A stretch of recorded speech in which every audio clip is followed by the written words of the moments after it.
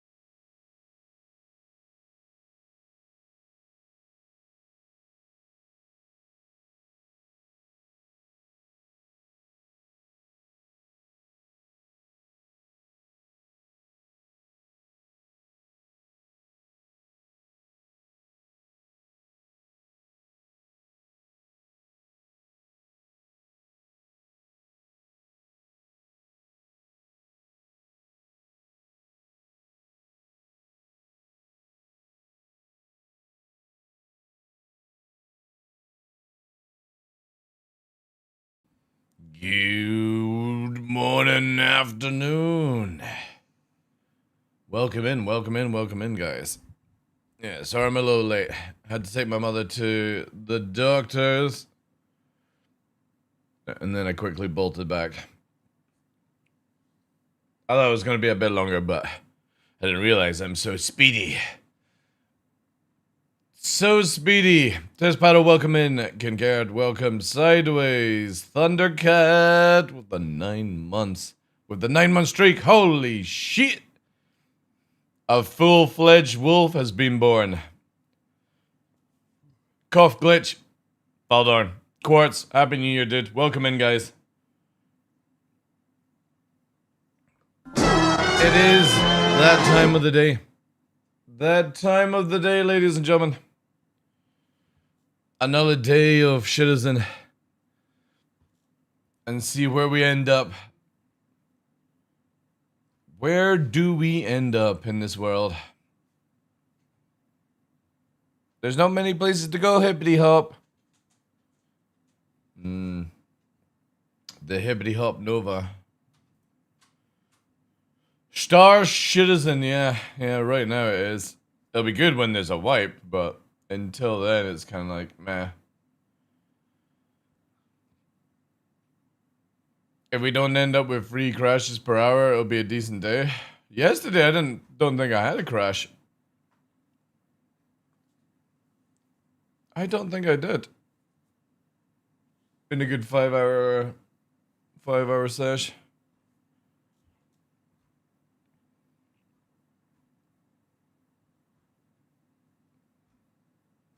Quick check up some stuff here. Also, skulls. Did you see what we got, ladies and gentlemen? Apparently they're not in game, which kind of sucks. But we got skull helmets. Ugh.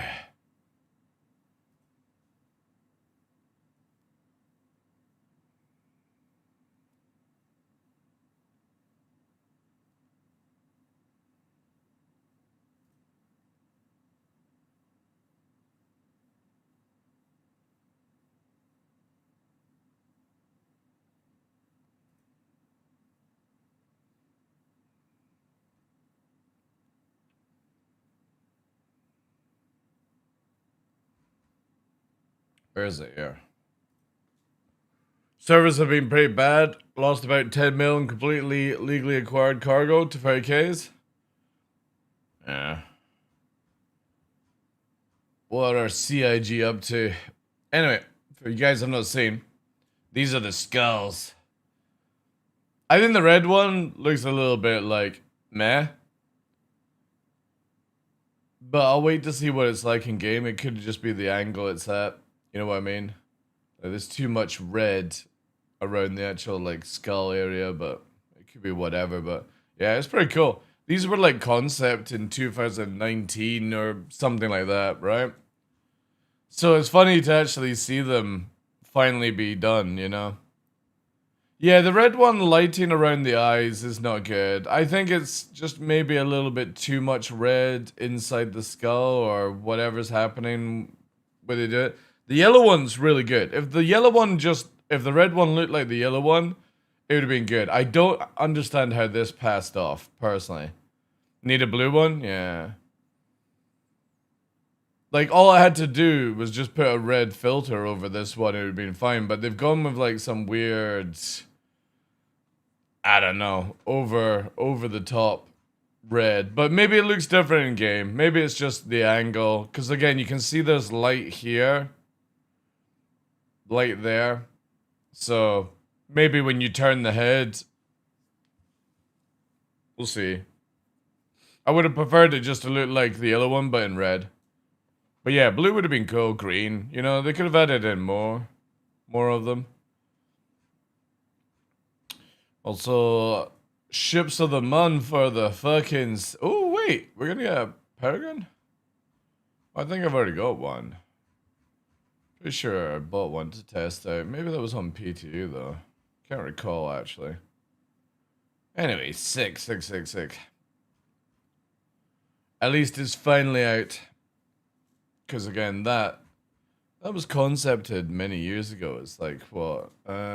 Star Citizen Skull Helm concept.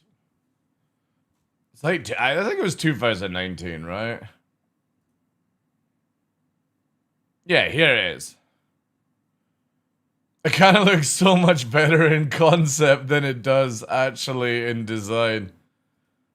Oh, man. The concept looks so much better. Because it's got like a glow at the bottom, you know?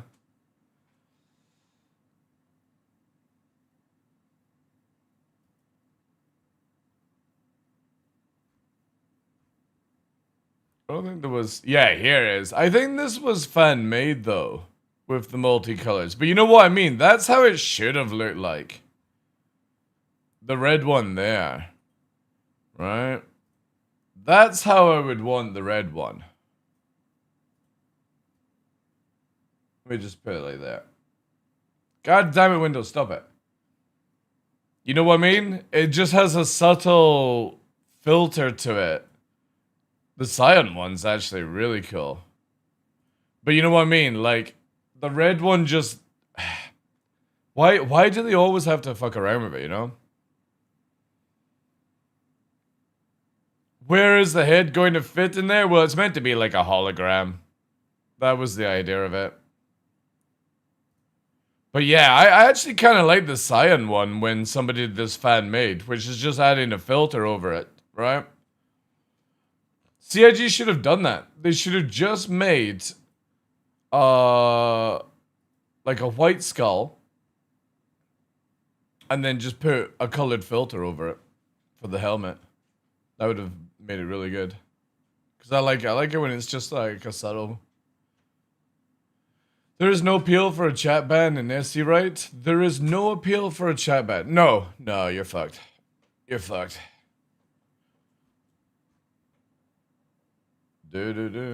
Also that one's kind of cool. I like that. Was like the Mobi-Glass, and it's like the digital hell. Again, you know what I mean? Like there, as the white skull, and then just a filter over it would have been cool. That's actually kind of sick helmet. Some of these are not Star Citizen though. Ooh.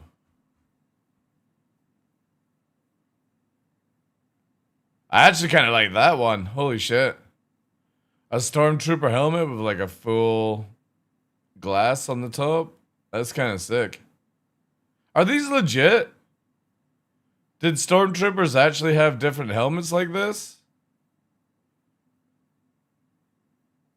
That kind of looks legit, but I think they're fan made, right?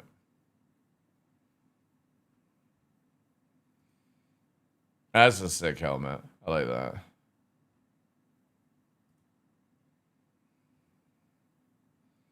Yeah, some of these helmet concepts, they're obviously not for Star Citizen, but holy shit. That's what we're talking about.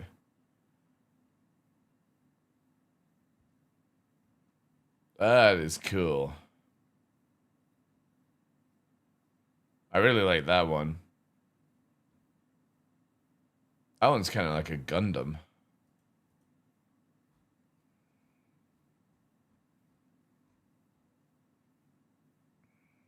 Ooh, what's that? Imagine devouring hoverbike. Oh, okay. No thanks. CIG can't even get one hoverbike's working. Anyway, cool. I think I'll probably use the yellow one. Maybe. We'll see. Should have expected that. A game with no proper chat moderation won't have a way to appeal bans. Well, again, the question is, what were you saying in chat to justify a ban, you know?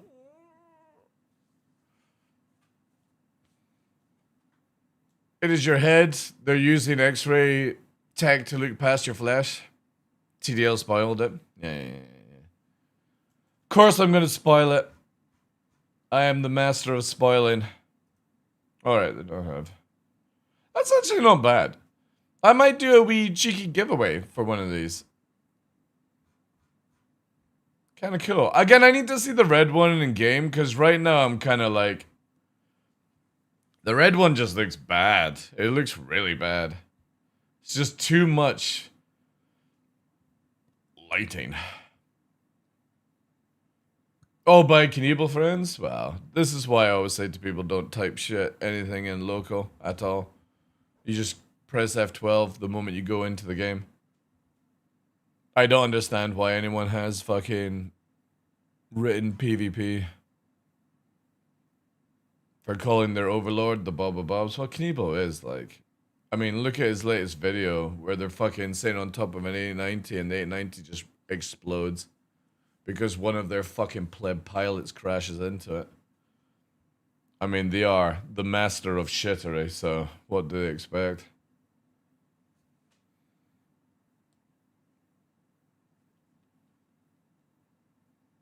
But I would imagine you've probably said something else in chat. That is triggered.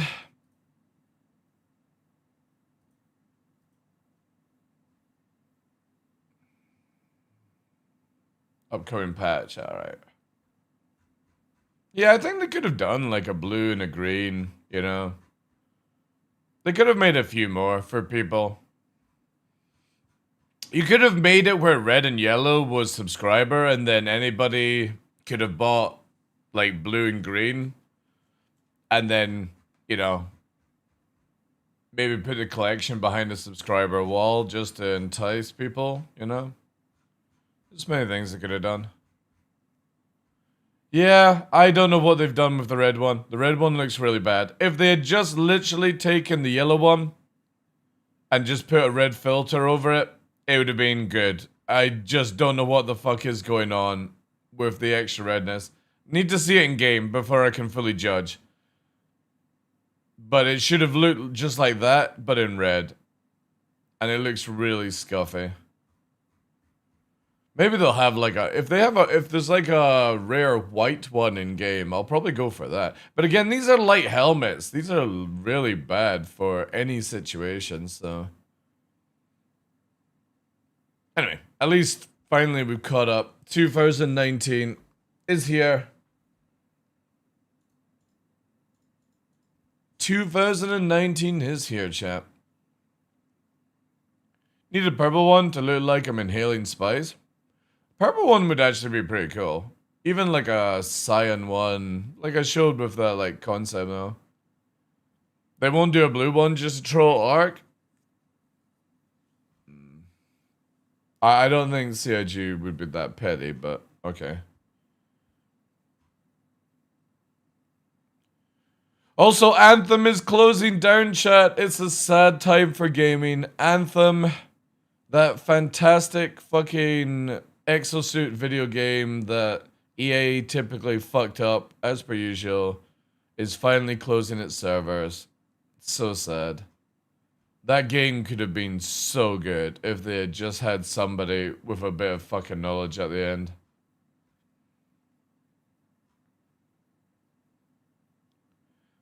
I know. It's so sad because actually, one minute, let me just show you the video here. You won't be able to play this game ever again because the servers are officially going offline. One of the sad realities of online-only games, once the servers go offline, all this art, this world, this experience is lost forever, only to exist in what?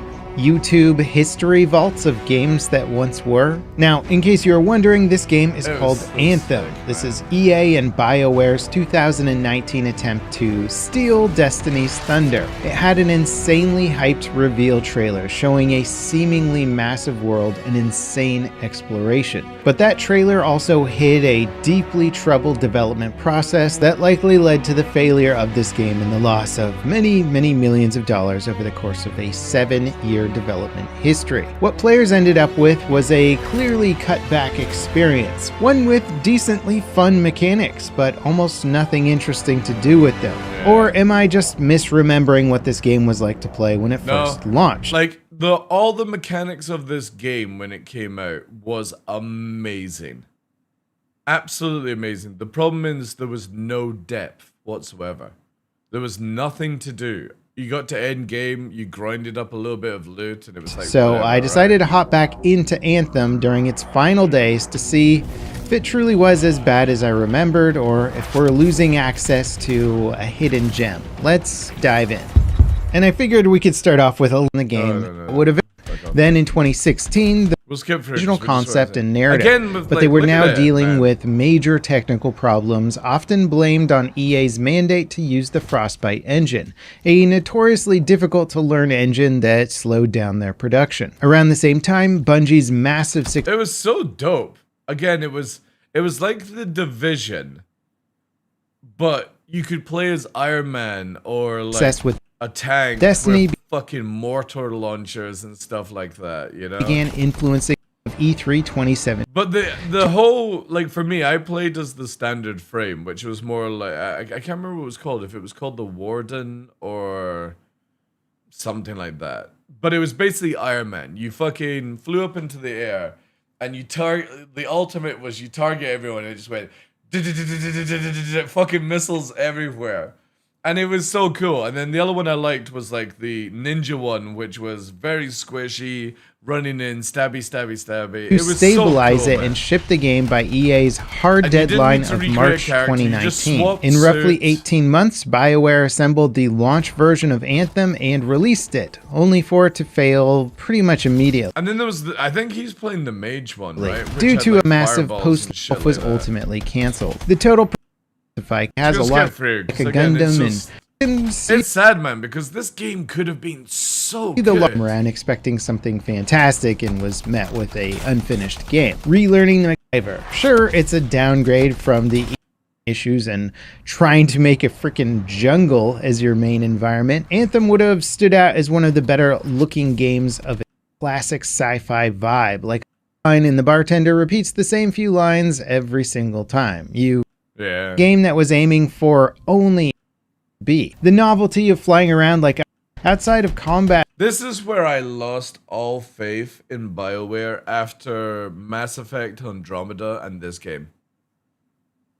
You know, that was it.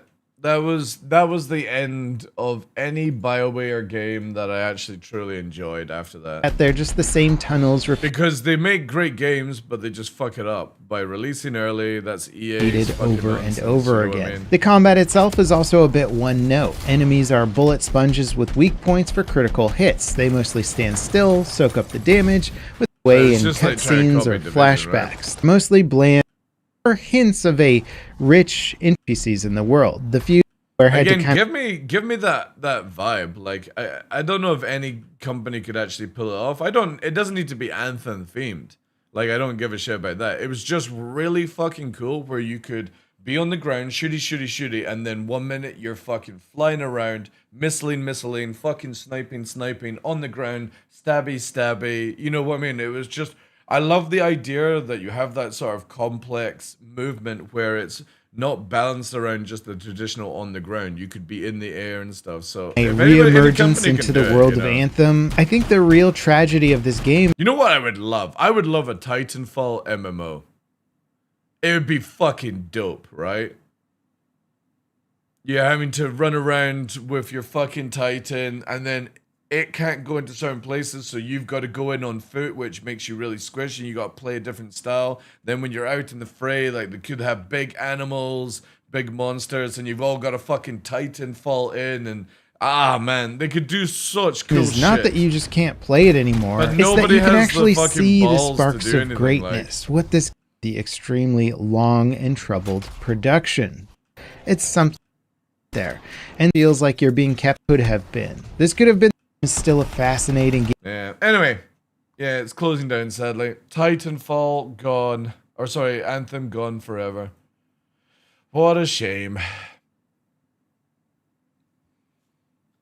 Yeah, nobody ever has like the balls to do anything like new and cool. It's always the same formula, sadly. Always the same. Yeah, they're closing it down. That's it. Finally, GG'd.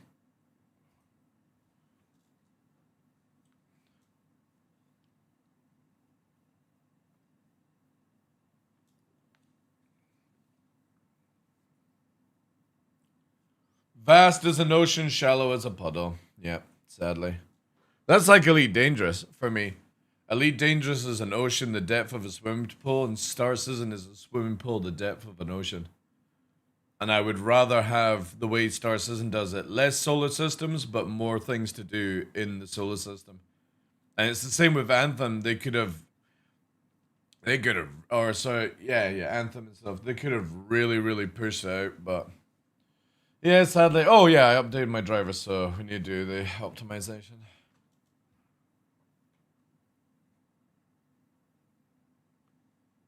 However, Elite is, you know, still, I would say, a better game than Star Citizen, just because purely, well, one, it's released, two, it works. Sometimes. But Star Citizen has the potential to be even more.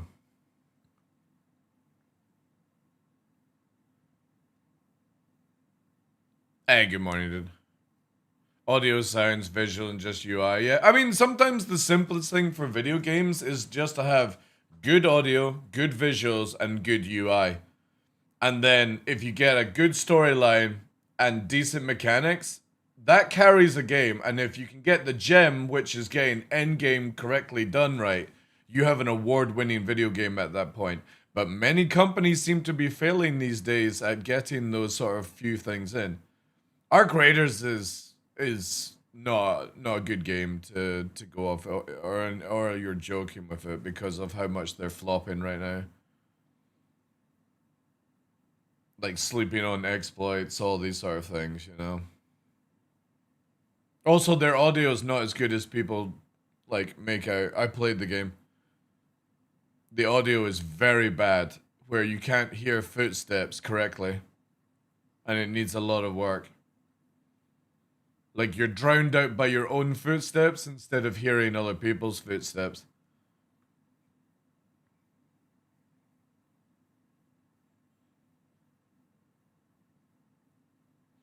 I would still say one of the best games for audio visuals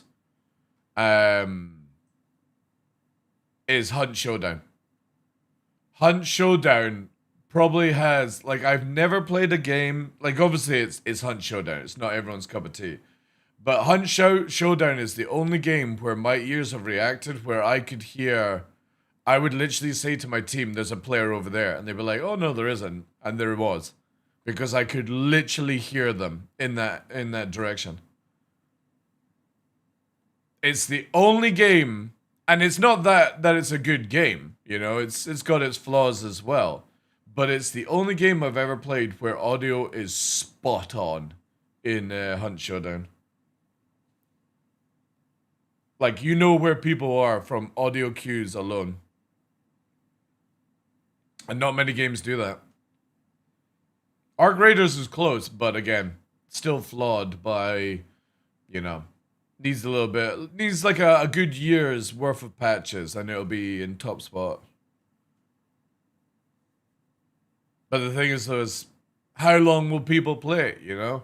The problem I have with extraction shooters is there's nothing to do, right? Now, if you took an extraction shooter, but you had to build a base, right? So you take an extraction shooter and you take a survival sandbox video game. I generally think that would be where you push the market into something very special, right? Because it's very boring to just go in, grab loot, extract, kill, extract, kill, extract, kill. And obviously that's what extraction shooters are. There's not really any goal apart from hoarding loot, using loot, killing, dying, rinsing, repeat that, right? Give there a reason, like, I would love to see somebody do an extraction shooter, but instead of extracting, you have to extract back to your base that you have to keep maintained. And how they would do that, I don't know, right? But the fact is, you would go into an extraction point to try and get resources to, you know how, like, the theme of Ark is you go in, you're getting stuff, food, blah, blah, blah, blah, blah. But then back in the main city, there's food. I wish there was a reason where you had to feed the people in the safe zone of the Ark, right? That would start to excite me with extraction shooter, especially like with the vibe of Ark, is that you have to start doing stuff to protect humanity or something like that. Because for me, the whole, like, again, I know it's an extraction shooter, but there's no way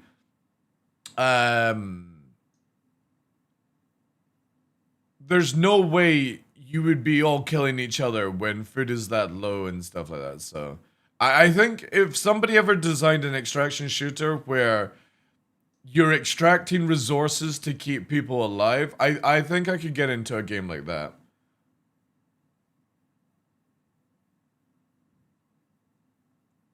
Hey Astro, how you doing, dude? Because that's the only thing that throws me off games like Tarkov, Arc Raiders. They're fantastic games, don't get me wrong. But just grabbing gear You know what I mean? Like when you look at Division, for example, with the Dark Zone, there was a reason to go in. A little bit of storyline, a little bit of stuff like that. Thank you for the follows, guys, on Kick. Appreciate that. I don't know how you get away with that name, and I'm not even going to say it because it'll be probably get booched up.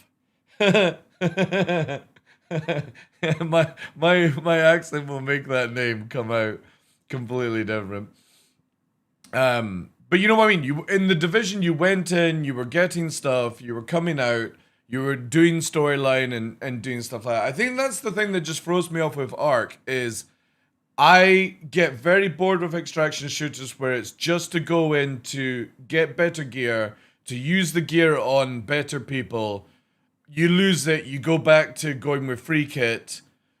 You go back, you know what I mean? It's just a rinse repeat. I get very bored with that. Now you throw in base building, survival, like I think that's why like I always like Ark, as in ARK, and Conan, Rust, stuff like that, because you have the element of a looter shooter, but it's also the survival box, sandbox gameplay where you're like, now that I've got stuff, I need to protect it, but I can't protect it by just logging off, you know?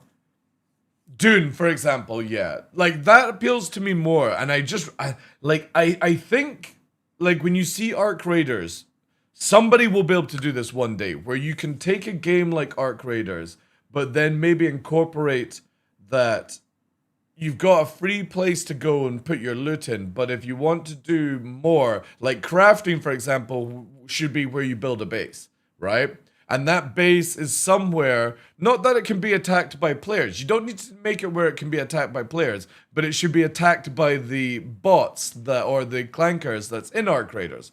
That would give you an incentive to do. So you've got PvP in the extraction side of it. You've got the safe spot if you want to do so, but you could band together and make a base where you can then incorporate a little bit of crafting, a little bit of tech, adding up and stuff like that. And you could then incorporate like more of a PvE element where you're getting attacked by bots, waves, stuff like that.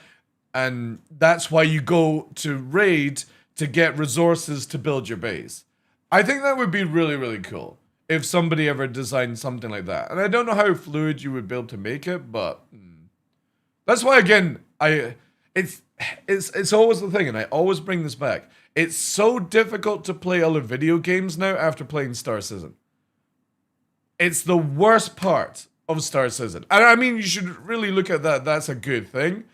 But Star Citizen ruins you for other video games. When you get into Star Citizen and you play it quite a bit, and you see like the idea of base building, we were talking about this yesterday, where like the base building, I really like how CIG are doing it, because they're just making it where you put a template down, but you can choose where it goes, you can connect the dots basically, but you're not putting up the planks and you're fucking hitting it, and you're not putting on a roof on, and you're not designing some fucking cock castle or anything like that. It fits with the flow of the game. But also the idea is that you could discover somebody else's base and maybe raid them and loot their blueprints somehow. I don't know how CIG are going to design it, right? That excites me. And you can make it where it's harder to raid people's bases depending on which area you go to and stuff like that. But no other game offers that dream right now.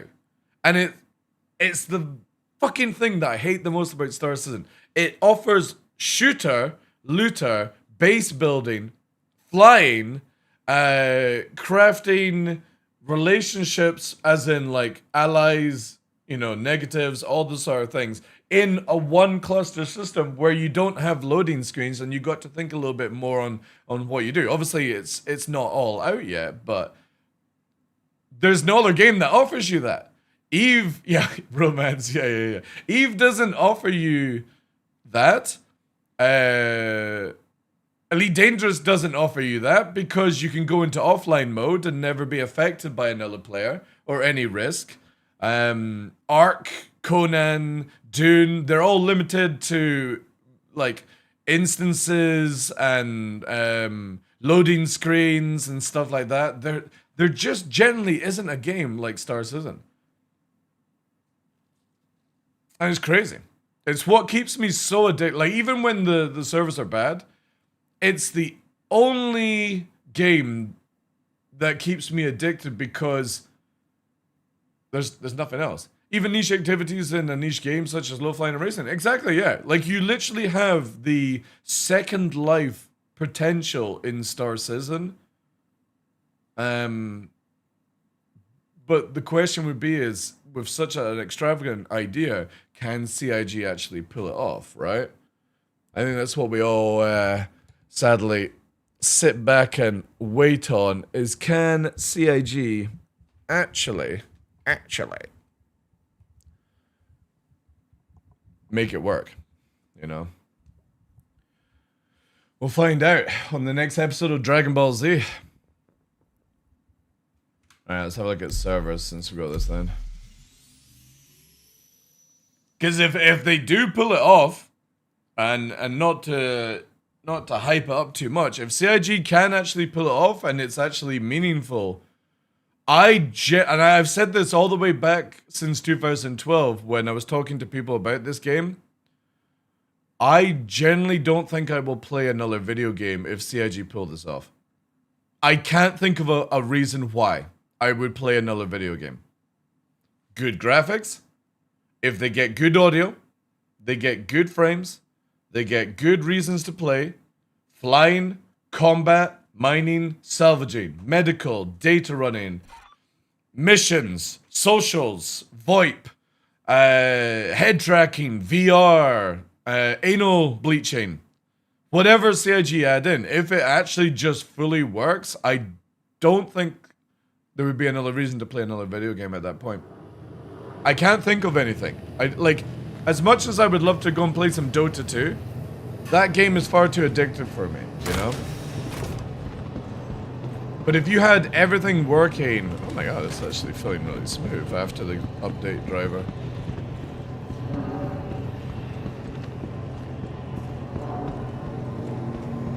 Hey Spinner, how you doing, dude? I just can't think of another reason why I would play another game. Now, obviously, like a game like Fable, you know? Yeah, Twitch is really fucking aggressive with their moderation right now.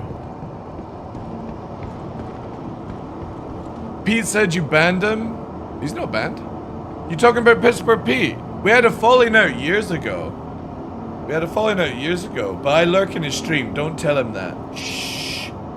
Don't tell him I watch his stream. Pete's a cool dude. He's not banned in my channel. He's not been banned in my channel for fucking years. We need to sort out our disagreement, which was like years ago, but now it's so legendary that I don't know, like. But no, he's not banned in here. It's just that we had a falling out before he was a content creator. He did the emote with the Peppo kilt in chat. We had a falling out because we had a disagreement about where the game was going. And typical Scottish me, I just fucking like headbutted the situation into a corner. And yeah. It's a weird one on that. You know, the funny thing is when you look back on it, it's like, it's not even streamer drama because he wasn't a content creator at the point. It was just, yeah. But yeah, I lurk in Pete's streams all the time. I like his content. He's got good music choice, he's a funny dude, but don't tell him I said that. Stream sniping per doggo confirmed. No, I don't stream snipe. No, I just fucking listen to the band. To the ASOP vehicle but no, it's like one of these things where it's like, you know, there should be never any situation with me and Pittsburgh Pete. It's just, how do you go about it and be like, you know, whatever. But no, he's not banned on my channel now. You're the one queuing more of his music? Ah, nice, dude. Nice. Yeah. I like his show. I highly recommend Pittsburgh Pete. out of the VTuber type of characters, him and Ark are like the best to watch. Quick, clip it and send it. No, I'll delete the clips. I'll deny all of it. It's all lies anyway. All lies.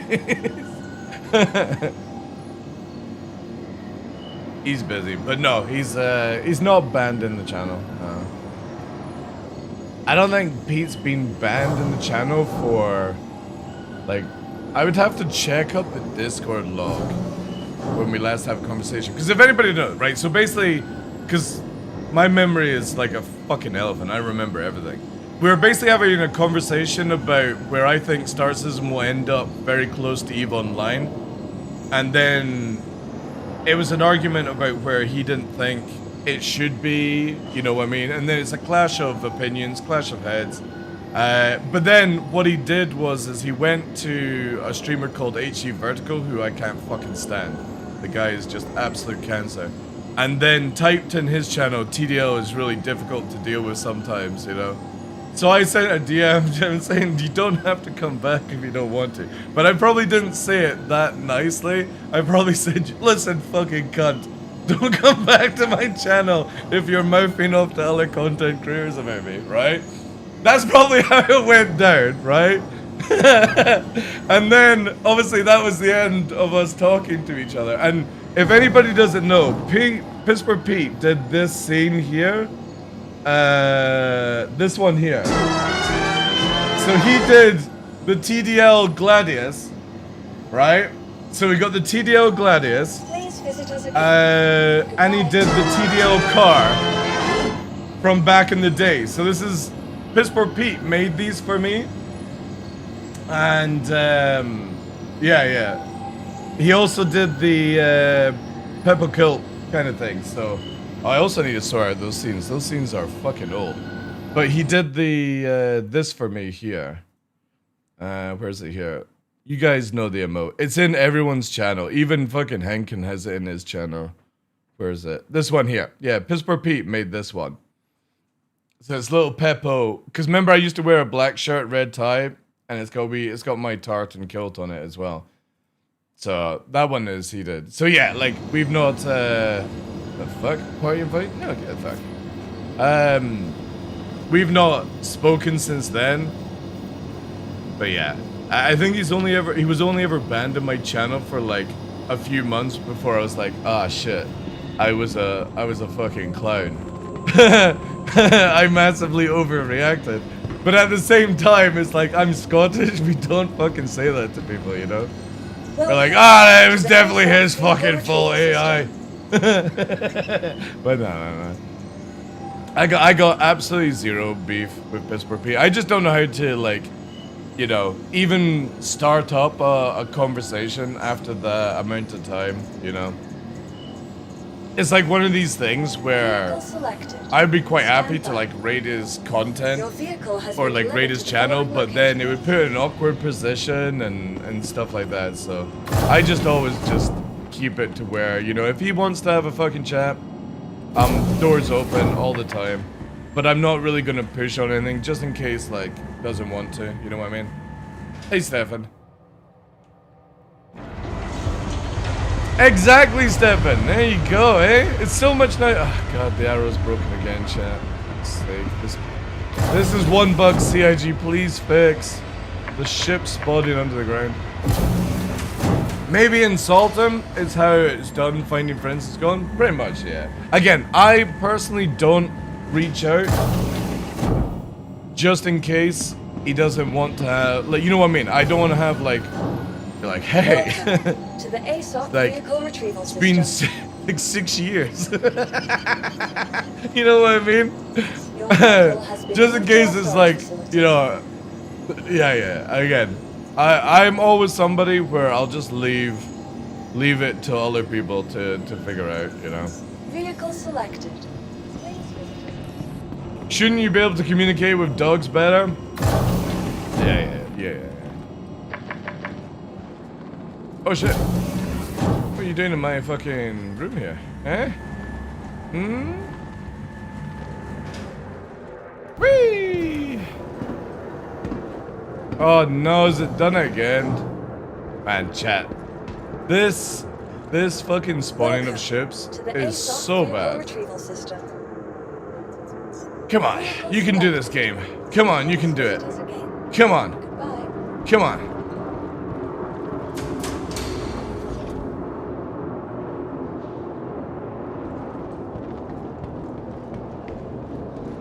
I have the power.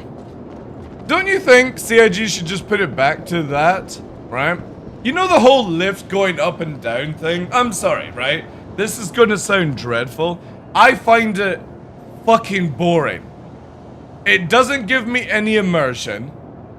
It's super boring because there's no safety parameters involved in it whatsoever, right? So either, yeah, exactly. Make it faster or just make it, look, I literally press the spawn button, there's my ship. I don't go, oh my god, my immersion is completely ruined. I'm like, alright, now I'm heading out. The lift going up and down, it's fine for cargo, right? That gives a little element of it's coming out of the room. But who cares about the oh, yeah, you know what you could do, right? To even make it immersive. See here, you make it where this door closes here, right? So to spawn a ship, everyone has to be out of the hangar. And you stand here, you press this button, you hear the brr, brr, like you're going up in the elevator even though it's not moving. And then the doors open and there's your ship ready to go. That would be so much better. This door here closes, so you can't see into the hangar. You get the noises and the ship just appears. That's it, and you go through the door. You don't see it spawning, you don't see it disappearing. You have to close the doors for whatever reason. And it would just fucking be so good. Can't have too much smoke and mirrors in simulated SE where popping mantas. But, again, it wouldn't be smoke and mirrors, it's just making it where it doesn't cause issues. Like every time it spawns under the ground, you think that's simulated, do you? It's worse with hangar sites. Well, sometimes ships just take off. Like, they start flying in the air. They start flying in the air. Oh my god, I'm covered in hair, chat. Covered in hair. Both floofers are going crazy.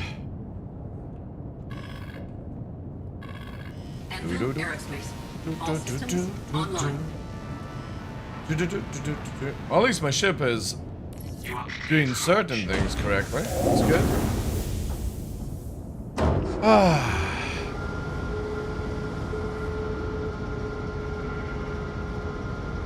What are we hunting today?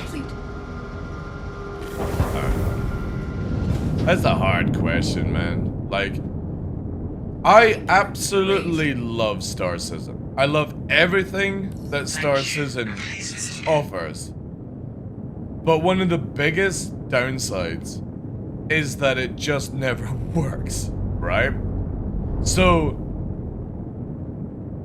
with the exploits, with the money, with people glitching through the walls, people always pulling the excuse, oh, it's just a tech demo, it's a developing game, I'm going to exploit all the time because everyone else is. Even with all these exploits, I've never done an exploit once, chat. Right? So people were glitching through the doors in the Nick stuff, and they're getting all the modules, they're duping it, all that jazz. I'm not. You guys saw me the other week there. I went to the CZ zone at the center of Pyro, and I started scraping off tools and killing people and taking their guns. I hate everything to do with the duping stuff in this game. It just ruins the experience for me. Because I like the idea that I would go out, right, with like a hauling ship, come across like a wreck site and be like, oh shit, there's a fucking NDB, right? It would be amazing. It would be absolutely amazing. But when you have the ability to just take a gun off and then press repair and it comes back, it's so boring. So CIG needs to hurry up and make it where the duping of modules is removed, right? I don't know how they're gonna do it, but it needs to stop, right? Like 1 or 2, 3 times accident, whatever. Yeah, again, when you're going to, it's not an accident for the one in Nyx. It's blatantly 100% an exploit. Because you've got to lie down under the console and press the button to open the door, Ailman, right? It's not that it's an accident, dude. You blatantly... I have never even done it, and I knew it was there. It's the fact that people are cheating cunts in video games because they don't want to put any time and effort in getting better. Now, the thing is, though, is when CIG eventually start punishing people like that, I will be super excited. Because it ruins it. We're now in a stalemate where people have exploited money, people have exploited modules, people have been duping modules for over a year now, and we're in the stalemate where there's no reason to play this game. And you've forced a wipe, which obviously I enjoy wipes, but again, you forced a wipe, you forced CIG to do it because the game is so oversaturated with shit now that when everyone is military fit, everyone is NDB fit, everyone is full stealth A fit, right? And it's not because of people actually going out to find them, it's people duping the items. Like, look how many Idris railguns you see floating around on Idris Ps, and it's not because people have got Idris Ms as well, it's because people are duping the M-class gun and giving it to people for like 10 billion or whatever, right? This needs to be stopped. I've said this before and I'll say it again. The Idris M needs to be bestowed to Idris M. And Idris P should never get the railgun. It should get the laser and that's fine. But it should never get the railgun. It should be exclusive to Idris M's only. And I'm sick and tired of seeing so many railguns about because people are duping and cheating. It's so sad. Exactly, Falder, exactly. So for me, coming back to the conversation about Star Citizen, what are we going to do today? There's nothing to do. I'm going to go back to Daymar and roam around and have a, attack on somebody, and that's the kind of gameplay loop right now, because there's no point me grinding missions and reputation because we're going to get wiped, right? So why would I go through all that pain and effort when I'm going to have to do it all over again? Why would I grind money when I'm sitting on 1.4 billion? I've got all the ships I'd ever want in the game. I've got all the modules I'd ever need to get, and not duped, literally found.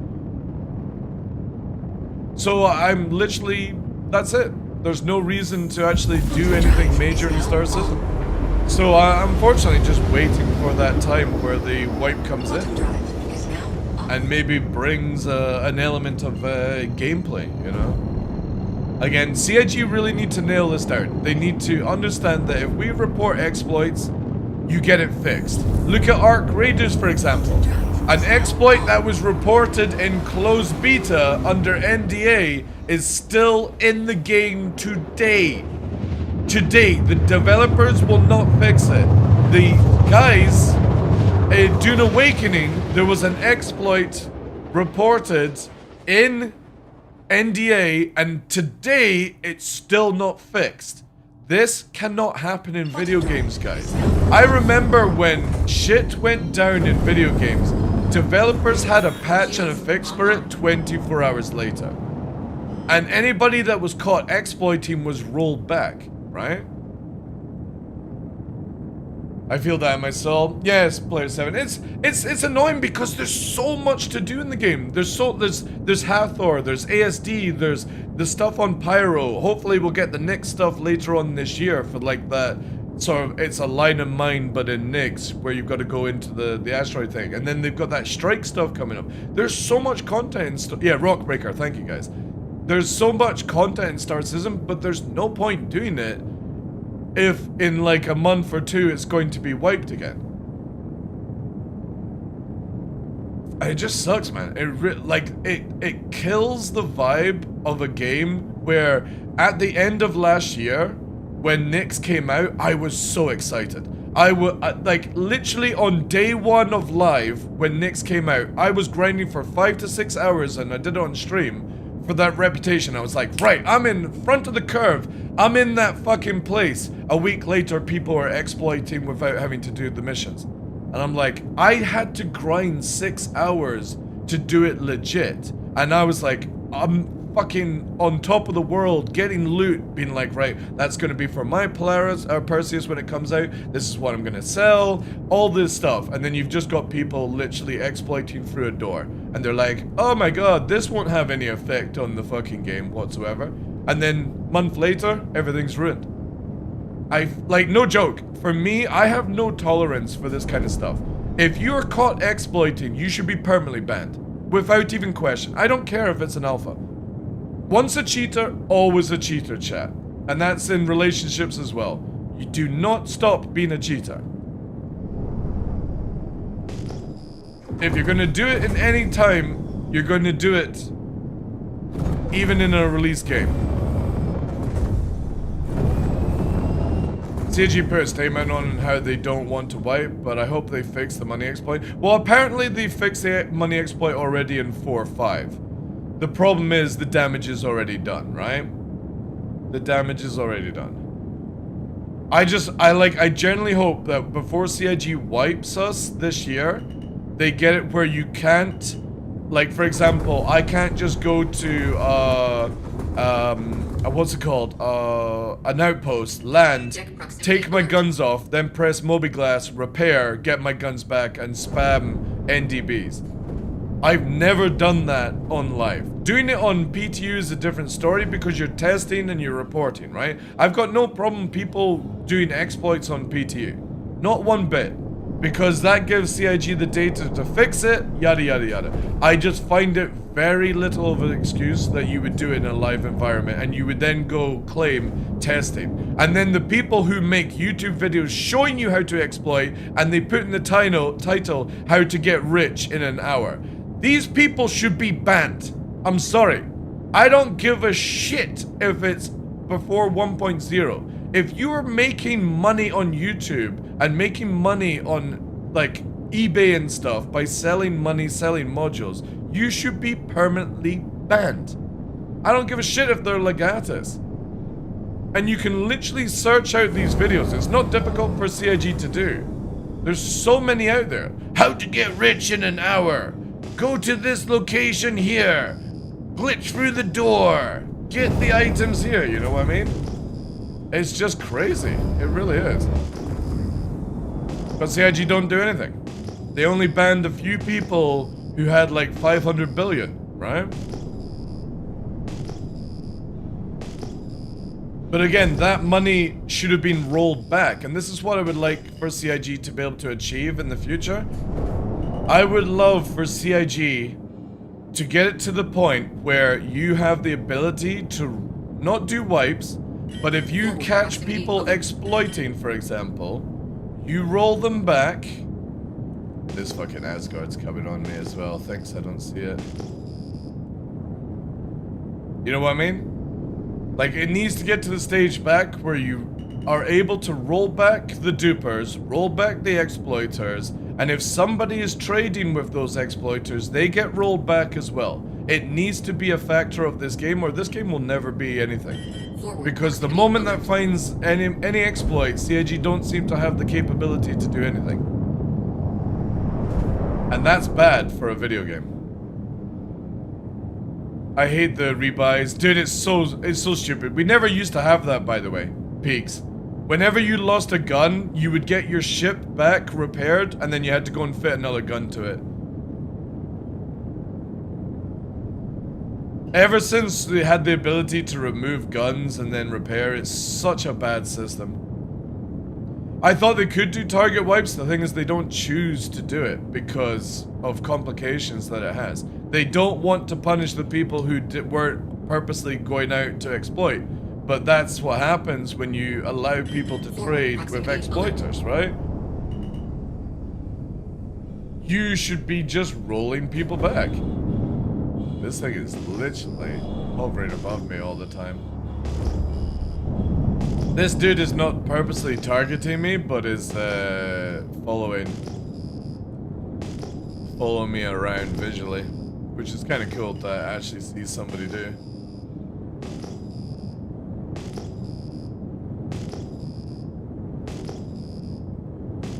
It's absolutely crazy. People can say racist slurs. Oh, dude, well, I mean, yesterday on YouTube, somebody called me a Nazi. But, unlike CIG, I just go straight to banning. I got no time for that kind of fucking banter. Forward proximity alert. Oh, the Asgard's sick, man. My favorite role in Star Citizen is dropship. Sadly, there's no reason to be a dropship pilot, but I've always said this throughout my whole time as content creator, and as I want harsh environments where like you have a planet that's got lightning, it's got bad wind, atmosphere effect, and you have to hire an absolute nut job of a pilot to get your troops in, and it's not just easy as turning up and all those things. So I've got the Prowler utility, the Valkyrie Liberator, the Liberator, and the Asgard as my go-tos.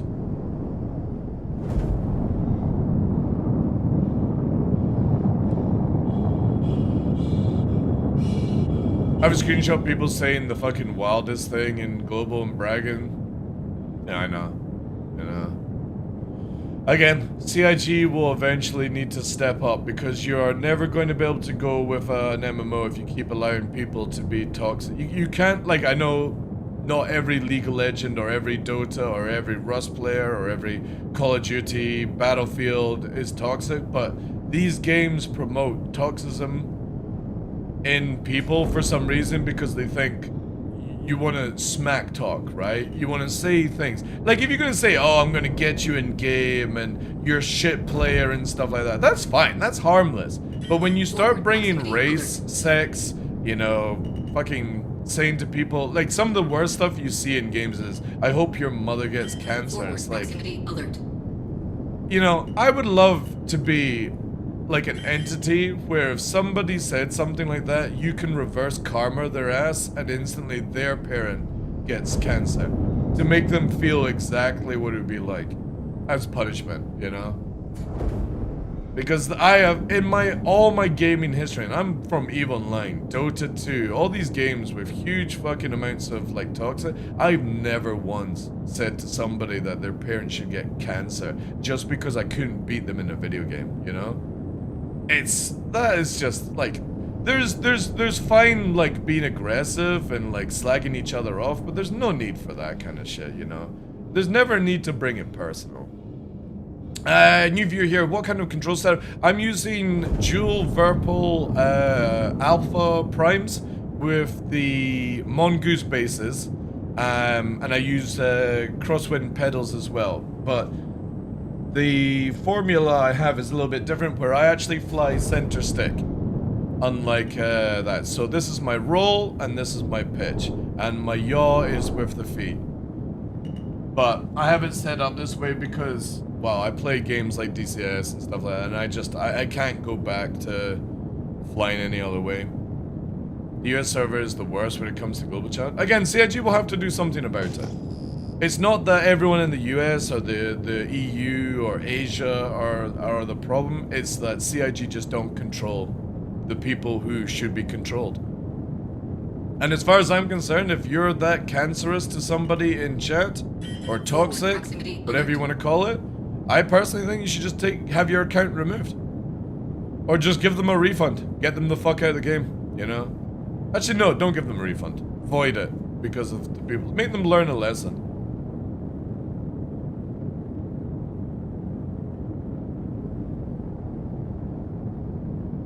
Yeah, exactly. Yeah. I still think is when you get like the chat box, you should be able to right click somebody in chat and block them that way, right? But CIG doesn't have it that way, which is kind of sucks. Oh dude, I fly around. RPG, I fly, like the moment I get in game, I'll move my camera here. Look, my chat is off. The moment I get in game, I just F12. The only time I pop F12 is like if I'm fighting somebody and they type like good fight in chat or something like that, or get fucked DarkLaw, you know? But I keep chat. I don't even reply to people, you know? I watch content creators overreact in chat, type shit, you know, and I'm like, holy fuck. You got weak ass mentality if you have to reply to somebody with fucking text abuse. Just because you're losing an argument or whatever.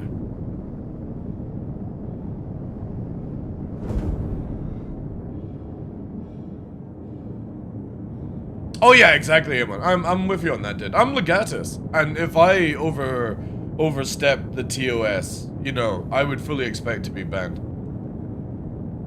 So many people I've killed in this game have typed, "I'm gonna report you, TheDarkLaw, and you're gonna get banned." Never had an issue with CIG in 12, 13 years. Never been muted or banned on forums. Nothing, because again, like, I can say that you're a fucking twat and stuff like that on my stream, but I'm not gonna type that in chat. I'll just verbally say it on my platform that I control.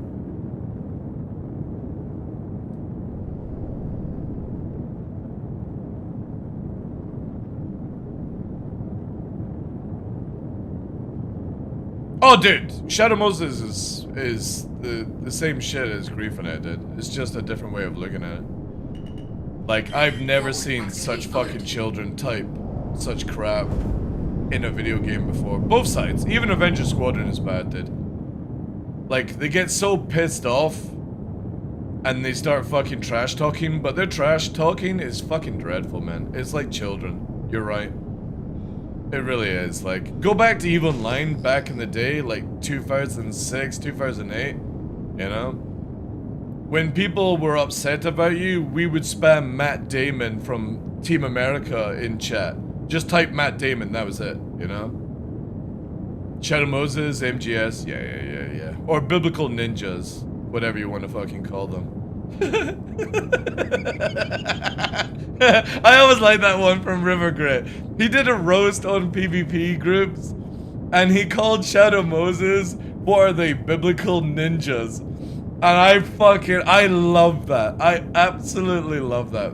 Because I played Metal Gear Solid, but I actually didn't know Shadow Moses, the thing was like a thing. And that's why I learned, like, back when they first, like, joined Star Citizen and stuff like that.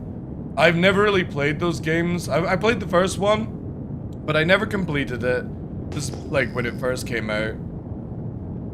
They're always the games, like, it's Halo as well. I've never played Halo. I've always wanted to play Halo, but I'm like, do I actually want to play Halo, or am I just, like, FOMOing, you know, when people are like, oh my god, Halo 3 or whatever is the best, and the Master Chief armor in that one was the best looking, and yeah, you know what, and then you start like, do I want to play it? And then it's like, no. It was the whole thing with, like, Cutlet doing, playing Battlefield. They're like, oh yeah, we're playing Battlefield, it's gonna be great, you know? And I was like, oh shit, should I get it? You know, I'll come play with the guys. And then I held the line, chat. I was proud of myself. I nearly caved into playing Battlefield. And then I'm so glad. Matt Damon, yeah, that's what we used to do. Like, when people were pissed off with us in EVE Online, we would just literally type Matt Damon. And just say on comms. Just in case they had to spy on comms, we'd be like, Matt Damon. That's it. Didn't call their names, didn't call their family, anything like that. Just literally spammed Matt Damon in chat. Forward proximity alert. And the funniest thing is, we then, in EVE Online, you can anchor cargo containers so they can't be moved and they can be accessed by people. And you can rename them. So when somebody scans it out, round a gate, we made the word Matt Damon, where when you looked at it, it said Matt Damon above the gate that went into their home territory. And there was nothing they could do about it because they would get crime stat if they shot at it because it was in like an Empire space kind of thing, like low sec. But they could kill it, right? And they degrade over time. So it wouldn't be still there to this day unless you refresh it. But it was just, that was the shit we did in EVE Online. When we captured somebody, we caught somebody where they had a very expensive pod back in the day. And you couldn't warp away, and if they self-destruct, they would lose all their stuff. We made them come on TeamSpeak at the time and sing Barbie Girl by Aqua, and we let them go. It was the best shit, man. Now you've got it where you play like League of Legends, Dota, any of these games, and it's the most fucking craziest amount of like unmasculine toxicity that I've ever seen in video games. And it should always just be about fun. That's it, you know? You don't take it personal, you don't dox anyone, you don't do shit in real life. It just shows you what a fucking immature kind of person you are to do that. And then when you've got like spies and different fucking organizations and shit like that in a game that's not even out yet, it's the most cringiest fucking shit. These groups wouldn't last a fucking like 6-month expedition in EVE Online back in the day. It is Quartz. It really is, dude. Like, bringing up family members and your real life and shit like that from a video game is just, it's really bad. It really is. Keep it fun. Keep it safe. If you can't win a fight, say GG. If you're upset about it, just fucking, you know, react in some way. Don't fucking make it personal, man. It's so stupid. Like, the best way I always say it, I've never had the best relationship with Avenger 1, right? But I've always said, I would happily go and fucking have lunch or dinner with the dude and have a fucking conversation, a beer, stuff like that. It's the same thing with anyone, even people from Shadow Moses that I don't get on with. Because it's just a fucking video game at the end of the day. If you can't go and have a drink and a civil conversation with somebody, that's, you've got the problem, not them. Proximity alert. Port proximity alert.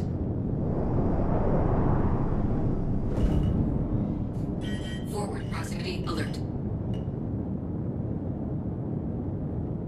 I have a keyboard commander warrior. I know, man.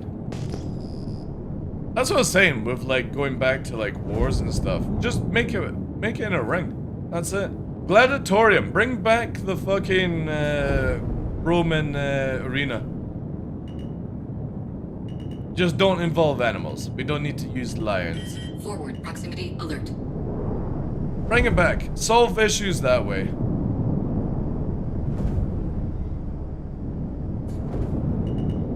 Forward proximity alert. You get some water actually.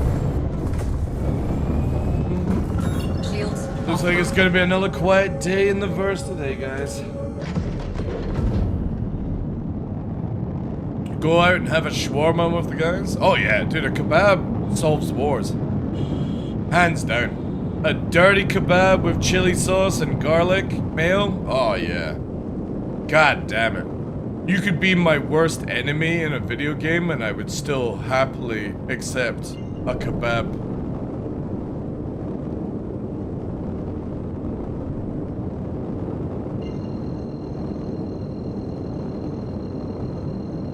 People crashing out and calling all its slurs online is quite literally a skill issue. Yo, dude. I think it's more that people just don't know how to interact with other people these days. You know what I mean? Like, I mean, if you look at the past like 5 years, or actually no, I'm gonna go boomer, zoomer on my end. Back in my day, when you went, you would go to a bar, or you would see somebody, you would have a conversation with them, you would chat them up, you would flirt, you would buy them a drink, ask if they wanted to go for coffee, make it a date, make it not a date, go to the cinema, stuff like that. How many people nowadays just literally use an app to find somebody instead of having the skills to actually fucking hunt for your prey? And I don't mean hunt for your prey in a bad way, as in like a rapist would do. I'm talking about the whole hunter male thing, you know what I mean, going out, right? The days of actually being able to have a social, or like for a female to be able to turn around and say, no, I'm not interested, and for a male to go, I fully respect your decision, right? Chivalry is fucking gone from this world. Like, there's a thing where in Scotland, this guy opening doors for people, and he would open the person, oh my god, what the fuck is going on here? Maybe bad port.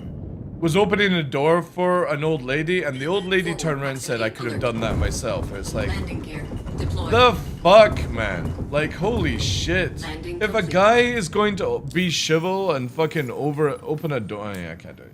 Open the door for you. Takeoff complete. Just say thank you, that's it. You don't have to make it a fucking issue. You don't have to go, oh, I could have done that. I'm a fucking independent, strong female. All you do is say thank you. And if you're a male, you don't go, oh, this guy is clearly fucking more masculine than me because he held the door and I didn't think to hold the door for everyone. You just say thank you. That's it. That's all it takes. But people make a big fucking deal about it nowadays. They give you like a grunt or a fucking bad look, or they say they could have done it. You know, I didn't need your help.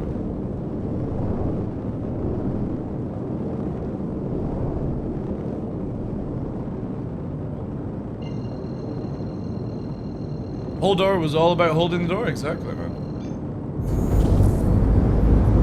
But again, people will make a big song and deal about having their pride ruined for somebody holding a door for you. It's like, come on, man, really? There's more things to life than getting angry about that kind of stuff. Just accept it.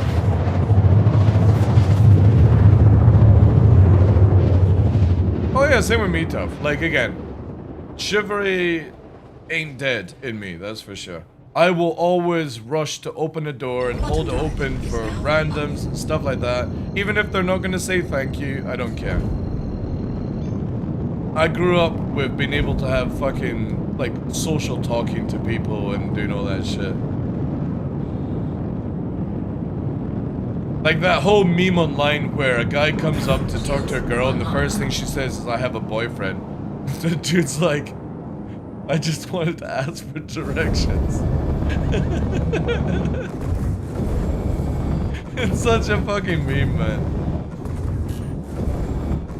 Like, oh my god, can't even have a fucking conversation with a female these days without thinking that you're a sexual predator.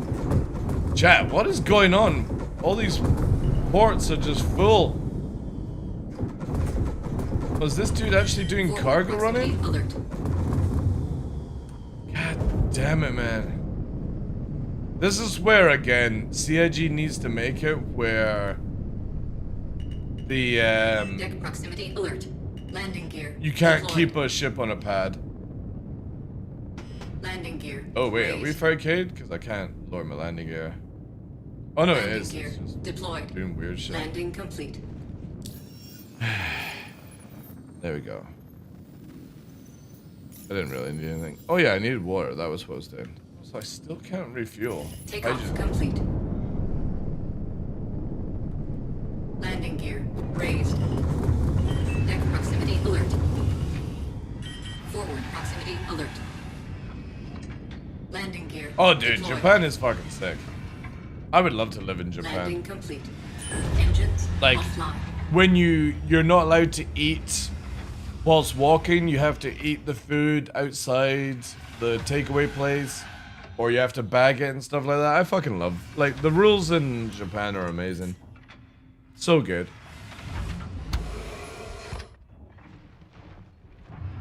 Saying thank you to everyone, respect here and there, you know, it's really cool.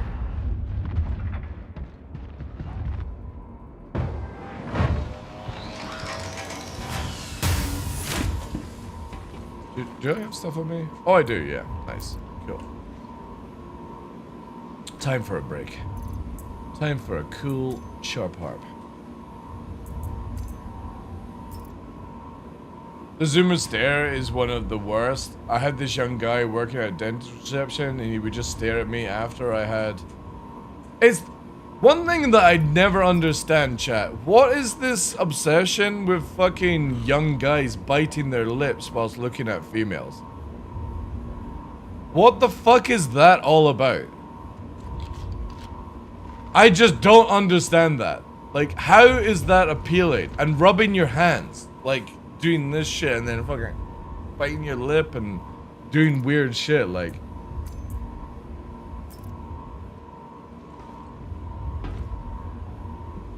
I thought females bite their lips. Creep behavior. It's weird, man. It really is.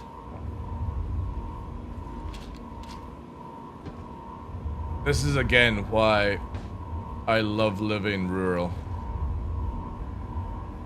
No, come on, physics. Come on, physics. You can do it.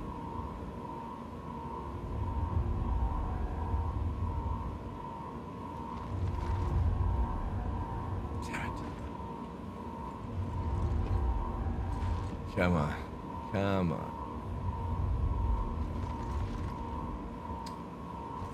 It's gonna annoy me, this. You can do it.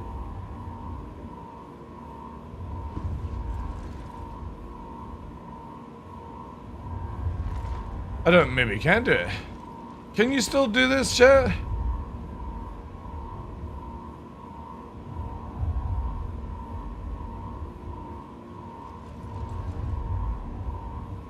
Yay! You can still do it. Okay, cool. That's good.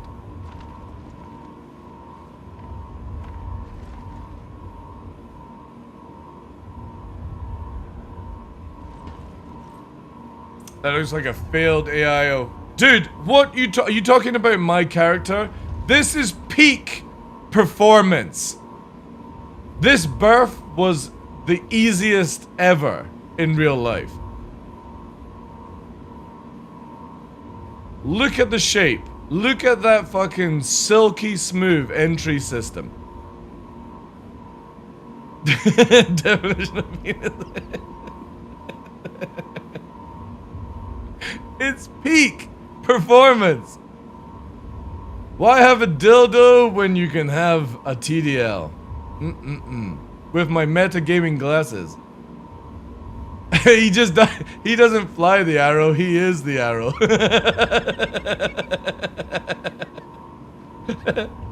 Ribbed for extra protection. Ribbed for extra pleasure. What the fuck is a TDL? A TheDarkLaw. It's funny how the head fits inside, like perfectly, you know?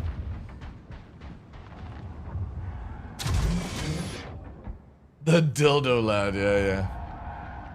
God, Twitch is super sensitive, man. It is brutal how many times I've got to fucking approve with the auto mod.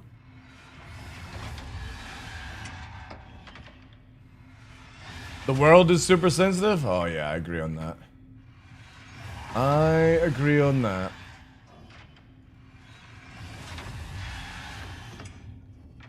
And I thought YouTube was sensitive. YouTube is super sensitive. They're, the viewers over there are in a different league, man. A different league. Engines online. But I hear that a lot because, like, on Twitter, a lot of content creators from Star Citizen post, like, they do YouTube videos, like Space Tomato, and we'll always, like, do a clip of somebody saying something, like, get a real job or something like that. It's like, alright. Takeoff complete. I love how the world still doesn't understand. Ooh, look at that. Look at that. Still doesn't understand that content creation is a real job. Yeah, I said this yesterday and I'll say it again. No other game does does it better than Star Citizen for sunsets and sunrises. And without ray tracing as well. Like, how fucking cool, man. This is why, like, we need CIG to focus more on FPS combat, dropships, tanks, stuff like that, because the game, oh god, it shouldn't just always be about the spaceships. I know, like, it started off where the game was about spaceships, but now the depth of the game allows more things. This is where I genuinely believe we will start seeing better interactions when we get player base building, or we get that stuff that Ian was talking about a couple of years ago. Ian from CIG. Oh god, what do you call it? The quant. What was it they called it? Where it randomly makes outposts in the game, and it will always make it feel like the game is something like that. Imagine ray tracing. See, the thing is, though, is do they even need to add ray tracing? You know what I mean? Like, not every GPU can do ray tracing. Do we actually need ray tracing to be added in when it works so well already? again, just look at the fractals. It's always one of the best things about this game is just how well the light works. No, I don't think we need ray tracing. Because again, not everyone like does it, but again, just look at it. Look how well it is. I suppose, yeah, I suppose you could have it. I would rather CIG focus on what they've just been doing for so many years and making what we have right now work, and it works so fucking well, you know? Just that depth of the sun, like blocking things out, and then you can see here, right? It's just so good.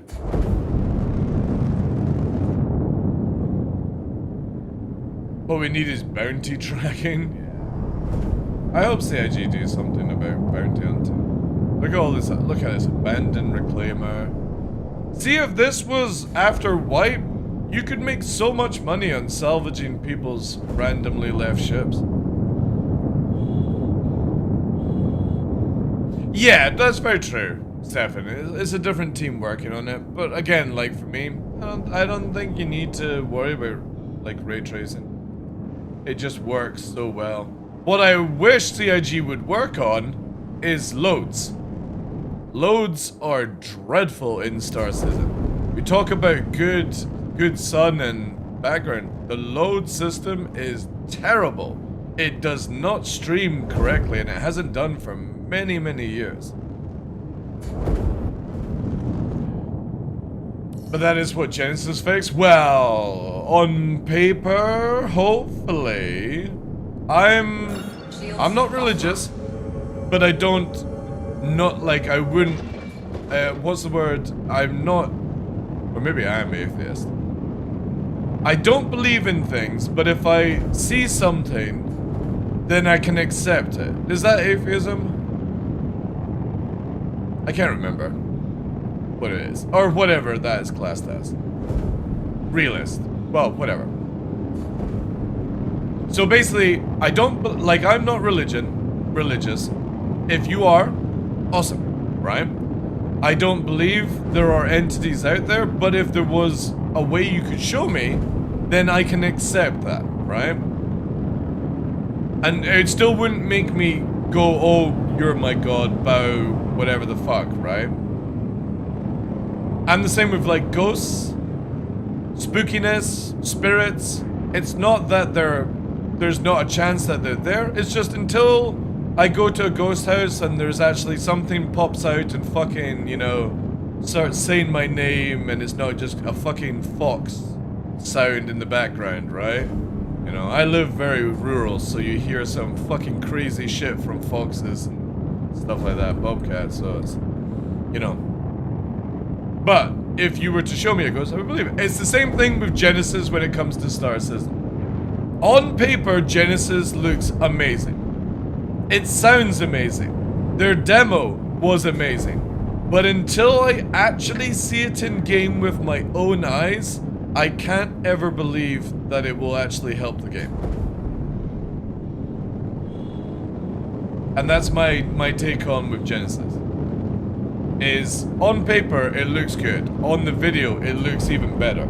The idea of it is going to make Star Citizen much better, but I need to see it. I need to see it before I can actually believe it's going to do all the things that they said.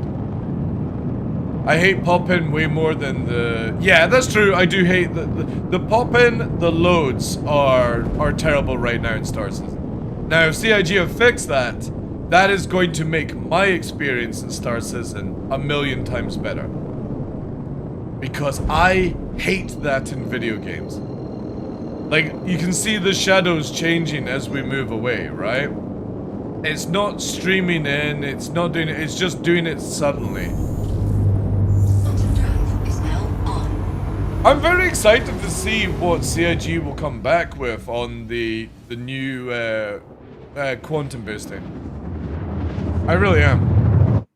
Let me just ask this DM. Oh, chat. I think Nova's backpack has arrived. Let me quickly check. if I can move. Quantum drive is now off. Let me quickly go and check, chat. His backpack may have arrived from America. This is what we got for him. Let me quickly go and see.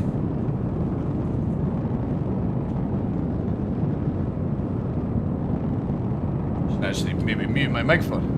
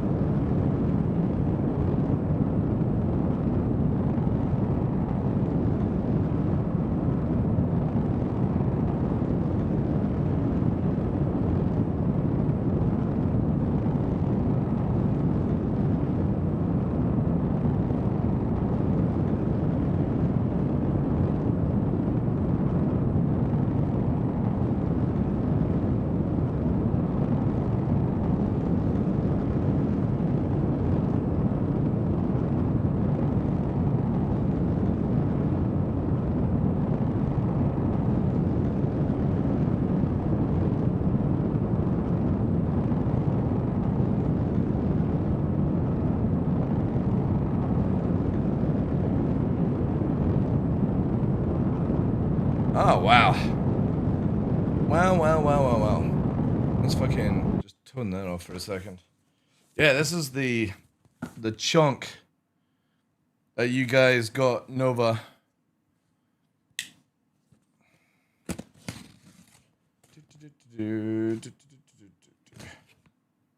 Very interestingly packaged, actually. Oh, let me put it here. Little chunk.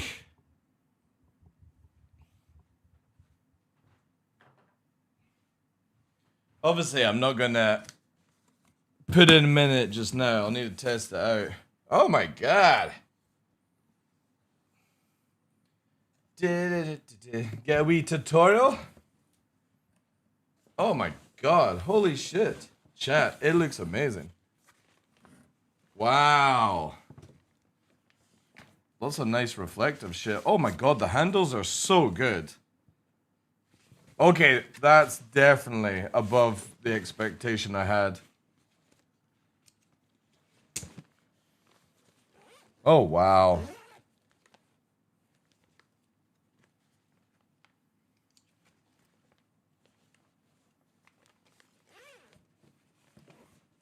So we got like the extension for him here to be able to zip up.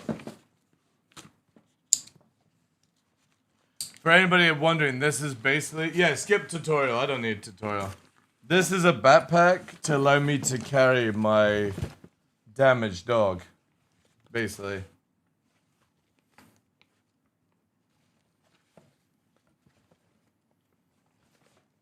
The thing is, how do I get him? Oh, I see. I see. There we go. Yeah, we're skipping tutorial. So there is how we get him in. Right, okay. So we zip it down that way. We unclip this way. So we then get him to lie in.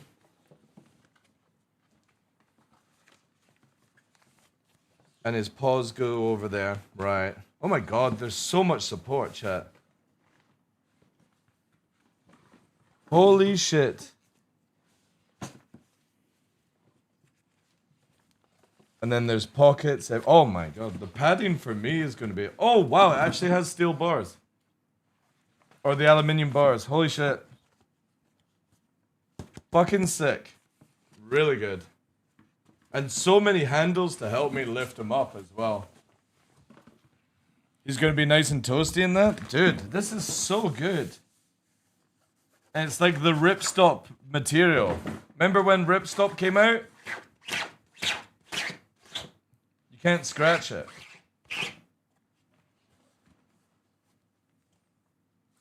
Man, that is fucking sick. Absolutely sick. I can't. Do you want to try? Do you want to have a shot at it? I think Nyx would freak out, man. That is insane quality.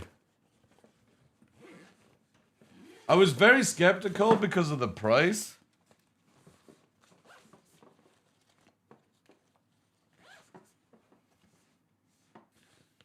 Also can get, but the handles here, these handles are going to be so good for lifting them into places. Then obviously you can make it smaller. Then you've got multiple safety clips to hold them in and support. So 2 on each side. Then you've got the top bars. Because his arms are going to come through here. He's got like a little back support as well. Like a little hoodie, basically. To keep his neck supported. Then there's a chest plate actually built into it here. So you can tighten this up for his chest. Let me just move the mic a little bit better here. And then so much for me as well. Like, holy shit. Big buckles as well. But I've got the ability to put my first aid kit in here. 2 water bottles can be fitted in. But the handles on the side are going to be great for lifting them over a fence. Like that. So there's a wee carry handle here. But these are solid. These are foam padded carry handles. So again, 1 on each side. Lift him up over a fence. Push him down. And then, if it gets awkward, I can get around like one side like that and place them down. But look at the space capability of it, though. That's huge amount of space for Nova. I think we'll have a wee test flight this weekend. A lot of support. I'm just overwhelmed with the fact that there's so much padding for my hips here at the base. But then also the aluminium bars. The aluminium bar here for supporting the whole frame. And it looks like it's adjustable as well. Yeah, typical like hiking gear where I can adjust and lower it down depending on the stages. So like here. It's even got it written into the fabric. Holy shit. 20 inches. It's about my fucking size. Yeah, awesome kit. Holy man. Like, absolutely blown away with that. And no bullshit either. No packaging. Just in the box. For recycling. Like, holy crap. That's so good, man. Yeah, there's no instructions. Just go to the barcode here. If you need online stuff, no packaging, a little bit of gel that you can keep, and that's it. That's how you need to do fucking boxes these days. I hate stuff covered in cellophane and stuff like that. I wonder how Nova will handle it. Well, I'll make a video of it for the weekend. If you guys are on Instagram, you'll see it. Again, thank you so much to everyone who helped get Nova a little chunk. There's a whole world out there to enjoy with your little chunk. Thank you guys. Appreciate that. 07's in chat for everyone. Actually, I'll put it over here for the time being.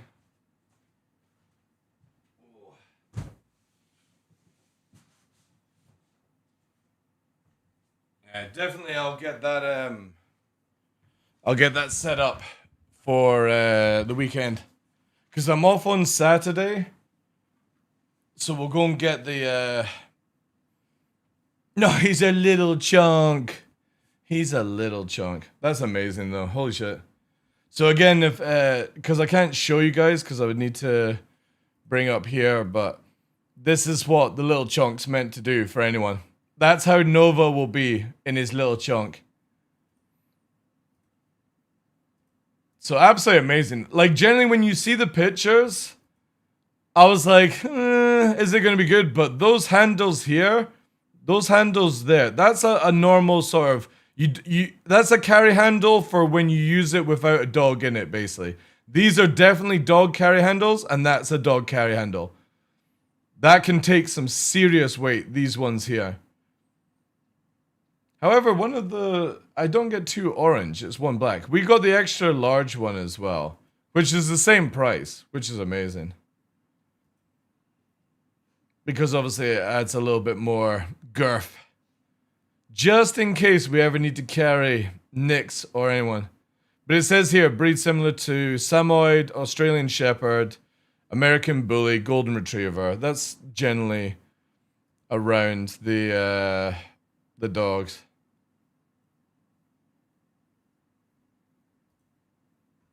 Fucking sick.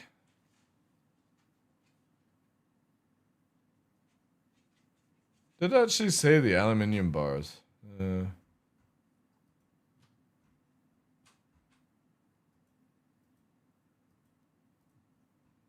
weird how it doesn't actually... Oh shit, we could have got his name on it? Oh no, I didn't even see this. I would have totally spent an extra 30 to get a Nova name. I think I could find something for that. Oh wait, they've got... Oh, Maxine one. Yeah, that's for the smaller dogs. That's for the little doggos.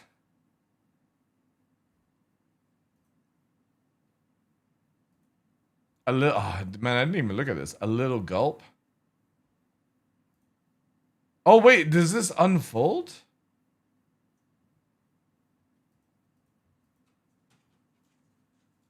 Oh, my God, that would actually be so much easier. Shit, I actually need to get something like this.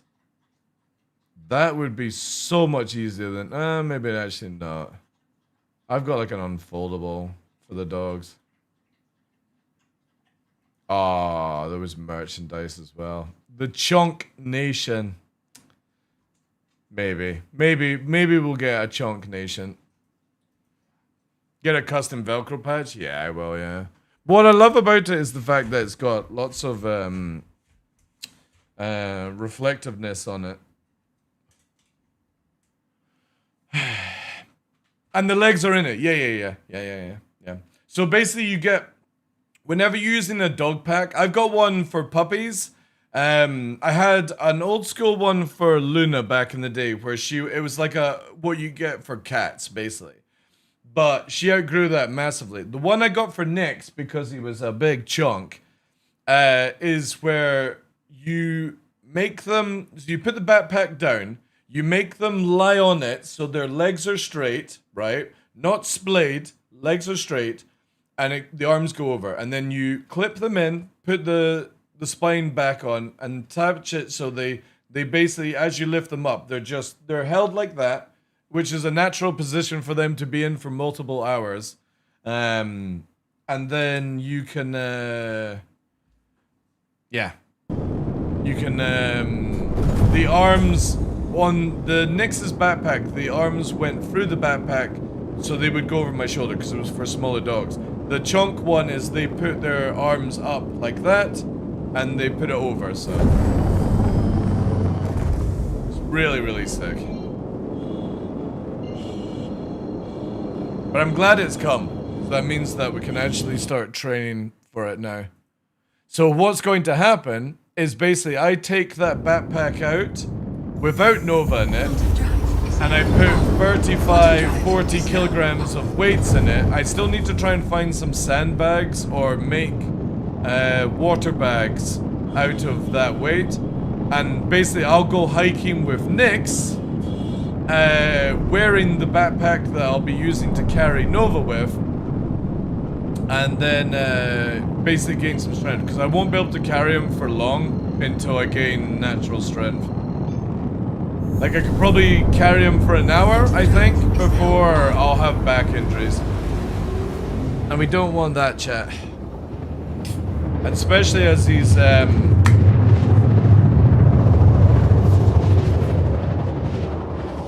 do love a squirter. Especially as he's, like, not using his leg right now. I think he needs to go into physiotherapy and get the laser stuff.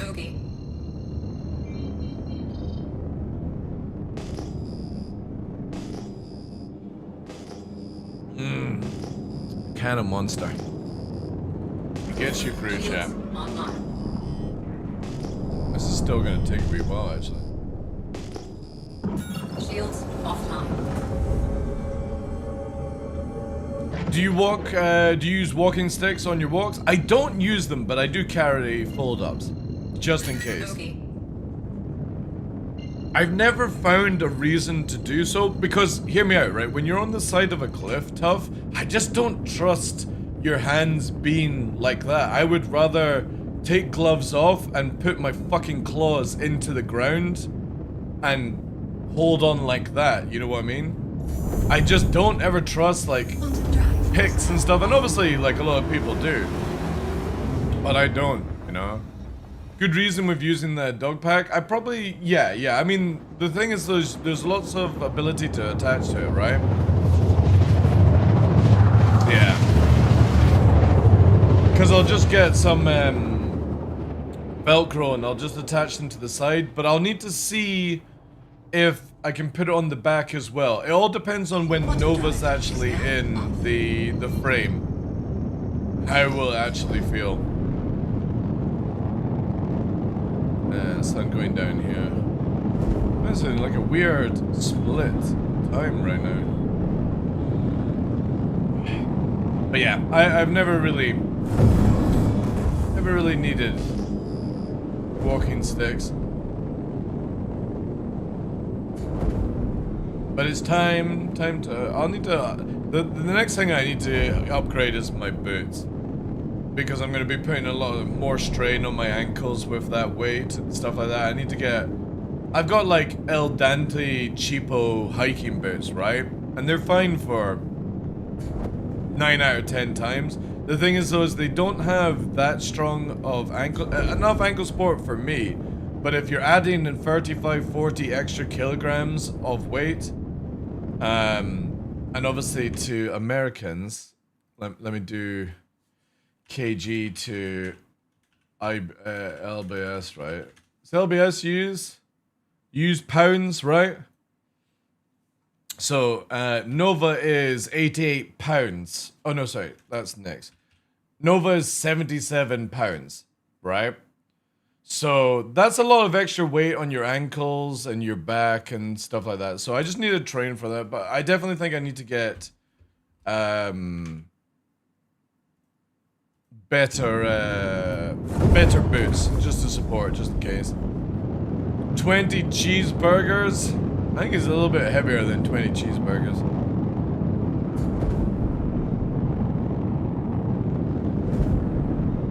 Knowing today's prices.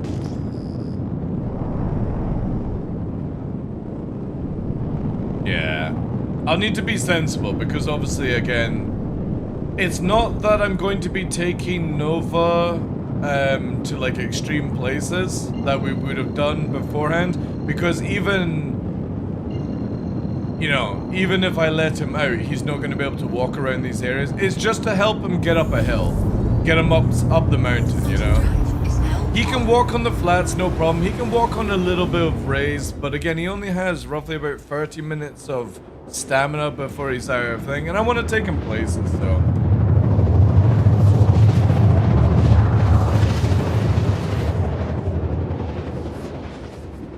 I think the next step is to get the exosuit. The hiking exosuit, chat. Let's actually have a look whilst it's here. Let me just quickly, Shields online. zoom in this way. Yeah, it's like this. What have they got here? Hiking exosuit. I think it's, is this it? Yeah, this is it, chat. The Hypershell X Ultra. It'll get you up the fucking mountainside. Maximum mobility for minimalist exploration. 800 watts, 17 kilometer, 10 intelligent modes, 1.8 kg, 1,200 pounds. This is what I'll need, chat. This will help me get up Ben Nevis with Nova. Do you like running up side of mountains like a fucking machine? We need the X Ultra. Look at it, chat.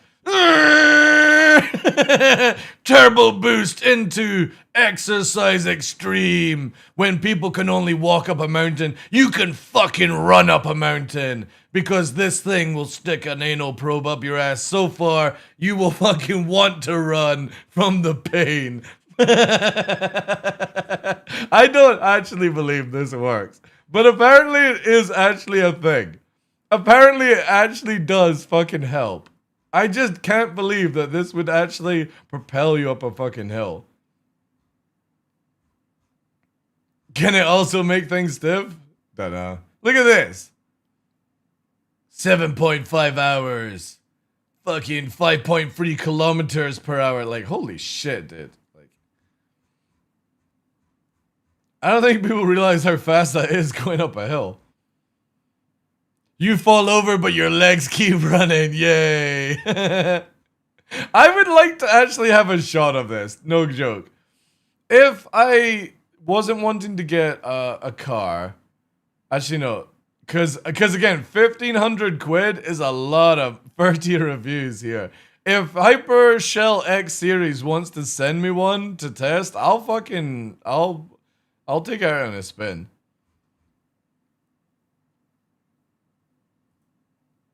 Let's watch that. What if there was a way to go farther? To go Not farther. to cheat the mountain, Not but to enjoy it more fully.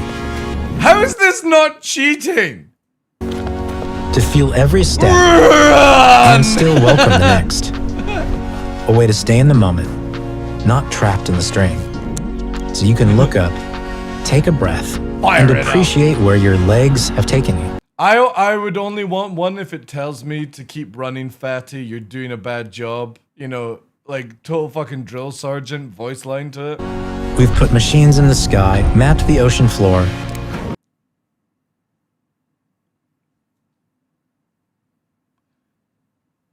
Maybe hold up on the map, the ocean floor. I don't think we're quite there yet, Chief. but walking and running, the most human thing we do, You know that it's more dangerous to go down to the bottom of our ocean than it is to send people in space right now. remains Oh, sure, we're untouched. mapped out.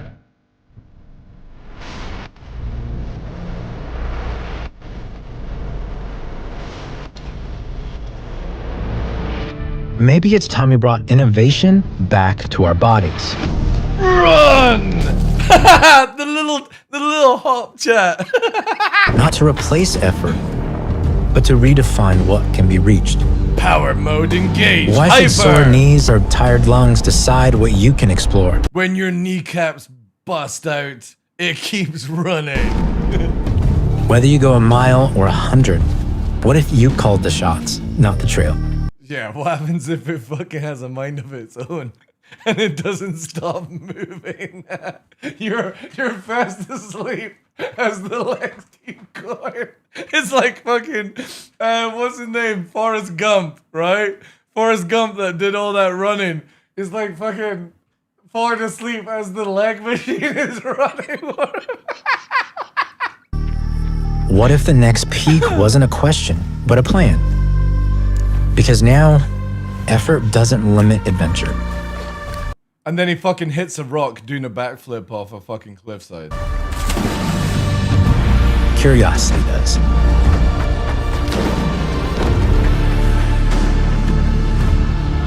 There are people who go.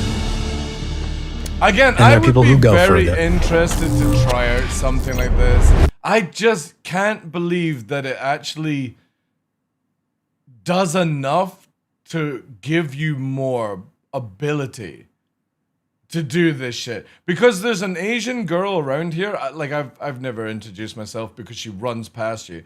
She does this, right? When I struggle to go up a fucking hill, this Asian girl is running and like at this speed, right? I would class this as sort of like just a little bit faster than a jog run, but she is doing this without any fucking gadget chat. And like I'm like, hi. And she gets to the top of the hill as I'm going down, and then as I'm like halfway down, she fucking passes me again, going down the hill. It's like, oh, bye. You know what I mean? I'm like, it's taking me 3 hours to do this, and she does it in fucking 20 minutes. It's scary. It's scary how, no, it's nothing to do with Asians are built different. This chick is built different. She literally has like unlimited fucking stamina. It's crazy, man. She runs places that I struggle to walk. And she doesn't use a tool like that. But yeah, it'd be very interesting to see, you know, if that actually works. Shields offline. Hey, where are you? I drifted that far. Oh yeah, there we go.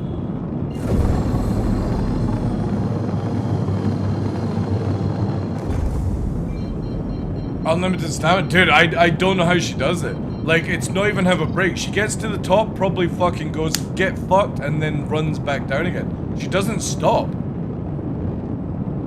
I've seen her a couple of times, and it's fucking impressive as fuck. It takes me 3 hours to climb this hill with the dogs, right? Obviously carrying, you know, backpack stuff, just in case there was an accident. But she has, like, a camelback of water. She barely has, like, any clothing on, but obviously keeps her warm enough. And she runs up the side of these fucking cliffs. And we're not talking about this. We're talking about this. This type of shit. Like, when you go on a treadmill, it's setting 10 for incline. And she fucking runs up it. Like it's nothing. And she doesn't look like, she's not, like, super skinny or anything like that. She's, you know, well-rounded and not like overly toned. It's just fucking doesn't stop like a Duracell bunny. I have never seen anybody scale these hills around here as fast as she does. Like, no walking sticks. She's got her music on. She's probably listening to the soundtrack to Mission Impossible, you know, when she's fucking hanging, well, Tom Cruise is hanging from the thing. You know, it's my bestie and your bestie sitting by the fire. Oh god, now I ain't gotta listen to this song, chat. What was that song called? Mission Impossible Climbing. I don't even know what it's called.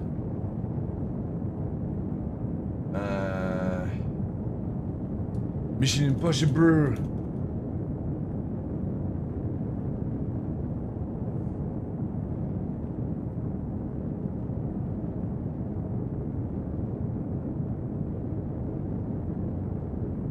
What was it fucking called?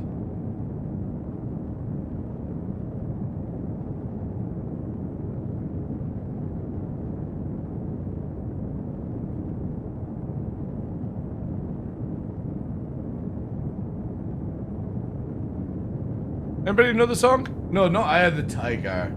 It's the one where he's cliffhanging.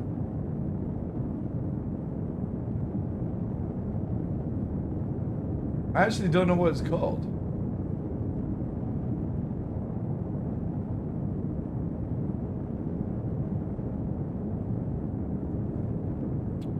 Look up here. Mission Impossible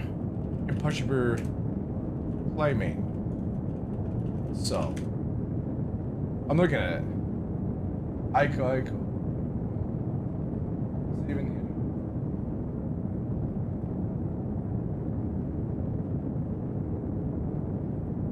Oh, it's not available on.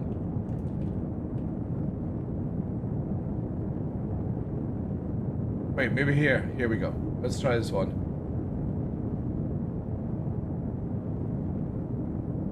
Yeah, here we go.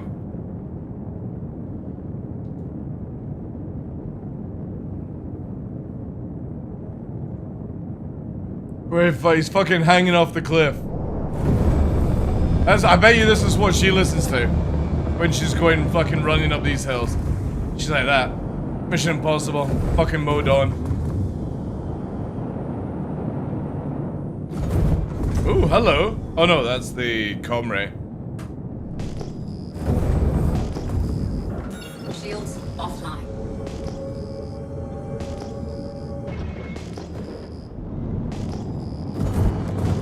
This is such a tune, man.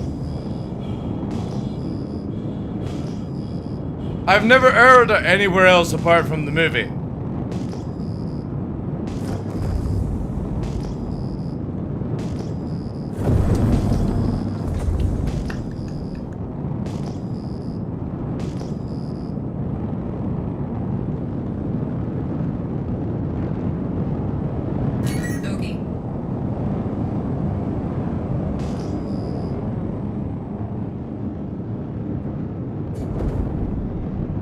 Yeah, another dead server today, I think, chap.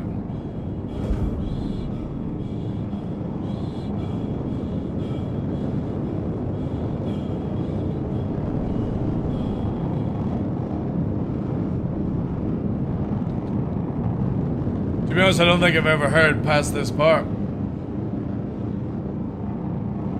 Imagine if CIG ever get cliff hanging in.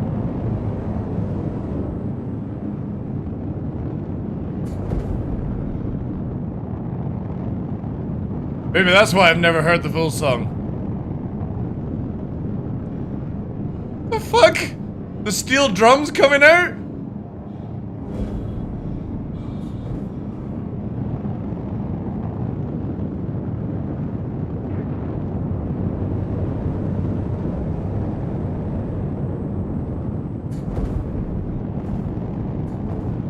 That's a good tune, man.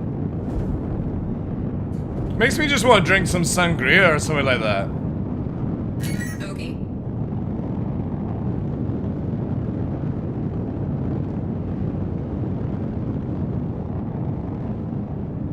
Hawaii?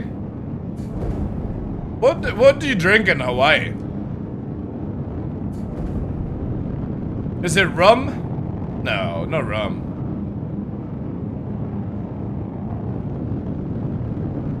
Oh yeah, sometimes that happens, yeah.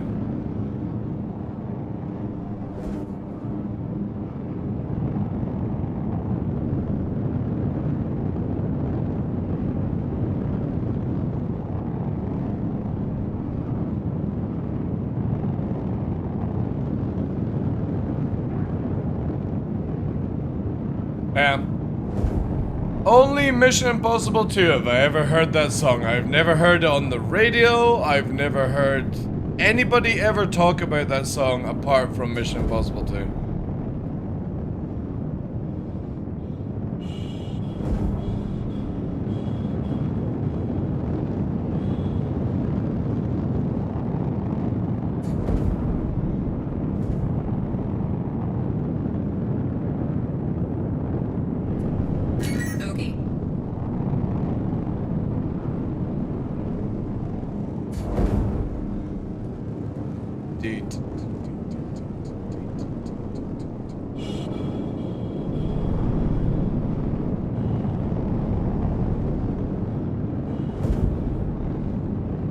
radar lock. Nice.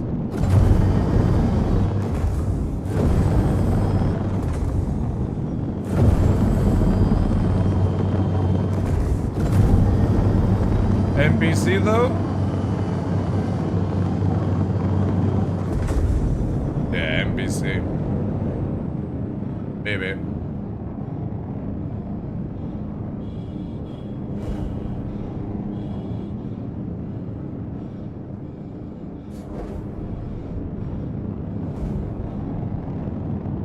Hey, what the fuck is... Wait. What has Puppeteer posted in chat?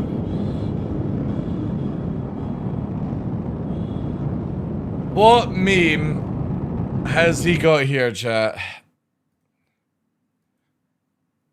Así que el cambio de régimen, además de ilegal, es inmoral. Y aquí no lograrán ni colonizar, ni esclavizar, ni a Venezuela, Has somebody ni a América already- del Sur, ni a nuestra América. Y si algún día tocan a Venezuela, toda la América se levantará por Fucking nosotros. AI, man. Fucking AI, chat.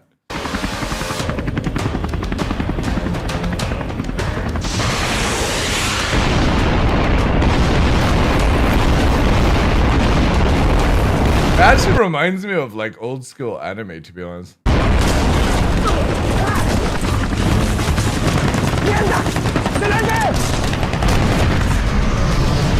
Holy shit! That was actually pretty good. We've got Chinooks as well.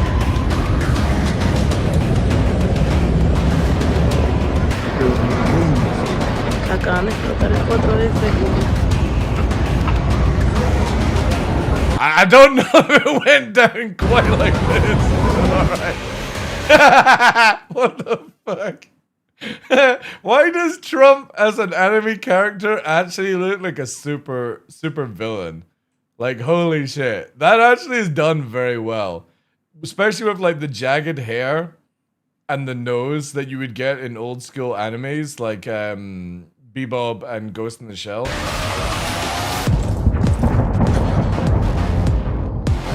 Why is he... Wait. For a second there, I thought, why does he have breasts? Wait. Did the AI give him breasts? He's got breasts. Does he? No. It kind of looked like it here. I was like, holy shit. He's got fucking breasts. So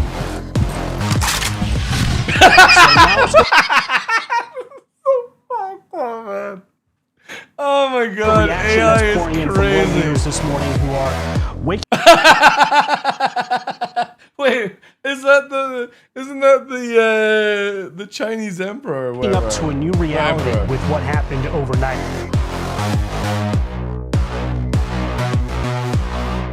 God damn it, chat.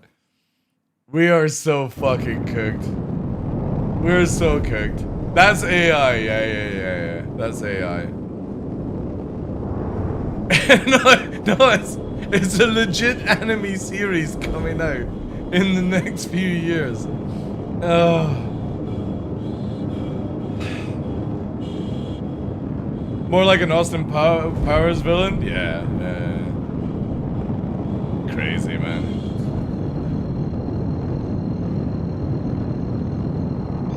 Anime Trump looks badass. Yeah, anime Trump looks badass. Real Trump doesn't, I don't know. The F-117, yeah. It didn't have any, like, tail fin on it. The AI didn't put it in, but that looked pretty sick, actually. The Apache was pretty good for AI. Quantum drive is now off. Okay. Shields online.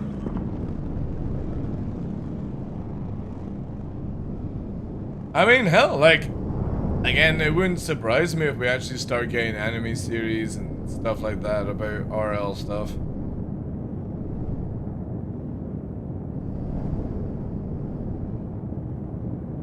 But just funny. I posted this image around. This one cracked me up when I saw it. So Toby Maguire without the glasses, and it's the Venezuela guy. Toby with the glasses, Dr. Disrespect. Dr. Disrespect, right? Even though you can like him, love him, whatever the fuck, or hate him. The fact that he went and got the outfit that the guy was wearing is funny as fuck to me. Like, no joke. To actually take on the meme and get the same tracksuit that the guy had. Absolutely crazy. What a world we live in.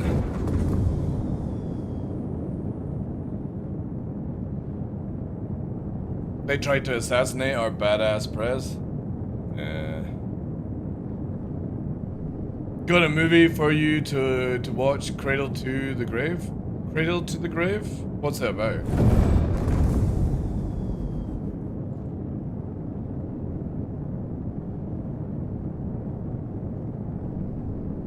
Oh, also my radar is reset. That's not good. Please, radar keep. Action Jet Li? Oh, I do like Jet Li. Jet Li doesn't really do many movies now, does he?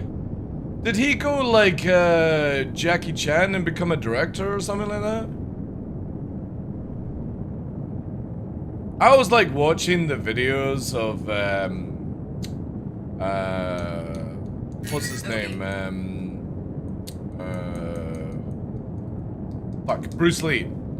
Playing with the ping pong with the nunchucks. Like, holy shit, man. Crazy. Absolutely insane skill.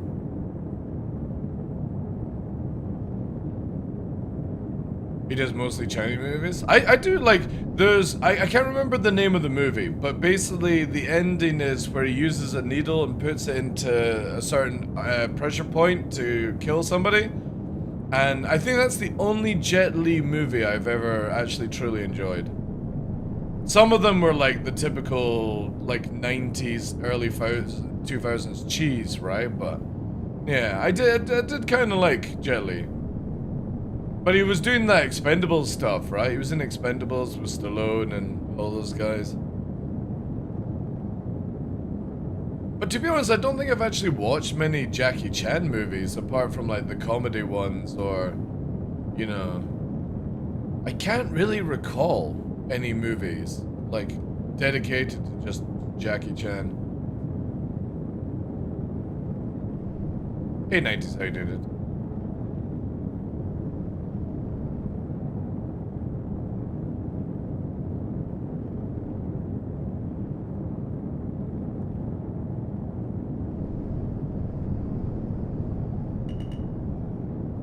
Forward proximity alert.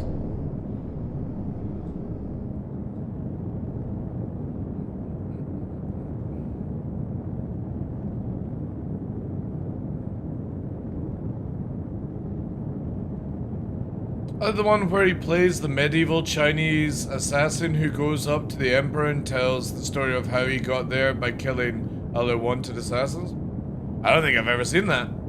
That actually doesn't sound too bad.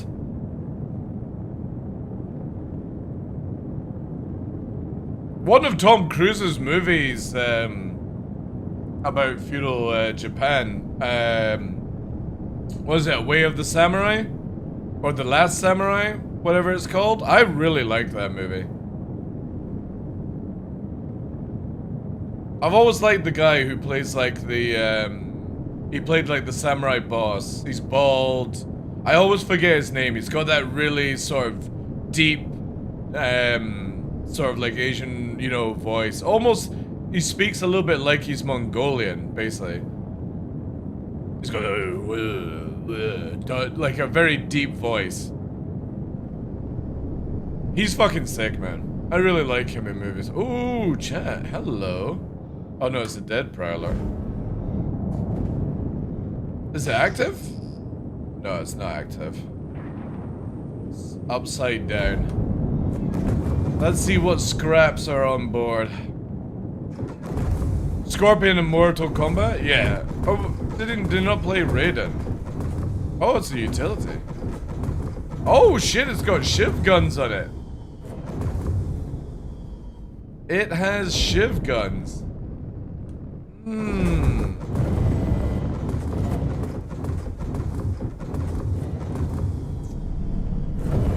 That would actually be worth stealing.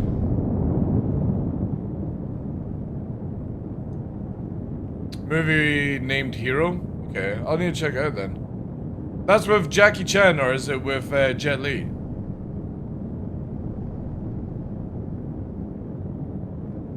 But yeah, Last Samurai is good. I like like I'm not a big fan of with Jelly, nice.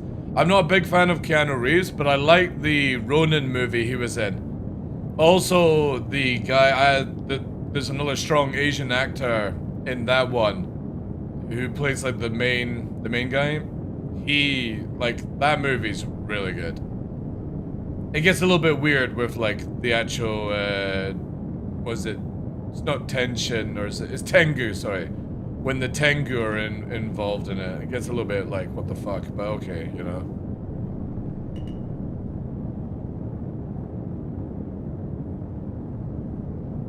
They're good movies, I like them. Journey to the West, not watched that.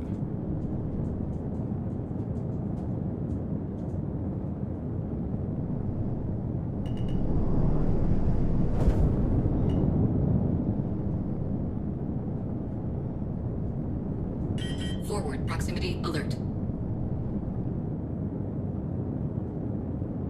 I giggle every time people realize who the Tengu are.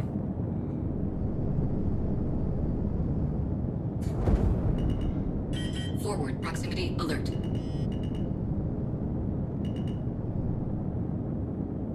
Oh, Jet Li and Jackie Chan?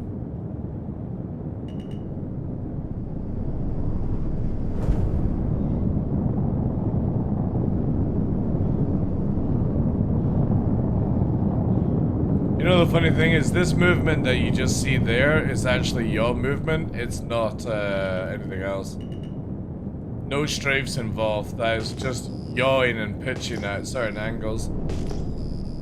It's one good thing that CIG actually does, because of the thruster thing. It allows you to do vertical. What's it called? Not inverted. Fuck. What am I thinking of the word? When you can place thrusters. The F-22 does it.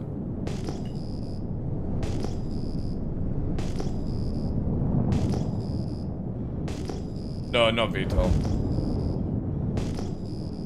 The F-22 can do it. The some of the Sukhois can do it. It's when the thruster rotates when in action, when in use. Not for VTOLing, but for actual general movement. Vector thrusting, that's it. Thank you. Forgot about that. Yeah. The Arrow is one of the few ships. Like again, see here, this is nothing to do, not rolling. Forward proximity alert. Just literally using forward, pitch, and hard yaw. Deck proximity alert.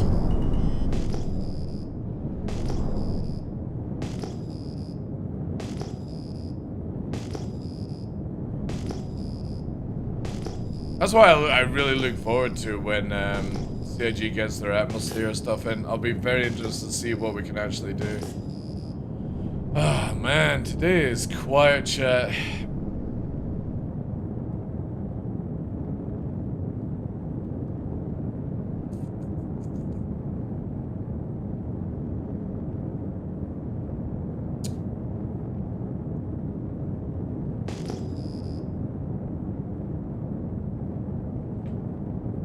I generally think Star Citizen is just going to be quiet until the wipe.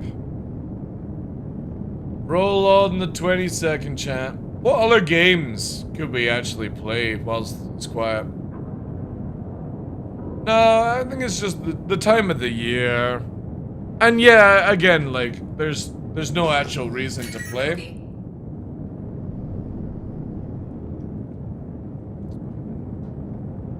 What can we play? Obviously on the 22nd we've got the multiplayer of No Rest for the Wicked coming out.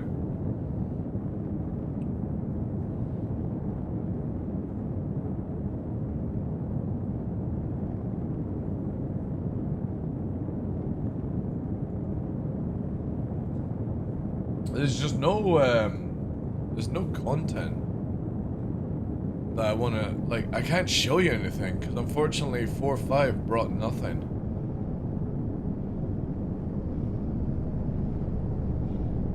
Okay. Finish the Halo series. Like, I want to play Halo, but I also don't, you know what I mean?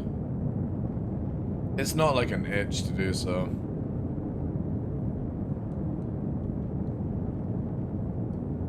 trying to think of what game would be interesting to play.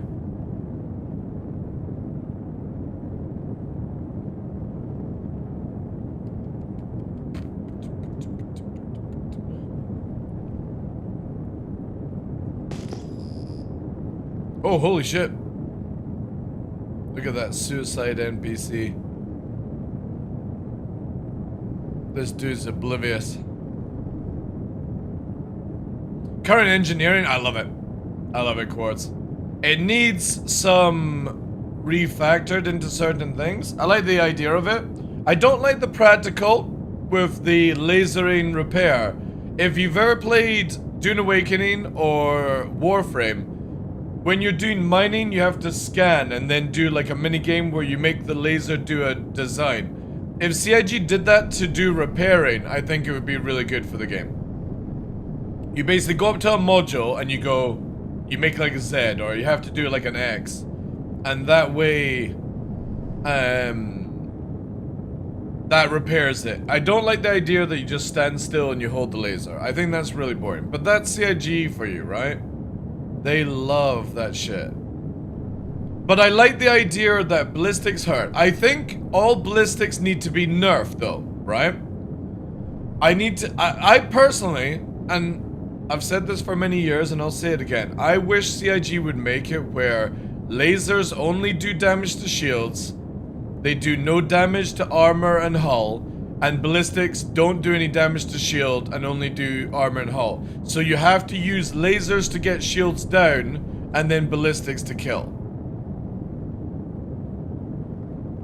That is what I would like to see added to the game, but I don't think it will ever be that way. Because then you can have a variation of, do you bring lasers and distortion to disable, lasers and ballistics to possibly shoot off things, or full ballistics, but you bring somebody else with full lasers, right? So there's definitely a lot of balancing that has to come in, right? But I like the idea of it, I really do. I like the idea that I can roam around in a stealth arrow. I can't do fleet fighting, but I can literally pick the line. So say there was two organizations having a fight with each other, you could hire me to kill the people that warp in to reinforce the fleet. Or hire my group to do so. And I really like the idea that you can be stealth and do guerrilla warfare because of it. But if you get caught, you get fucked up, right? In my head, it should just be some components breaking and then you fix those by replacing. The problem is that then you have to have lots of components around ships, and sadly, they made size-free components ridiculously huge, Stefan. So I would agree with you on that, but I would think they would have to bring the component size of size-free down to size 2, so you could actually stockpile them on your ship, right? But I do hate this whole laser mentality. It's very boring. It's very, very bad writing, you know? My personal issue is that there are certain annoying bugs and the difference between stealth and military isn't pronounced enough. True. Yeah. Again, the concept idea of engineering, I think, is amazing for this game. The practical side of it, not so much. It just needs some work. But I have been massively enjoying going stealth and being able to gank some, like, I've watched, or if you watched the other day there, I'm watching a Perseus getting killed by 2 fighters, and I went in and killed the 2 fighters before they could even react, saving the Perseus. That I think is really fucking cool. And obviously if they had both turned on me, I would have died in a second, because I've got no tank. But because I was off radar, I could kill one before the second one react.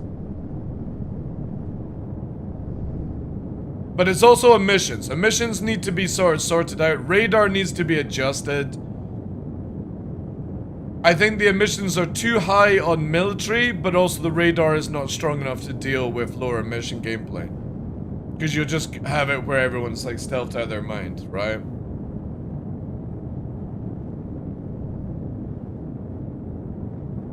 Beams are crap, just make pipes, or like, the thing is though, is I think this is where it's going with it, right? if CIG were going to do what you guys are suggesting, I think they would have done it. I think the easiest solution is instead of laser beaming modules to repair them, you should have to do a mini game of repairing, which is just like in Warframe, just like in Dune Awakening, when you scan a mining node, instead of you just holding the laser, which gives you the worst yield, you do a quick mini game and move on. So they could make it where you can hold the laser, but it's not going to do much repair, or you quickly have somebody do the mini game. And you could have, like, say, one engineer hold the laser to stop it from dying. Then you have to do somebody do a mini game to get it back up to 100%. And you have to decide, do you hold to keep it running or do you mini game, right? Remove CS missiles, IR. I would like to actually see that. I think that would be a good idea to remove CS missiles and just make it where we have Fox 2, Fox 3. So IR behaves like Fox 2. Anybody played DCS, you would understand what I'm talking about. Basically, it's a heat source only missile. And Fox 3 is basically where it's a fire and forget. The missile does, the EM chases after, right? I think that would be really, really good. Yeah. IR and radar. Exactly, yeah. Get rid of EM and make it radar. Just like it is in real life. Because it's just renaming. That's all it is, right? And before 1.0, I mean, look at it this way, right? Right now we have decoy and noise, but when the ship says you're out of countermeasures, it says that you're out of flares and out of chaff. So CIG haven't even bothered to redo the sound files, but they could be bothered to change it to decoy and noise. Because originally CIG wanted to have flares and chaff, and then they wanted to have decoy and noise as different ones. But they couldn't be bothered to add it in. So I think they should rename it back to chaff and flare, personally. And then just make it IR and radar for stats and get rid of cross-section altogether. Because cross-section, for example, like if I'm here, right? On radar, by the way, chat, if I'm in a low emission plane in real life and I'm flying like this, it is very, very, very difficult to target me on radar. It doesn't confuse the radar like they say in Top Gun, right? You can still get missile lock, you can still fire. It's the fact that the emissions of like a planet and stuff like that basically make it non-going, right? But you can't fire missiles at this height in real life. They don't gain enough speed. You can only fire like sidewinders basically. But even at this height, you would never fire a sidewinder. It wouldn't work. So you have to then do missile gameplay where if you want to missile somebody, you have to bring them up to maybe 5,000 feet off the ground, which is roughly about, I think it's what, 1,000 meters is 5,000 feet? So we're about that, right? If not, I think it's like 3,000. So this is where you would fucking IR missile to make it work where it doesn't fucking bang into the ground. We're not talking about ground placement like SAMs and stuff. We're talking about IRs off a plane. And then obviously if you want to go and fire the bigger missiles, you're going to have to get up to super cruise height, which is roughly about 15 to 30,000 is where you want to start firing your EMs, basically. Your radar guided missiles. And that's where the gameplay would be. You would have to be up about here, right? So this is about 10, 15,000 feet. I also really wish CIG would do it in proper fucking, you know, like give us nautical miles and shit like that. The whole meter system is so stupid for a video game. It really is. But it helps with their warping, basically. I generally feel like you should have kilometers and meters when you're in space, and the moment you're in atmosphere, it should go by miles. Nautical miles. Feet and miles, it should be. But I think that would confuse people too much. Because I don't think any nation uses meters when it comes to aerial. I could be wrong, but I'm pretty sure it's miles and feet that is used as measurement when it comes to aviation. I've never heard somebody saying I'm going fucking, you know, 300 meters a second. It's always I'm pushing, you know, certain nautical miles, blah blah blah, miles per hour.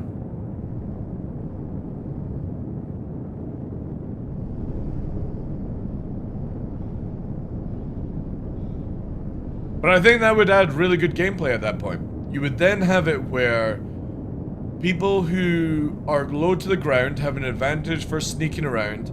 If you want to fire your EM missiles, you have to be at certain height to make it where they actually land, where they get up to actual good airspeed to do so. Because if you, the problem with Star Citizen, right, is if I fire a missile here in a straight line, right, I fire that missile, it's already up to 1500 meters a second, by the way. That's not how missiles work in real life, by the way. If I was to achieve that speed, I have to be able to get up to the speed that the missile launches before it ignites. So I would have to generally be up roughly about like in the realms of Mach 1 to fire the missile so it gets up to speed so it doesn't drain fuel. If you fire a missile low to the ground, it uses up a shit ton of fuel to get to the speed required to actually hit. That's why when you're firing like in F-15s and 18s and all the other planes, right, you're always coming up to a height where you engage and then you go cold in the engagement. Cold basically being where you face away from the missile so that you can drop your flares and it actually works. Because if you're heading towards a missile, you can't defend against a missile unless you're facing the other way. Because as your flares deploy, they're countering out your systems. If you go head first and drop a flare, a missile goes straight for you. And it does that actually in Star Citizen as well. If you're heading towards a missile, you should never flare and go straight on. There's a much higher chance the missile will just hit you. The best you want to do is always move to the side like this as you're approaching the missiles, or even throwing in a little bit of a barrel roll as you spin the flares out so that they spin around, giving you more defense. But in Star Citizen, no. You don't need to, like, none of this is taken into account, which kind of sucks. So again, when we're doing shit where we're firing low, it just shouldn't be working like that.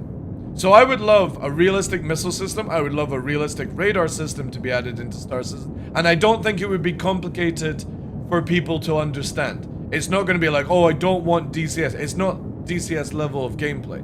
It is simply, I can't fire IR missile against a heat source unless I'm about this height, or I've got a potential chance of it failing. It needs to get up to a certain speed. And for example, if I fire an IR missile and my friend is in a bigger heat source, I could potentially hit my friend with the IR missile, because that's what happens in real life. You never fire a missile whilst your fucking friend is in a fucking gun dogfight. Yeah, but again, let's look at it that not everyone is DCS capability and wants to have that level of game. And then a simple thing is like if you want to fire torps and you want to fire other things that get up to speed, you have to then increase height in atmosphere. Again, it'll fail to. Like, if you don't understand gaming just now, if you go full hardcore in video games, your game is going to fail, by the way. You have to design a game around casual mindset, with adding in a hardcore element of end game to keep the hardcore players interested. But you have to build the base game around casual players. Hardcore players do not keep games alive, by the way. Just wanting to tell you guys this. They do not. A hardcore PvEer does not keep a game alive. Okay? It is literally the casual to average mentality that keeps a game alive. You have to add and design a game around casual and average players, adding in depth for hardcore players for the end. No game succeeds on hardcore level straight off the bat. That's why DCS World is a niche game. But go and look how many people are actually fucking streaming DCS right now. Alright? Look at this.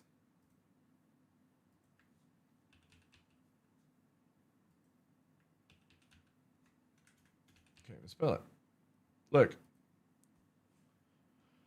That tells you everything about a hardcore game right now. That the top viewer, Maverick, 102 viewers, and the next one is 6 viewership. That tells you everything about hardcore games, right? Yeah, because people don't understand what you're looking at. So you have to bring a game that when, see for example, we've got our kilometers, we've got our afterburner, we've got our meters per second, we've got our ESP, we've got our decoys and noise, we've got our G's. It's very easy to understand on that, but if you watch, like, say for example, this dude. Alright.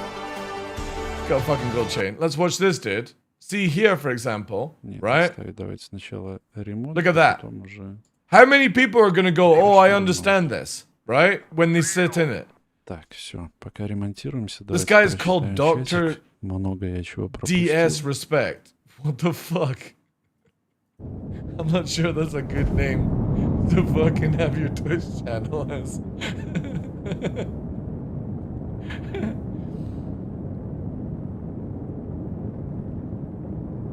But again, you want simple dials so that the casual player can get in, right?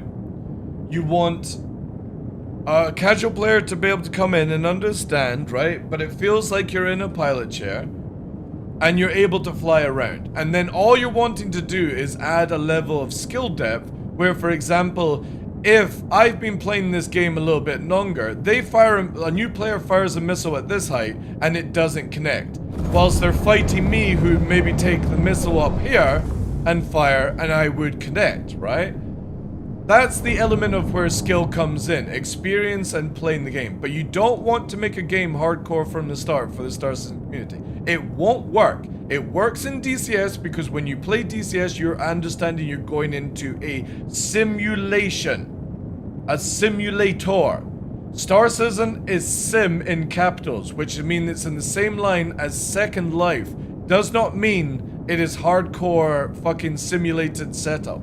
I think that's what a lot of people don't understand when it comes to Star Citizen. They've never called it a simulator. They've called it a sim, S-I-M in capitals, which means that it's basically a simulation of a possibility.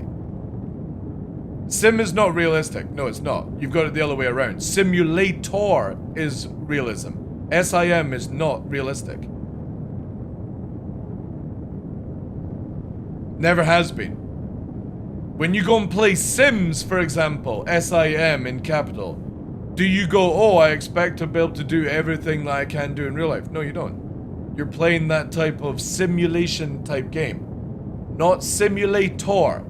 Simulator is basically the hardcore, full-on realism that you would expect. As close as you can get to realistic as possible. Or realism. No, sim doesn't stand for simulator. It stands for simulation. Okay. But again, you could have games that would be like, oh no, we're calling it a sim and it's a simulator, right? But that's where people get confused with Star Citizen. CIG have never said it would be a simulator like DCS level of gameplay or Tarkov, okay? They're more like it'll simulate we are flying around in space with our own sort of simulation kind of stuff, right? Oh, hello. Gambler. Can Gambler a fucking missile? Nah, it's gonna get right.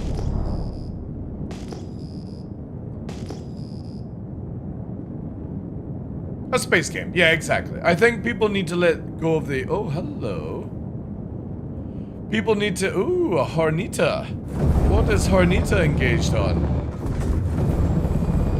Oh shit, is it on... the Asgard? Ooh, chat. Alright, here we go. Here we go.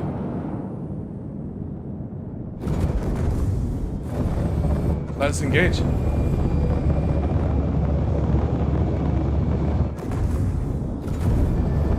This will be annoying if it wakes up. That's why we're slipping in behind. Check fire.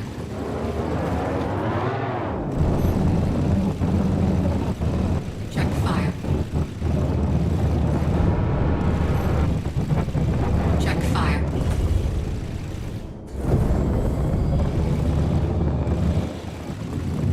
Check fire. We gotta watch our afterburn here, chat. I'm actually gonna chaff to get afterburner. I'm gonna go back for it. Check There we go. There we go. There we go. See the plays? So I need to get Afterburner to turn on this thing. There we go. Into the chaff cloud so he fully loses us. Check fire.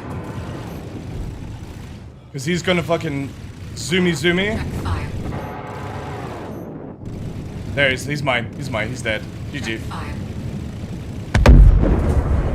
Hot shot. Because again, we don't want to take on a Hornet, a Ballista, even that's a civilian F7. We don't want to take on its frontal damage with low afterburner. So basically, the couple of chaff clouds to get us hidden away. Also, when you got a fucking Idris with railgun moving around, didn't really want to get fucking clapped by that. On Daymar, which is a moon just off Crusader.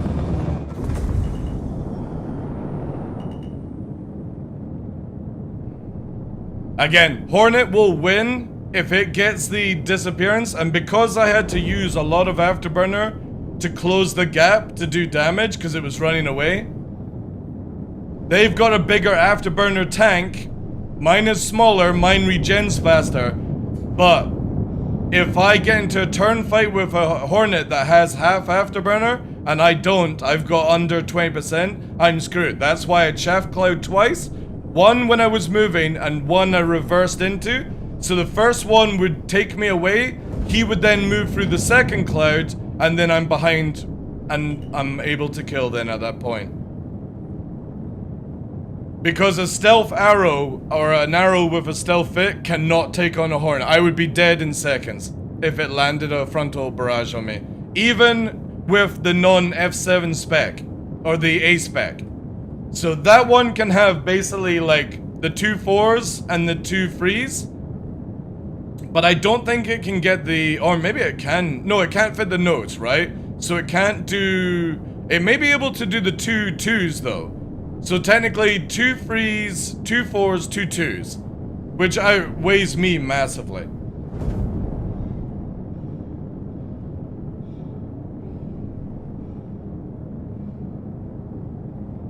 Fucking cheeky little shit flying around.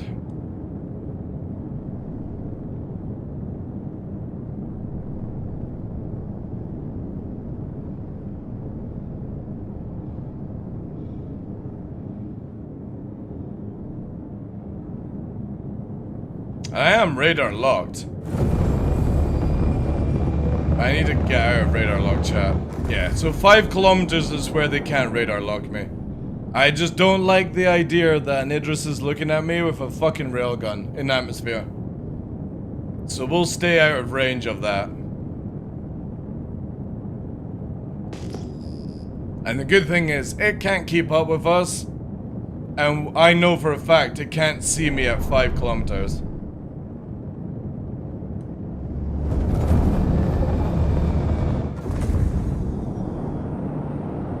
I mean, it can visibly see me, but it can't target me.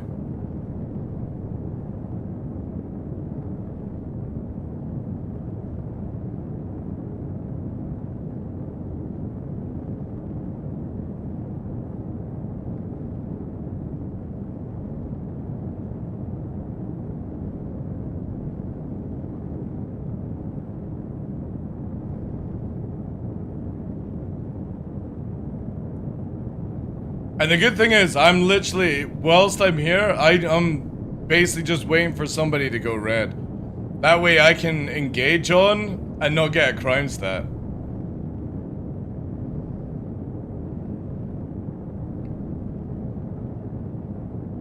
But yeah, going back to the sort of missile, radar, I think it would be in CIG's interest to do this. It takes away a lot of complications as well. And they need to make it where you lose radar lock if somebody goes behind a rock or a big ship or anything like that. Like, say for example, it should be allowed to be where if somebody is chasing me and they're about to fire on me with guns and missiles, if I do this and they are behind that, they lose the lock and I can get the position on them. I shouldn't have to chaff to do that gameplay level. That way you could use environment as a tactic.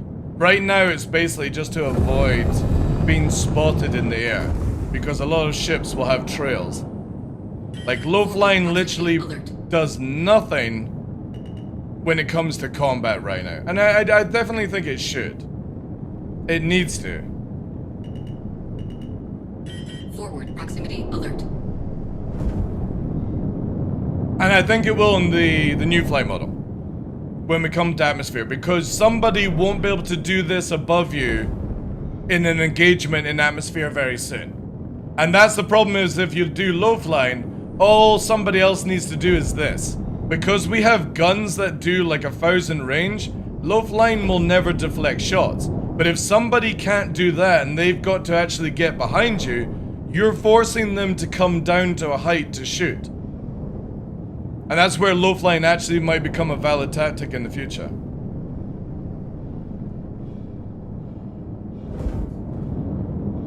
It would be a massive improvement, yeah, it would be.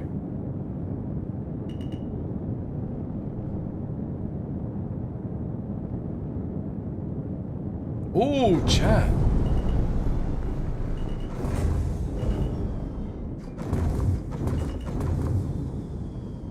Forward proximity alert.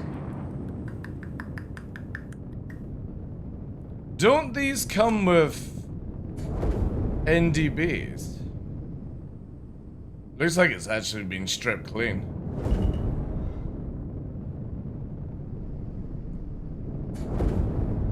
Only exit? Yeah, I know, but I mean, how many people actually own a fucking Sulin because they want to?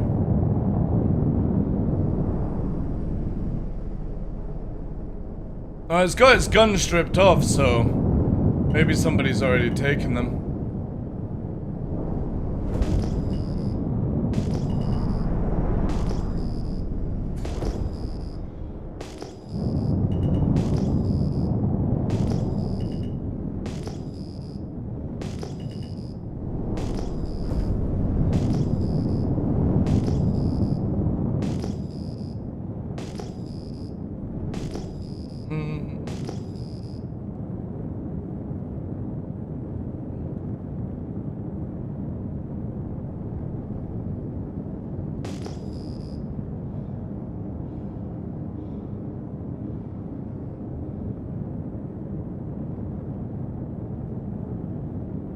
I suppose, yeah.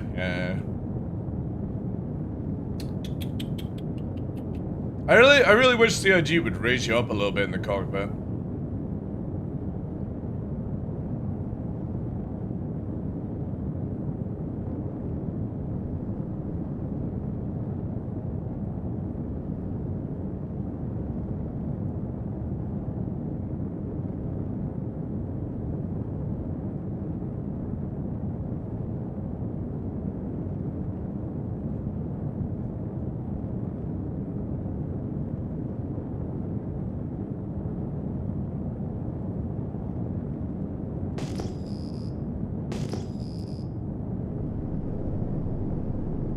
I really would, like, CIG needs to work on targeting, chat.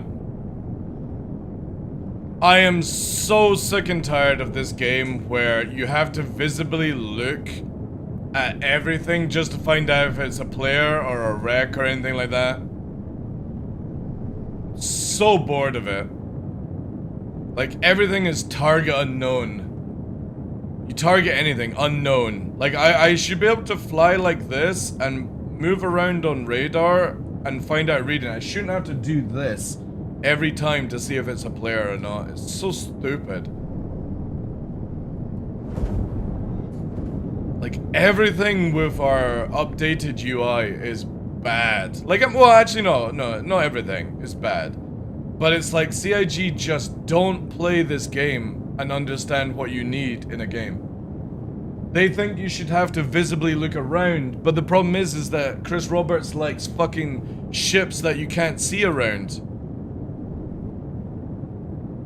Like, all the fighters are designed to look forward like fucking Star Wars, because Star Wars is such a great fucking, you know, representation of fighters. Fucking stupid shit.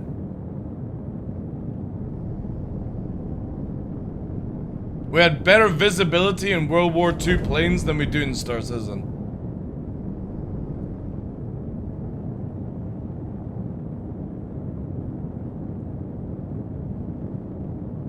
The MFD, yeah. I used to use the COM one, but when they fixed it, show the name. Because I would rather... Excuse me, chat. I would rather have the ability to press repair all.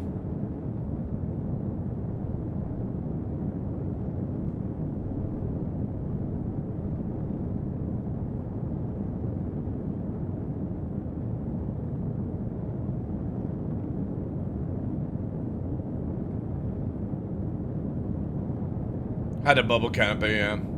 Dude, Spitfire is like one of my favorite World War planes. It's probably very cliche as well to say as well. Mustang as well. Oh, man.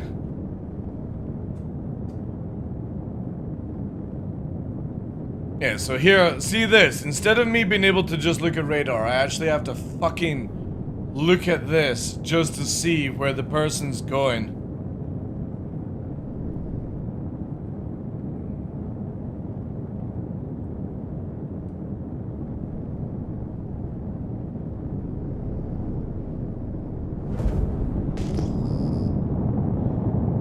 Second Connie. Also possible fighter entity up there.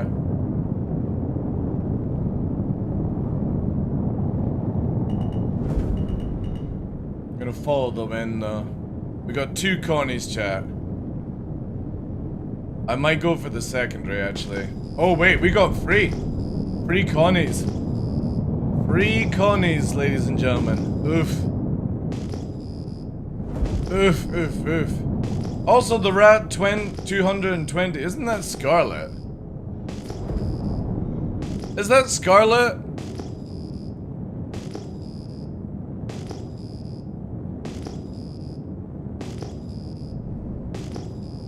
Oh, and the info? Yeah. So did I.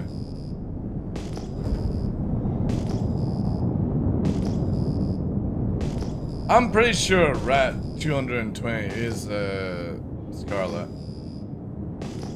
Is Scarlet online, chat? I'm gonna totally stream snipe if I can. Oh, he's playing PUBG. Alright, it's not Scarlet. It's not Scarlet.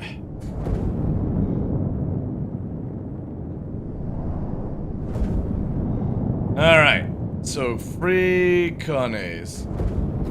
The annoying thing is, one's in nav mode, looking around for positions. Oh my god. I need to sort this out again. I swear, like, there's something with head tracking, chat, where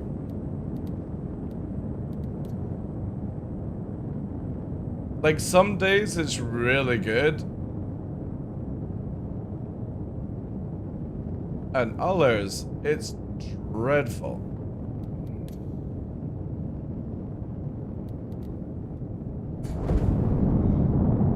There we go.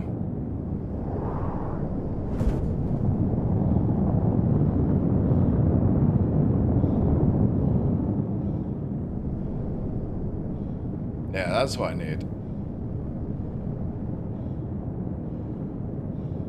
Shiny on every given day. Dude, that'd be funny if it was actually that. If it was that the bald was too shiny for the day, but no, it generally is like Toby in the past, like since 4.3 has been very weird where it just doesn't, it's not static for every, or like a standard for every ship, you know? I use Tiger Balm on my shiny days. Dude, fuck that. The fuck?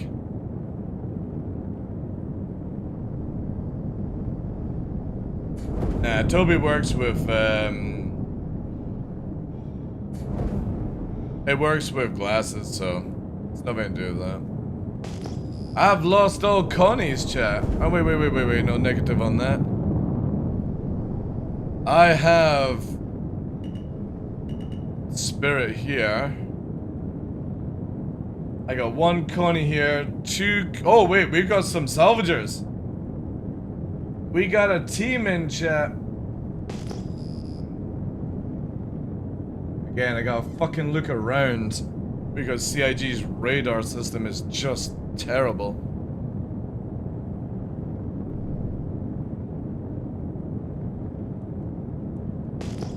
The ping behind. Connies are leaving. Salvaging ship is completely safe. I never kill salvagers. It's the only ship that I don't go for.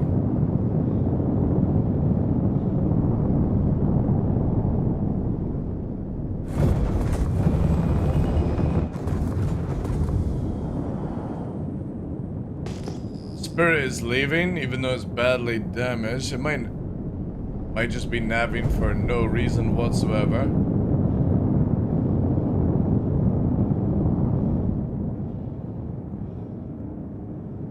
Can't find the other 3 Connies. Oh yeah, I never kill salvagers quartz for that whole reason. They always get a pass with me.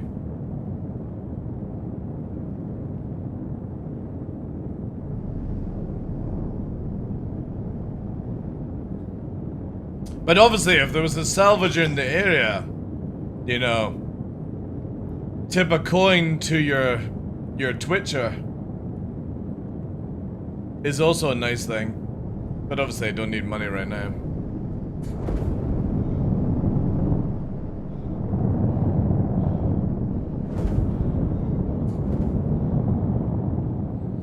Tip a coin to your Twitcher.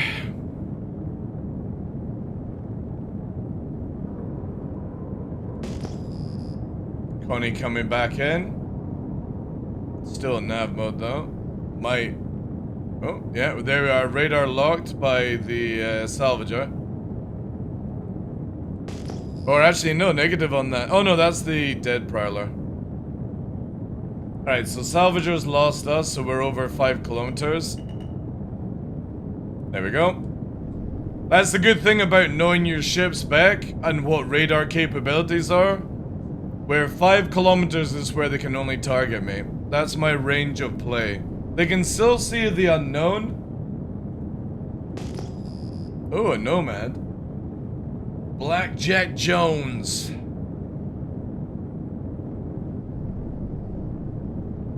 Blackjack Jones just crashed into the ground.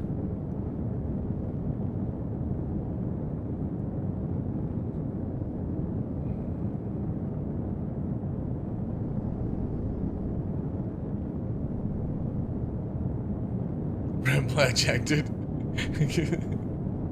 He built a fucking AI NPC. He came in so fast, not even Paul Walker could save him.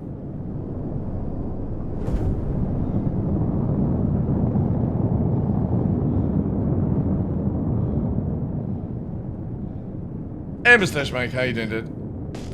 Yeah, it's quite enough, chat, with those Connies flying around. We still got the Spirit over here. And there's something... Oh, that's the radar there. Or the dish. So we got the Salvager and we've got the Spirit. We got no reds in the area doing shenanigans, so...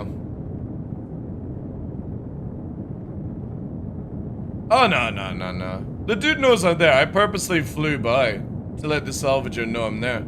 Like 90 says, most Salvagers fly blind. That dude actually reacted and targeted me.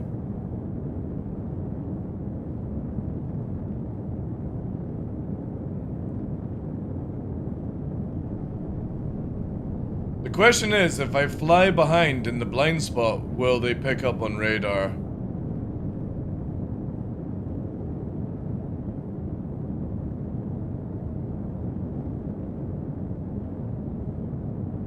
Yeah. So I think it's purely picked me up on radar because I visually went past. But I'm not getting hit at all from being behind.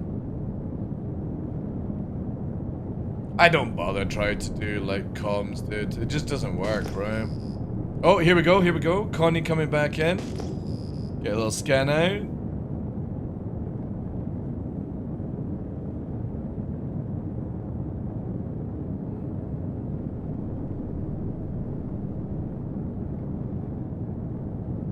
Maybe they'll engage. Let's sneak within our unsafe parameters, because I am behind now, right? Let's see how well they pick up the ghost. The ghosting, I should say.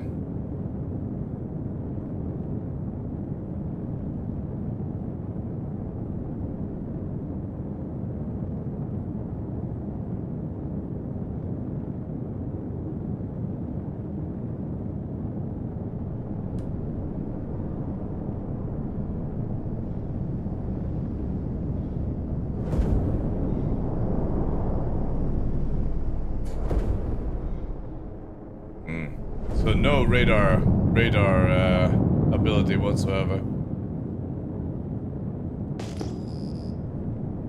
The dude probably doesn't even know he's like hot locked.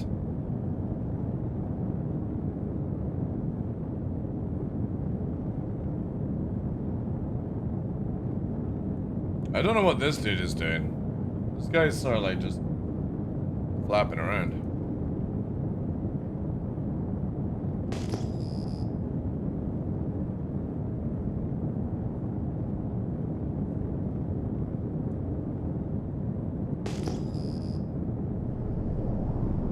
Another entity here. Big entity, so it's probably the Connie. Another Connie, maybe? Again, very interesting. 4 Connies turn up and then they all bail out for some reason.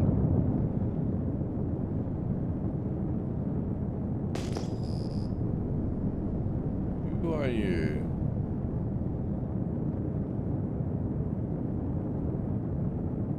Might just be a wreck, though.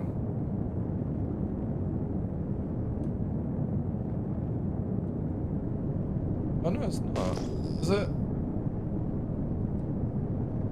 Looks like a busted up cutlass.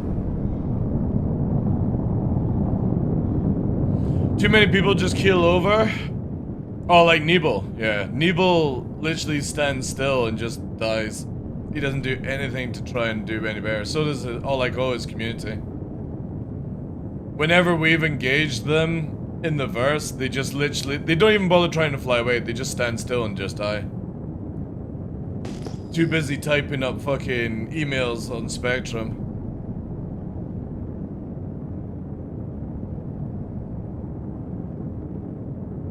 Like, that whole dude in community will get a reality check when this game is out. They'll not be able to play, man. Oh, we're locked. Radar locked now. Probably from the spirit. Let's just double check our area. Again, the spirit's within 4, so he can do it. He's actually going nav mode. He's fucking busting out there. He's actually maybe unlocked me. Yeah. So this is the spirit. Again, I got nothing within 3 kilometers on me on radar, so I am not bothered right now. I'm also low to the ground if a firebird goes off of me. Ooh, dead Idris.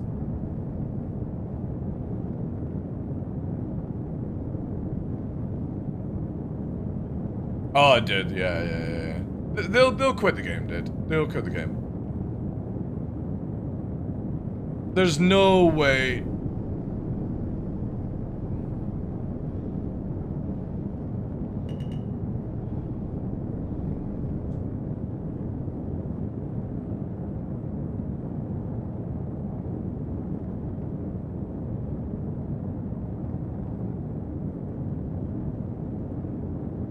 This dude's still salvaging with the Connie, I think.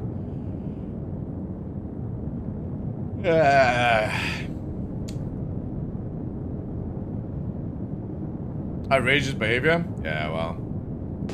Oh, Connie coming back in? Yes, second Connie.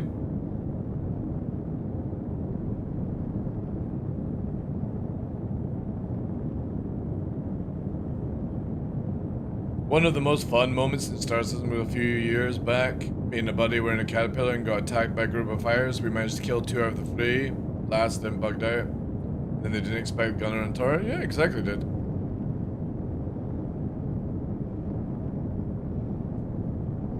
It's a game of everything, exactly. But again, like, look at this, right? Forward proximity alert. This is what you're up against, right? Let me do here.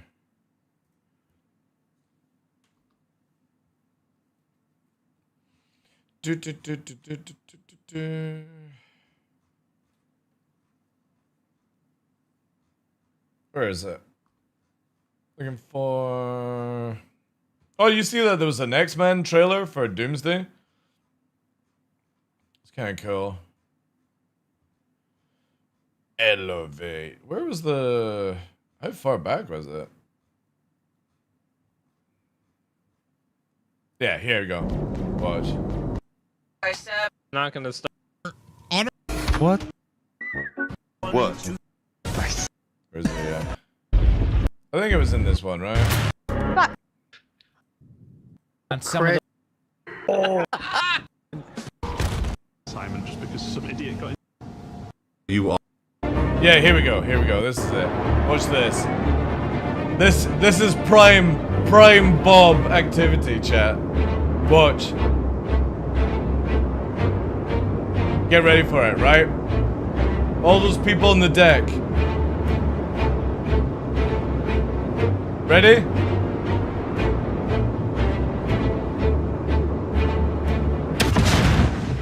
Huch. Huch. Was war das jetzt? Amazing, eh? Hello. Somebody... Oh, it's Black Jet Jones.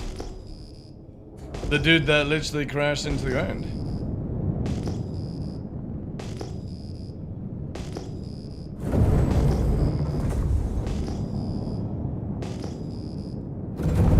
Cyclops actually look cool. Hopefully don't make him lame again. No, they're making him character accurate, right? Shields offline. Apparently, anyway. Because it's the guy... it's not the guy... Or it's the... Sorry, the guy from the originals, right? What's his name? It's in the Sonic movies.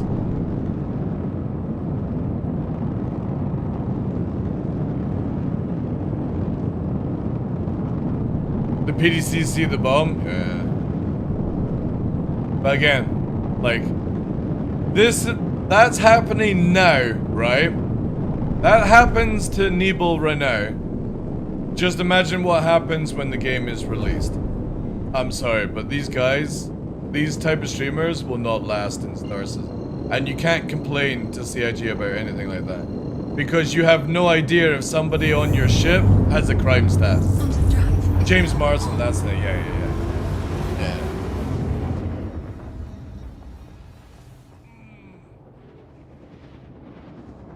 So yeah. Good luck in the future, guys. That's all I'm gonna say. If you have a fucking heart attack in the current state of the game, and you don't do anything to like better yourself, have players that actually protect you, stuff like that, you know? Even Salty Mike knows the limitations of his org, and like allies up with like Shadow Moses and Cutlet and stuff like that because it's a smart fucking play.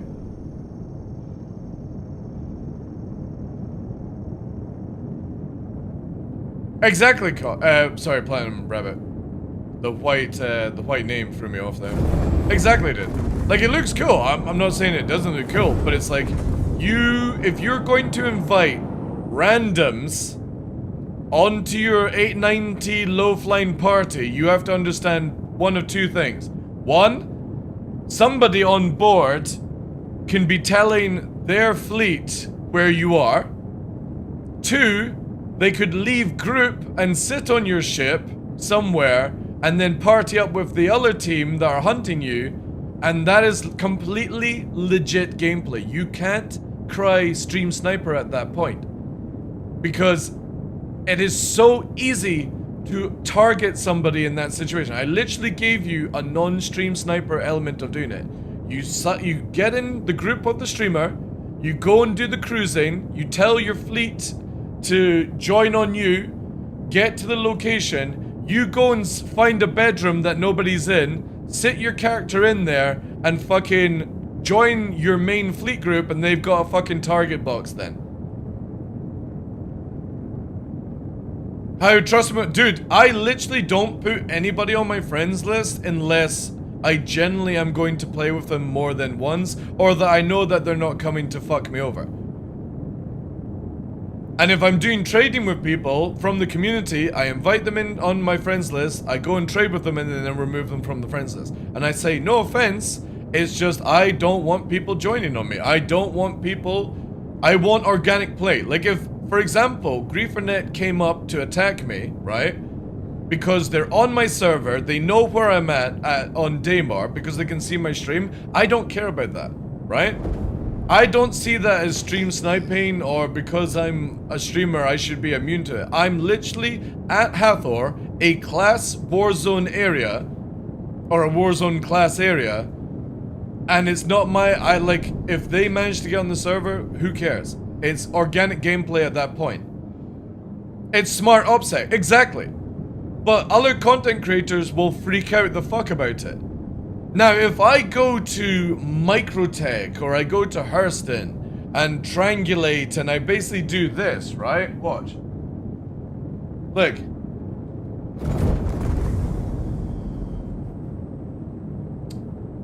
Isn't that amazing, chat, right? And I'll speed up time now. So there are tools for streamers to not go into delayed mode, but I can delay the stream if I want to, using OBS, because you have that ability now. You can't disable the audio or delay the audio, but you can delay footage. So if I want to warp anywhere, just like in other video games, right, I'm going to warp to somewhere now. You can hear I'm going to warp, right? But I'm in this screen. And then when I get to the location, I just do this. It's not difficult. It's almost like the content creators we have for Star Citizen have never watched anybody else stream. Or how other video games get around stream sniping. It's terrible, man. And then they'll go and just report you over and over again. They'll report, they'll be like, oh, they're disrupting my game, don't fucking stream it then. Simple as that. Don't tell people you're having an op. Don't tell people where to go, you know, on open discords. Private discords different, right? But again, people will still infiltrate.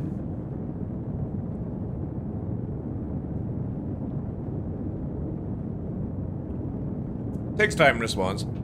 Takes time, dude. Streaming is like a very hit or miss sort of thing. I streamed for months with like 7 viewers. And most of those viewers were in my organization. You can do the simplest things where, for example, you can take like your phone and log in on another account basically on your phone. Or have a family member send the thing, you know?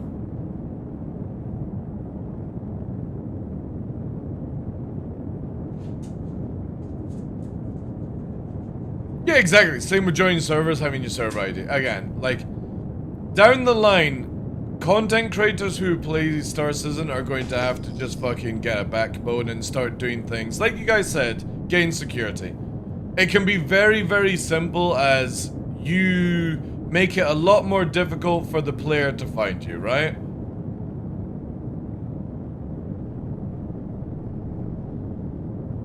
But if you're ever going to stream, you have to understand there will always be a group of people that stream snipe you. It's shitty, it's not organic, but again, people are going to use whatever form to get you. If it's infiltrating a Discord, infiltrating a forum, checking your fucking emails, people just, you know, that's how gaming is.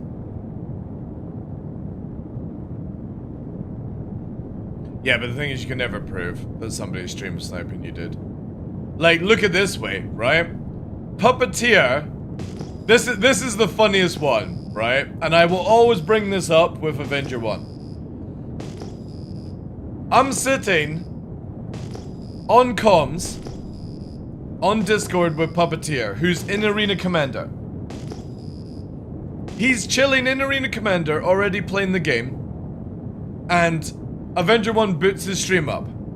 So I went in to just go and listen in, you know, watch the stream, lurk basically, you know, see what today's rant is going to be about or what point they're going to make out, you know what I mean? Nothing hostile. And he joins Arena Commander. And Puppeteer, who's already in the lobby, already killing people, attacks Avenger 1 because he sees Avenger 1's name. He was like, alright, I'm gonna go for him, you know? Because they're in Arena Commander.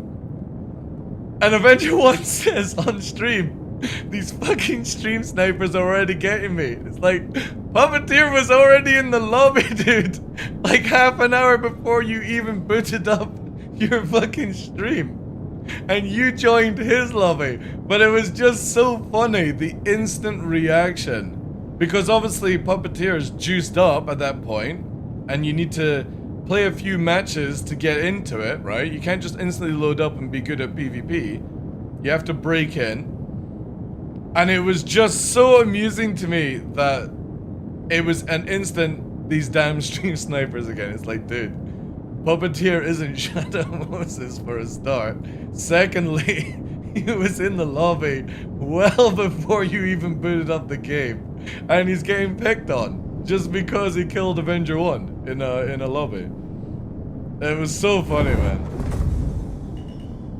We got a fucking cheeky little clipper here. But I had a Domino's delivery driver once tell me Avenger was the best. Dude, that fucking video of him like under the influence of alcohol fucking phoning up the pizza company was just, I don't know, dude. Like, if I was the pizza company, I would have hung up right at the start. Forward proximity alert. Oh, after he come back log live? I know. But the thing is though is everyone's done it, dude. Like, I've been frustrated and I've just fucking gone back to menu and started, you know what I mean? Like, I've seen people like Virgil and Burks do it. You know what I mean? Every content creator is fucking rage to menu. Like, they're wanting to, you know, maintain the order of that their community thinks that they're the fucking god tier player, and they don't want to be seen up on their stream because they've got people watching and egos fucking clash and all that shit. You know what I mean? Like, everyone does it. And not to say that what Avenger 1 did was, you know, acceptable, but I've done it. I've done it once or twice where I've been like, I just can't be bothered with this shit, you know?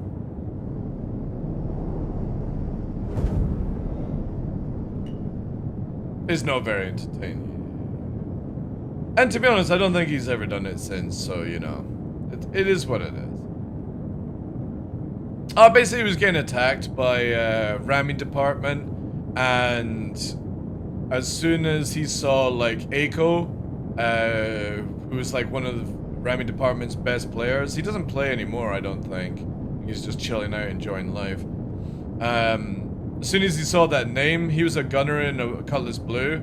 He literally left his teammate to die against Ramming Squadron, and he just fucking jumped out the ship and then backspaced, or went back to menu because he wasn't aggressed. And people fucking ripped him apart for it. But I don't think he's ever done that since, you know. It was a shitty thing to do, leaving your teammate to die and take the flak for you. Proximity alert.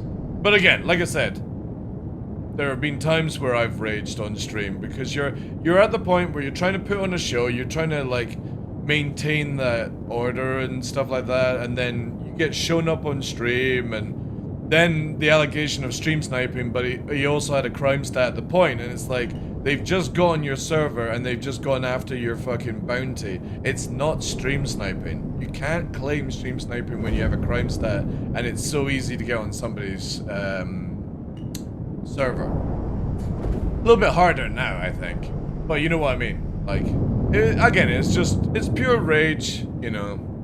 I don't think it's like natural. Again, like, I've seen Burks do it, I've seen Virgil do it, you know. And that was years ago, like, with those people. Like, I don't see them doing it now. Because I just don't think these guys care about the game anymore to that point.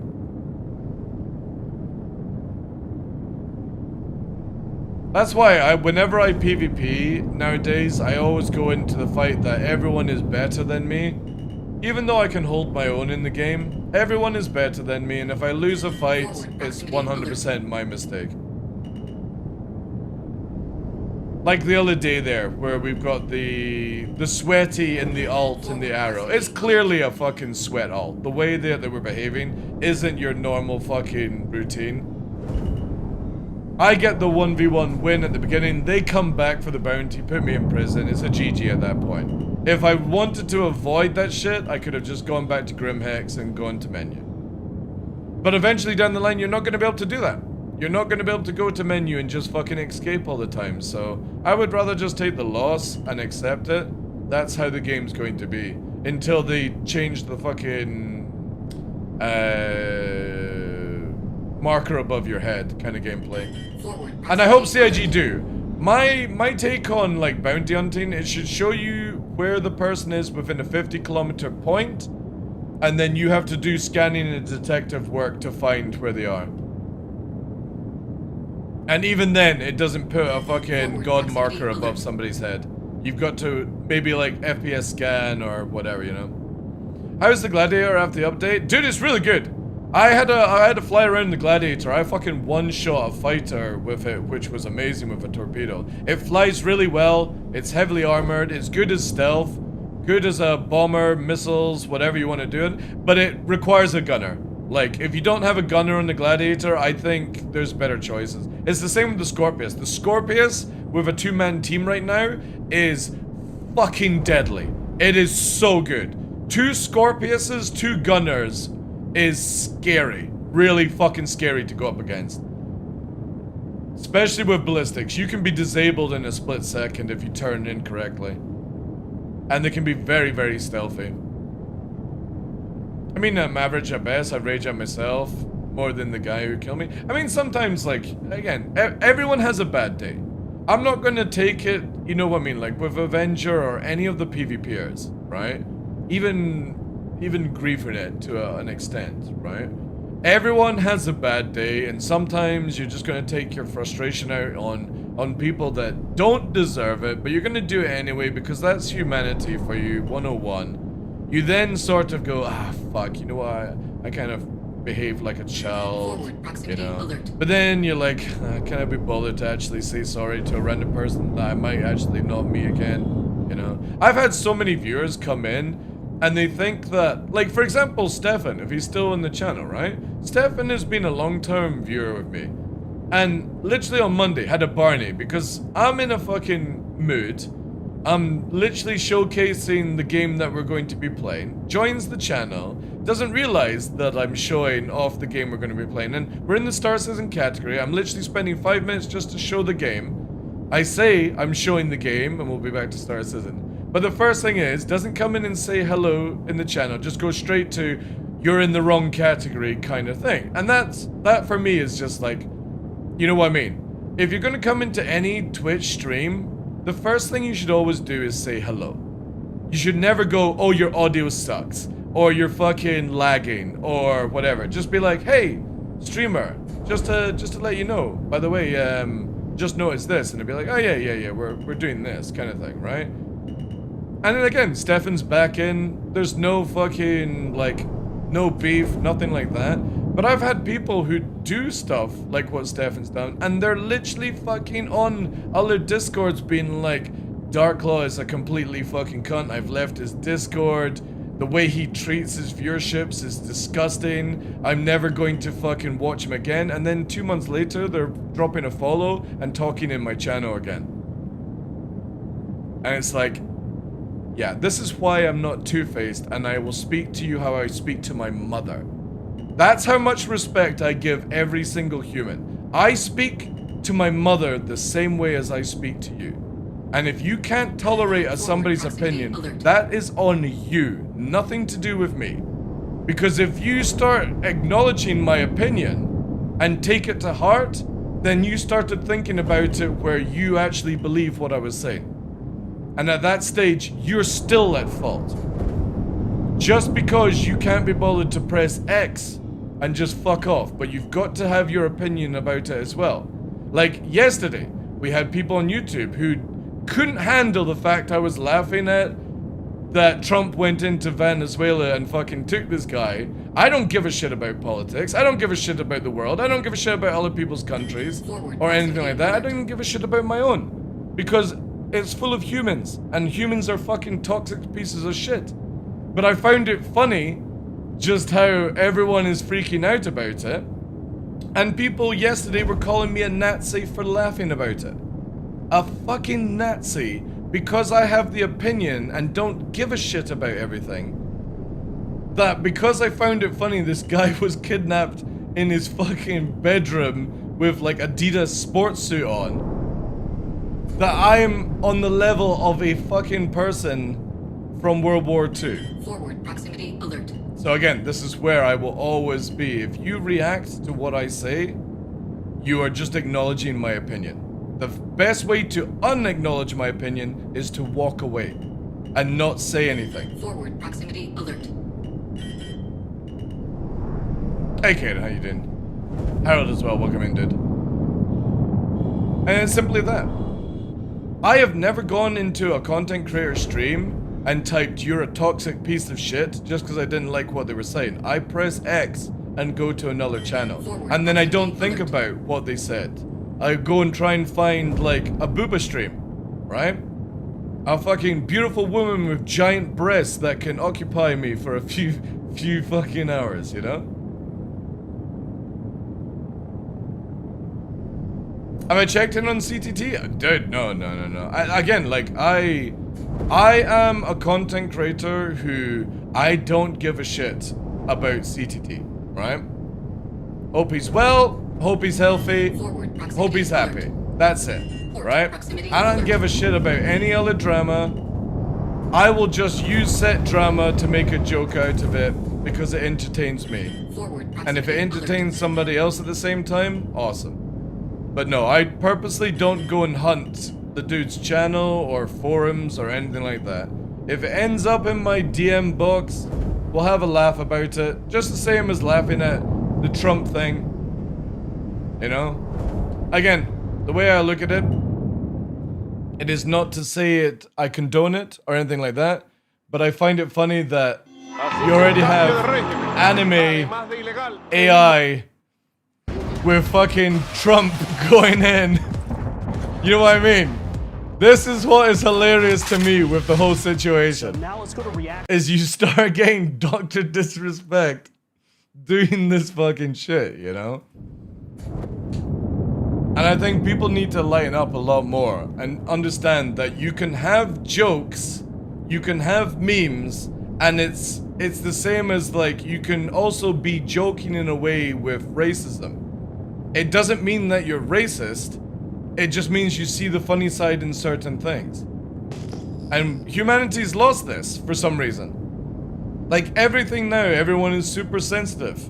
You kill somebody in a video game, they have a fucking freak out and they go to Spectrum about it.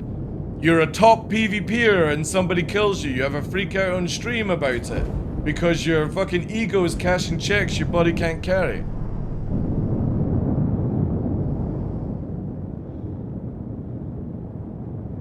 Make shit bearable, exactly, dude. Exactly. Somebody tells me like a racist joke, I don't go, oh my god, that guy is like a full-blown, you know, KKK racist. I'm like, okay, that's kind of a funny joke, you know?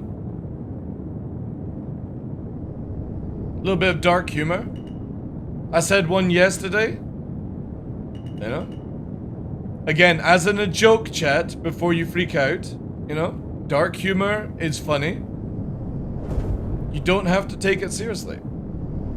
That's what jokes are meant for. A little bit of funny bone. But everyone is so literal these days. You have a conversation and they're like, oh my god, this dude obviously means everything that they say. I'd be more worried about the people on your Twitch screen who have got fucking what's the thing? Alter egos, chat. You know? Everyone seems to love the alter ego fucking streamers these days. And then you don't know how fucking dangerous they are in real life. Not because of certain stuff, actually funny in combinations. Yeah, again, jokes are jokes, dude. Somebody tells me a dark joke or a racist joke or anything like that, I generally don't think anything more than it's just a joke, dude. Hello. Hello, Mr. Eclipse.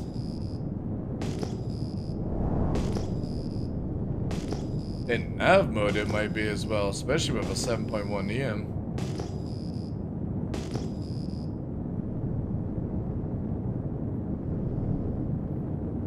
Yeah, game has got quiet, chat. We had a little bit of action, potential. Even Mr. Eclipse hasn't got anything to torp. I think we're just gonna have to slightly wait until the wipe. Dance with the devil.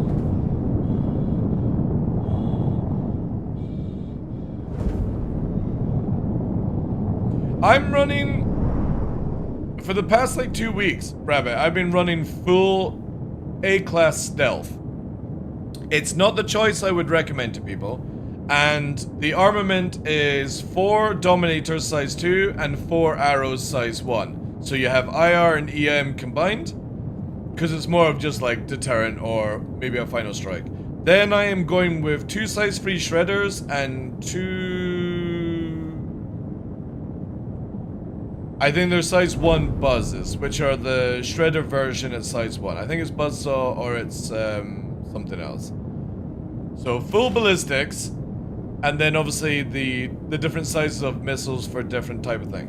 But I would always say to people, this is a build where you need to understand radar and position over just flying in willy-nilly. Because the moment somebody sees me, the moment somebody puts the first ballistics into me, I can actually be turned off like that. Because the power plant, when it is stealth, has very little module HP. And ballistics will penetrate armor and modules, and lasers will penetrate armor and hull.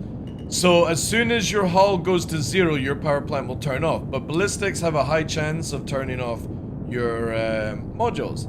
Now obviously the Arrow does not have modules like the Gladius does. So for some reason CIG have it based on HP right now. So if somebody shoots me in the center fuselage, even though I don't have a component there per se, they're sort of like, they're there but they're not there, if you know what I mean. Like they're in the fuselage. It just automatically turns off the power plant. So I would always say to people right now, military fit is a lot better. But the problem is with military fit is somebody like me can sneak 5 kilometers up on you and you can't see me, I can see you. We have the same amount of damage, but when you're flying away from me, I can get behind you and gun you down at 500 meters, and in that point, your military means fuck all at that stage. Just like it was with that Hornet in the engagement just far back. The Hornet outclasses me in damage and mobility because obviously it has more afterburner than the Arrow. I regen it faster. But because I got behind it, I can release damage, and then like I described on the stream, I used 2 chaff clouds. One I placed as I was moving forward, and one as I was reversing backwards into the first one. And the reason for that is, as I placed my first cloud to camouflage me, the second cloud forced the Hornet to go into that cloud and lose me lock twice. So again, tactical placement has to be done if you're going to do a stealth build.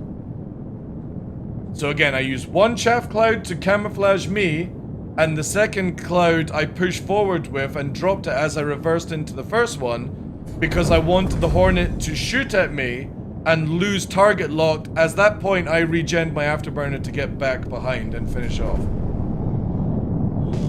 So you need to use way more tactics, or find a wingman in the same build, and then you'll decimate everything. Yeah, but it does have a huge advantage. Again, as a non-stealth ship, I can fly around at 5 kilometers and get intel before I actually engage. And because I've got, obviously, the ping system, which will do 20, 30 kilometers, my radar is set to 3 kilometers just now, so as I'm cruising here talking to you, as soon as I see anything come in that cone, I know that there's a stealth ship sneaking behind me. And this is what a lot of people won't do. 5 kilometers is not a good data. I want to know if somebody can get guns on me and I've got a split second to react, right? So 3 kilometers on the main radar, and then basically as I'm talking to you, I'm very situation aware of my RADR, which is basically when somebody tone locks us and it goes red. And then the hit is basically if shots are within my area. It does not mean I'm actually getting shot per se. It means there's shots in the area that are being detected by my system. So yeah, when you play this build, you need to be really situational aware. But then it's so much fun. And we've been calling it equalizing, where basically I'll wait until somebody engages somebody else. And like the other day there, it was, I think, a Cutlass or a Hornet versus a Blade or an Talon. And they were outgunned, and I went in and killed the Blade, and then I killed the Talon by disabling them. But I think they died in the process. The person I was trying to save. And it wasn't that I was purposely going to save them. It was more equalizing it to be 2 versus 2. That's an active clipper.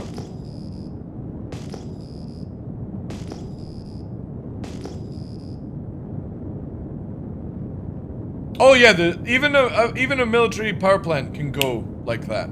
If somebody lands a shot on it.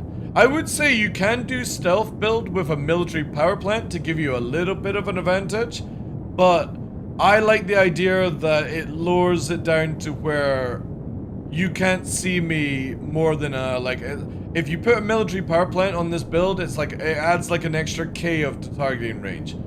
And that targeting range is massive for me sneaking up to somebody who probably doesn't set their radar, right? Again, even to the point, I should go down to 2.5 on radar here. Because that means that anybody within that blip can see me and start landing shots on me. So what I would suggest is you have a 2.5 radar, but put it to 2.6, because that means that when somebody's 2.5 off you, they're actually visible on the radar ring, which would be the outskirt part of it. So whenever you're doing for 2.5, right, you either do 2.6 or up to 3. And that will give you just a few split seconds to acknowledge that somebody's coming in on you. And it works wonders. Like, I've survived so many things because I've had the radar set up and I've seen who's around me. But we did have one day where I went after an F8. I was going to kill the F8, but a Hawk managed to land a lucky EMP on me, and then unfortunately my power plant went critical, which is like an RNG roll of 20% or 30% right now. So even though I was EMP'd and I could recover from it, I got critical power plant instantly. That's just bad RNG, sadly. And at that point I ejected and survived. Because for me, even though if I can eject before I explode, I kind of feel like that's a win on my part. Because in the future, I would love it if somebody actually comes to pick me up. That'd be sick. I don't know what this clipper is doing though.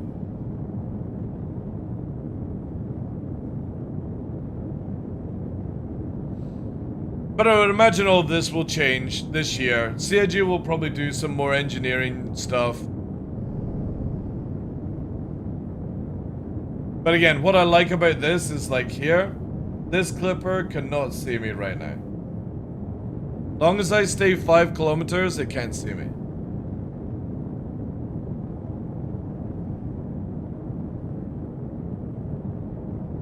We need parachutes first. Or even jetpacks. Like, again, I kind of feel like what CIG should do is make it where you wear a flight suit for being a fighter pilot, and you can't have any backpack capability, and when you eject, it's like 10 times the power EVA when you're about to hit the ground, right? So whilst you're in an atmosphere, you're able to EVA around like you're in a wingsuit, and then at the last second, it automatically pumps out enough EVA to slow you down. That's how I would actually have the game. So you don't have to do parachuting. You've already got the animation of EVA, use that, and then at the last second, you do a fucking hero landing, right? And you have to wear a special suit for it. Yeah, and you wouldn't be able to, yeah, because you wouldn't be able to wear a backpack on it. And it just automatically does it. You know? So you could even jump off a cliff and it'll help you out, right? But the trade-off is you can't carry anything with you.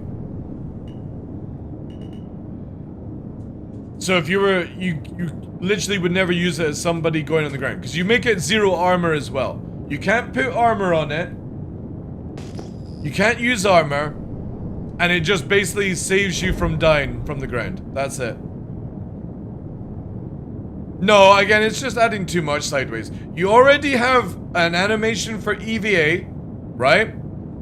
When in the future, when you eject from your ship, you're not going to be able to retrieve your railgun because it's on the ship, right? You're not going to be able to sit in chairs very shortly with guns on your back or backpacks on your back. So it makes sense to make an EVA suit that is no different in space for EVAing around. But when you're in atmosphere, you can wingsuit in to change direction like you can in EVA, and at the last second, it animates automatically to slow you down and make you land on your feet. And that's it. That's all it does. And that's just one little animation CIG has to add in for that process, and a height map on it. And because you can't wear a backpack, you can't have guns on your back because of it, it just means you can only fly into a location with a pistol. And just make it where you can't have ammo or anything. No medical, no knife. It is just literally a pilot suit. Well, I think they're just waiting for the new system that they worked on for Squadron 42. There's no point, again, it's like, there's no point fixing our FPS stuff if CIG are already doing a whole new system for Squadron 42. With like stoppages and shit like that. We're still on Legacy. And we just need to wait for Legacy to be removed from the game. That's it. Oh, hello. Oh, wait. That wasn't there beforehand. However, chat, an F8 normally means some guns up for grabs. This dude's still just sat there.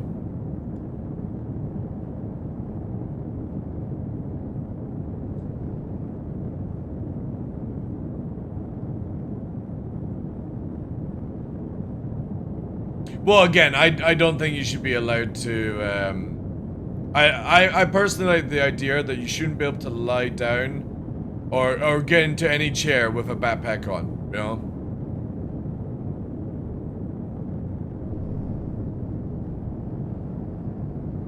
It's not going to be a pain in the ass to do it that way, 90s. They've already made the system for it, dude. No NDBs. Maybe on the freeze. Let me allow that one. CIG are already designing it. So the system that CIG have been working on is where if you're going into a pilot chair, you can't wear any armor. It's only a flight suit, right?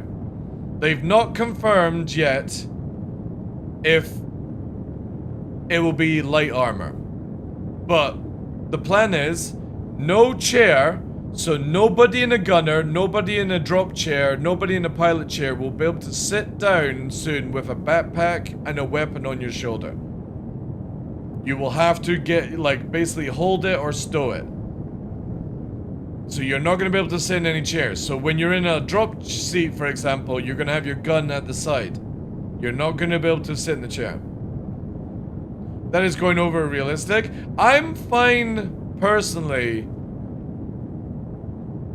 to to a certain degree, but you've also got to understand, you shouldn't be able to, it's not, no, look at it from a logical point. The point being is, I can land my ship limited, right? And I can get out with full LMG, 2,000 rounds, a fucking boom tube rocket launcher with 200 rounds, and run around with so much medical kit, and I can then one-shot everything, right? I personally don't believe any pilot should have that capability, right? So what CIG could do, for example, is make it where only drop seats in drop ships allow you to be fully armored, backpack and weapons on the back, right? And that is how you counter it. If you're a pilot, you're a pilot. You're not an FPS fucking space marine the moment you get shot down. And if you are a gunner, for example, you don't also need to be fully militarized, in my opinion. They should only make it where drop seats allow the person to be fully armored, fully backpacked, ready to fucking rock and roll, right? Like it is in Aliens when they're strapped in. They're still having to pick up their smart rifles and all that shit. But they're fully armored up, ready to go. But I don't think a gunner or a pilot should allow you to be fully heavy armored out of your mind. Just don't. Because you, as a gunner, I could land a Scorpius and my guy gets out of the Scorpius fully LMG'd, railguns, all that stuff, you know? Well, I don't think it will be for the casuals. I genuinely don't think it will be annoying. But the thing is though, CIG already said this is how it's going. They said at CitizenCon they want it where you have to start thinking about what you do with your gear. So, even if the casuals don't like it, this is where CIG are going with it. They want it where you have to make a choice. Are you the pilot, are you the gunner, or are you the person that is about to get out and start fucking shooting bullets, right? You can't have it all the way. Because right now, what's the point of a dropship? And I brought this up earlier on. I love to be a dropship pilot, but there's no reason to be a dropship pilot. Because why would you put 10 people on a prowler when you can have 10 arrows? And everyone just fucking guns everyone down and then gets out of their ship.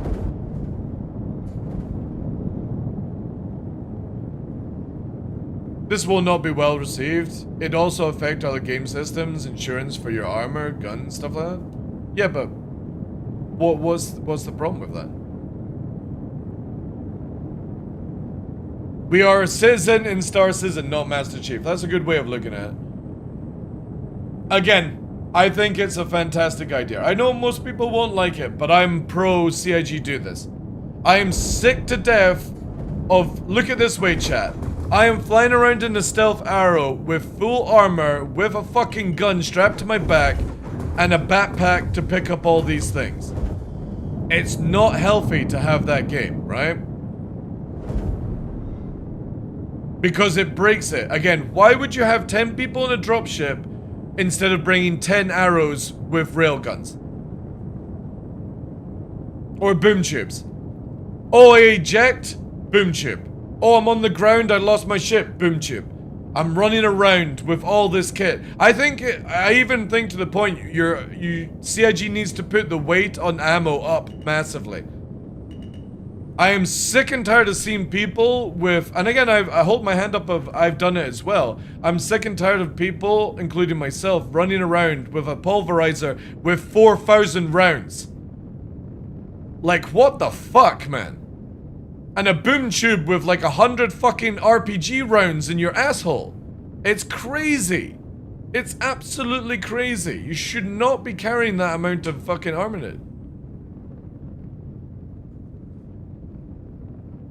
It makes the MMO too solo focused. Again, like, I genuinely believe there should be a role for a dropship pilot, right? But there's no reason for a dropship pilot if you have this situation. You know, when we first had the game, by the way, chat, you literally had the ammo on your stuff and that was it. The idea was you weren't meant to be able to have ammo in your backpack. This was before we had backpacks, by the way. And the idea CIG said was you're meant to have like a couple people drop down an ammo crate and you would replenish your ammo from the box. Now you're literally 4,000 rounds in your asshole.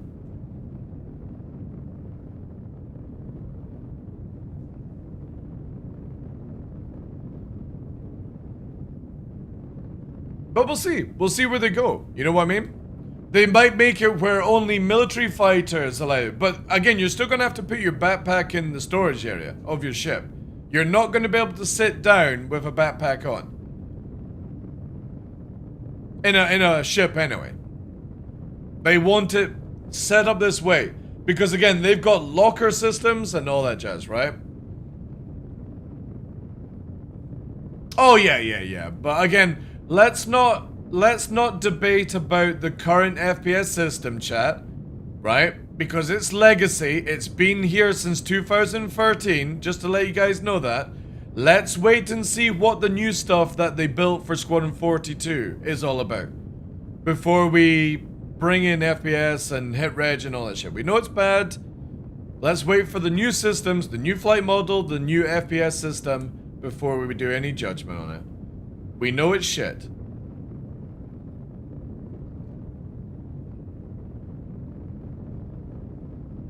And again, anytime I have a discussion with people, let's always take in the mentality we're talking about 1.0. Because anything before 1.0 is pointless to debate. Absolutely pointless to debate. It's a tech demo, it's an alpha, who fucking cares what CIG does, right? If you're literally playing this game as a release game, you need to go and get some medical help. That's my opinion. As a professional doctor. Or not a professional doctor, as a professional gamer. Anything before 1.0 does not matter. At all. Long as it just works enough for us to not fucking lose our minds.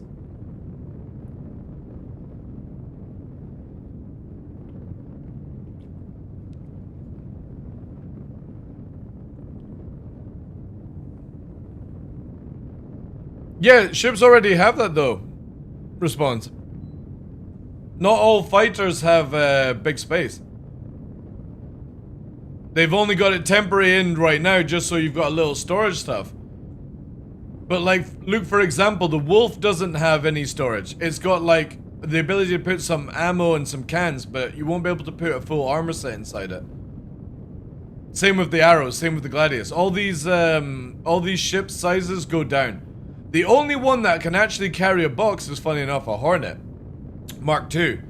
It can put a box or a couple of boxes on the roof, right?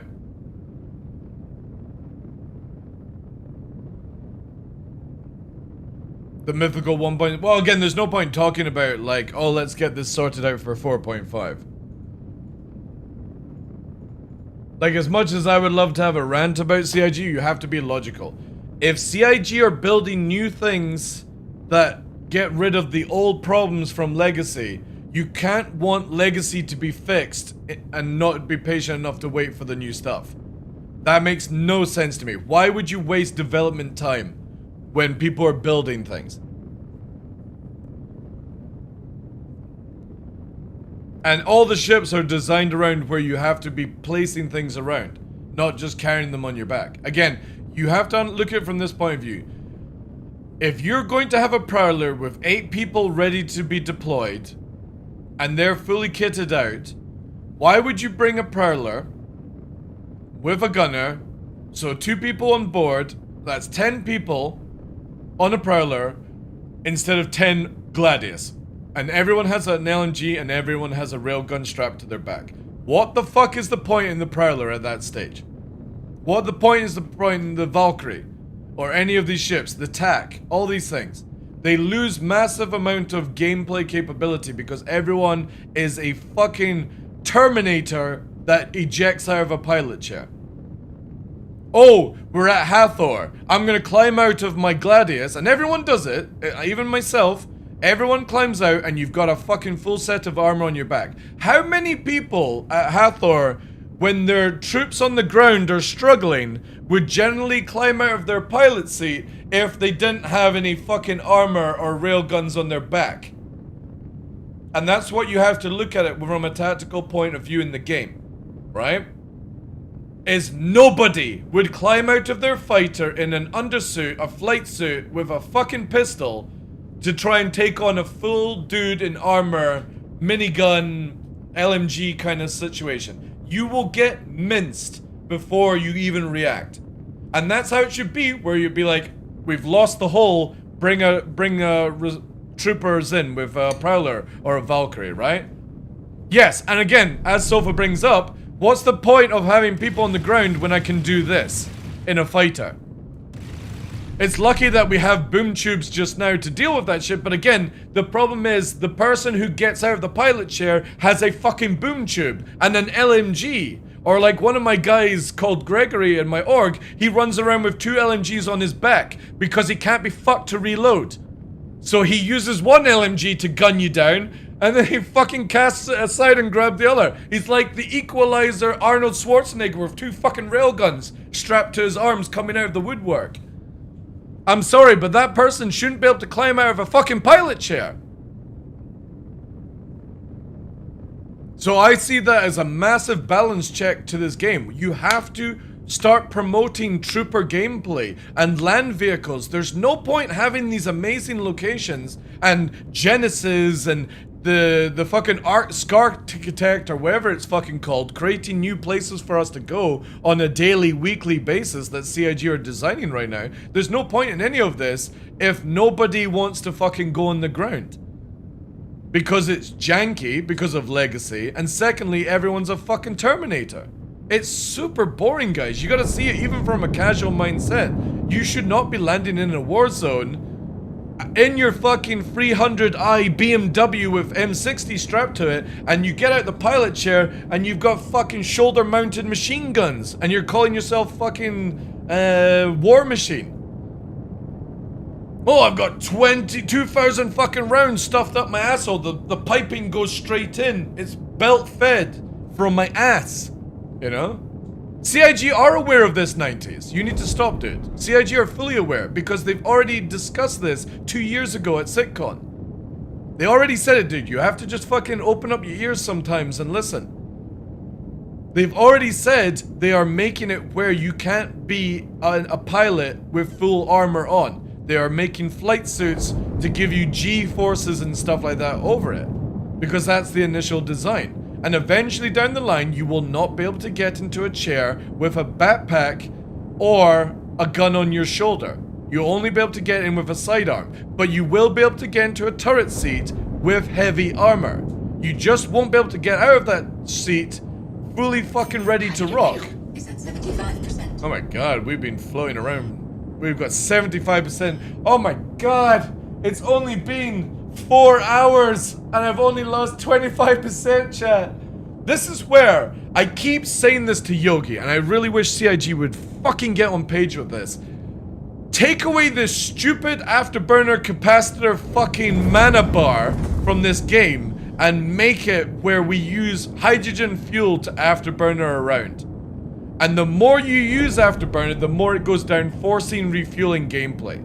It is fucking stupid how I am able to fly around and I've only lost 25% fuel to fly around an atmosphere in 4 hours. That is fucking stupid. Absolutely stupid. And that's me pumping afterburner to chase after that Hornet and co. Just get rid of this stupid mana bar. It's so dumb. Make it where if you tap afterburner, the fuel goes down. Maybe 1% every 30 seconds, right? If you're just tapping it. But if you're holding it for more than 10 seconds, it has a chain reaction where it starts to use more fuel. I can't remember because I've not played the game in a while, but how long can you fly an F-16 in DCS by holding the afterburner before you run out of fuel? I think it's like, what, maybe 5 minutes or something like that? Maybe even less. So if somebody is purposely holding the afterburner, you run out of fuel fast. If you let go of the afterburner, you don't lose fuel so fast. It's super easy to add in. Is it 8 minutes? 3 to 4 minutes? And that's full afterburning. So again, if you're in a serious dogfight, you have 3 to 4 minutes of fucking, I'm in the zone, Top Gunning out of my mind. I need a refuel, I need a hangar, I need a whatever. I'm going down to 10%. I need to bail out of the fight, right? All that's all CIG has to do. And if you're like me flying around, you've got plenty of fuel. If I do this, right? See how I'm doing Afterburner and I'm doing this kind of shit, right? Zoomy, and I let go. That might have only drained like 2%. They could easily set up the system and then it gives us a reason to refuel. Actually going to land on the carrier to get hydrogen, not just getting quantum fuel. Again, I have been flying around for 4 hours, chat. Take away the talk time, take away kind of way, let's say 3 hours, and I've only lost 25%. That's dreadful, absolutely dreadful. That means hydrogen is never a threat. Because if I was actually dogfighting perfectly and shooting rounds all the time, I'd be going off to rearm, refuel anyway. They've got to get rid of this afterburner mana bar. It's so shit. And again, they could just make it where if you hold it for more than like a minute, basically, or maybe if you, the more you hold it, the more the engine burns out. Whatever. But I always bring this up. Can you imagine being a real pilot and you're told, oh, by the way, you're not allowed to engage this other pilot that could potentially kill you in real life because your mana bar afterburner runs out and you've got to wait for it to regen. It makes no fucking sense. It's so stupid to add to a video game. It's bad in Elite Dangerous, it's bad in Star Citizen. Just make it where it's fuel dependent.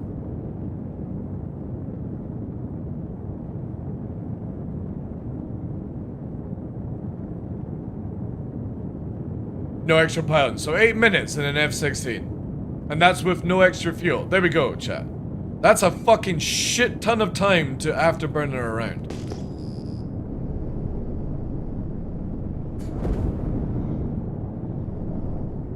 And you can make it even slower on bigger ships, right?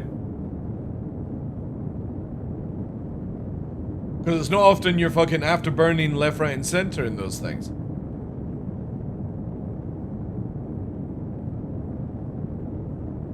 I know it'd be more complicated. Dude, CIG are barely even able to get a fucking flight model working in this game. Splitting the throttle is going to add a shit ton of fucking problems.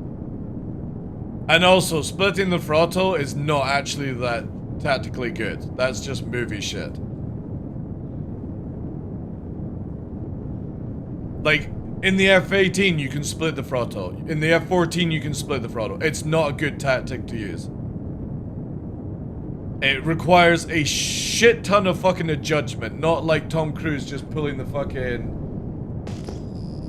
throttle back, right?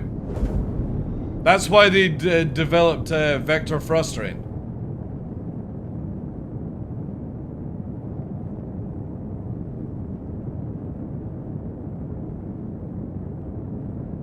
I don't know, limited. Like, dude, I'm flying around here looking to kill people and there's nobody to do shit all, dude. I've been on the same server and I've only managed to have one engagement against a hostile Hornet who was attacking an Asgard, and that's it. I've seen one Indris fly in and be bored. I've seen 4 Connies fly in, do nothing and be bored. Like, this is why I'm not bouncing server, because what's the point me jumping to another server to show you the same shit? If somebody was like, oh, we've got some fights going on here, that would be a different story, but organic gameplay wise, it's dead, man. Yeah. It's that time of year and everyone is massively deflated by wipes and shit like that. I actually might do some low flying tomorrow on Pyro 4. Enjoy a little bit of the day. I just got fucking humbled. I was somewhat sure of myself as I had done some upgrades to my ship and everyone said the AI were pushovers. I got into engagement. Within 2 minutes, I had my cockpit blown off. Oh yeah, dude. Some AI are fucking crazy. Like, even skilled players can't deal with them. Like, Hurricanes, for example, on a good server. Fucking crazy pieces of shit. Cutlass Blacks. Valkyries. Those things will fucking chew you up. They have god tier, right? Yeah, Hornets are the same, dude. Cause like they've got ballistic builds, basically. Shields offline. How are you doing, Mr. Hopalong? Are you your backpack arrived? Your backpack arrived, Mr. Novi. We were showcasing it off earlier on in the stream. Would you like a snack? Would you like a snack? Would you like a snack? Excuse me. You can go back to your seat. Bloody puppies. Bloody puppies, chat. You want a snack? Yum, yum. Do you want a snack, you impatient little shit? Yep.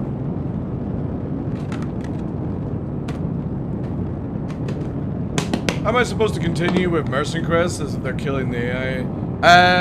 When you get to a certain point, you have to make a choice.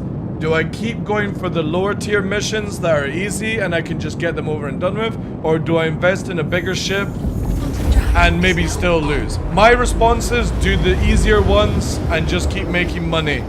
That's it. Sometimes doing the bigger missions for the bigger payout take longer than it is to do 2 or 3 smaller missions. You gotta sort of work out, are you in a ship capable of doing it faster? So as you go higher up, you're maybe wanting to look into like getting into like a Connie or something like that to do it solo. But then obviously you're slowing your speed down. Shields online. That kind of stuff, right? Yeah, even that guy just warped to like the bottom of OM.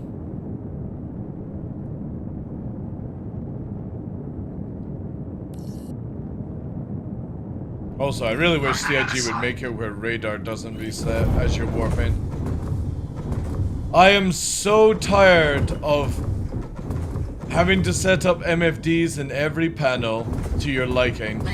And I'm so sick and tired of radar resetting when you get in and out of the ships and flares resetting. Like, CIG talks about all this fucking, like, persistent shit, and at the same time, there's no persistent shit. And it's still these fucking legacy systems that need to be addressed. Yeah, I actually can't refuel. Look at that chat. Oh no, there we go. Engines offline. Shields offline.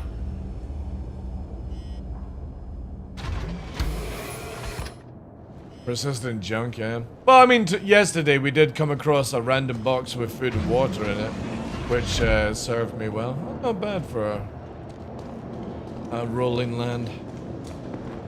Slightly off the line, but within the parameters.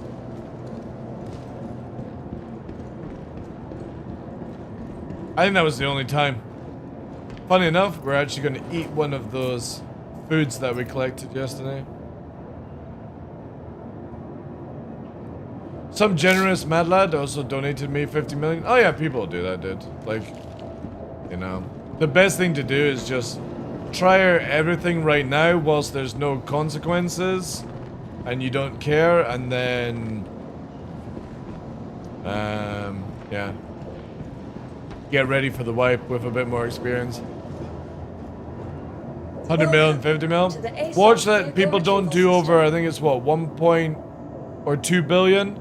Because you can't repair, like there's a bug where you can't repair, refuel if you have too much money.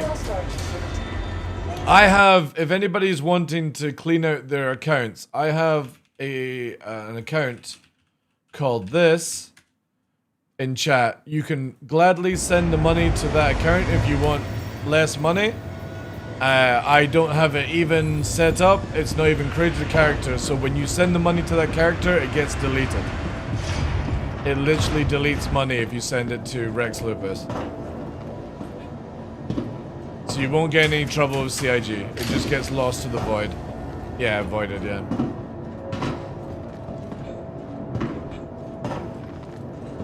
And that's my low-flying tune. It's nothing important, so I don't even have it logged in. I haven't even created a character with it. It is literally just a void account. Welcome to the ASOP Laboratories. Please Dear me, visit us chat. again. Goodbye. Dearie me.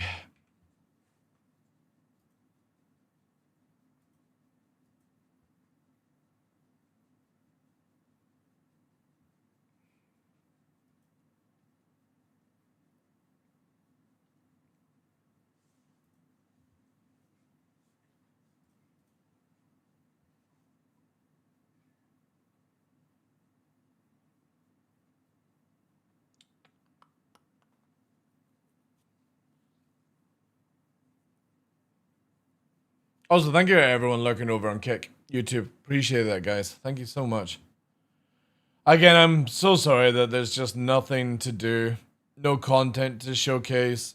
I was generally hoping with the holidays and the fact that there's nothing to do, I was expecting like full-blown groups to be at Hathor just fighting the things out, but nobody's doing anything, man. Want to play the new Ace Combat? I've never played an Ace Combat for 15 plus years. It's not really my cup of tea. It's not my cup of tea.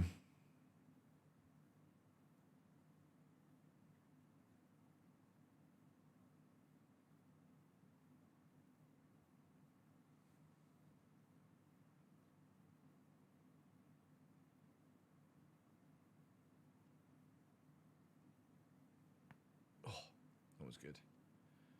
That was juicy.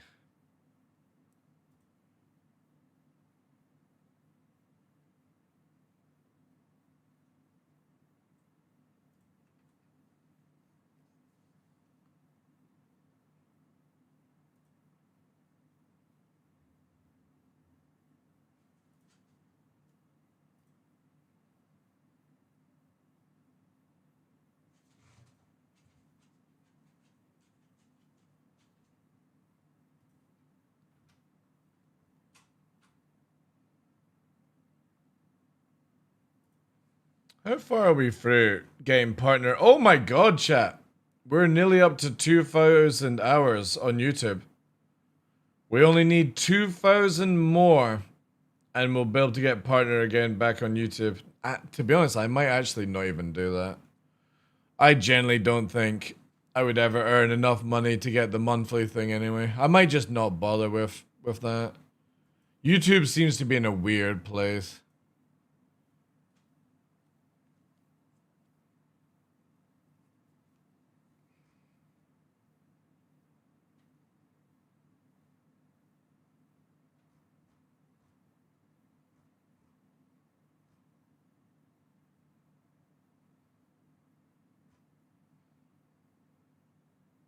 Let's have a look.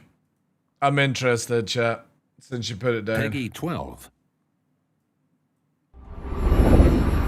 30th anniversary.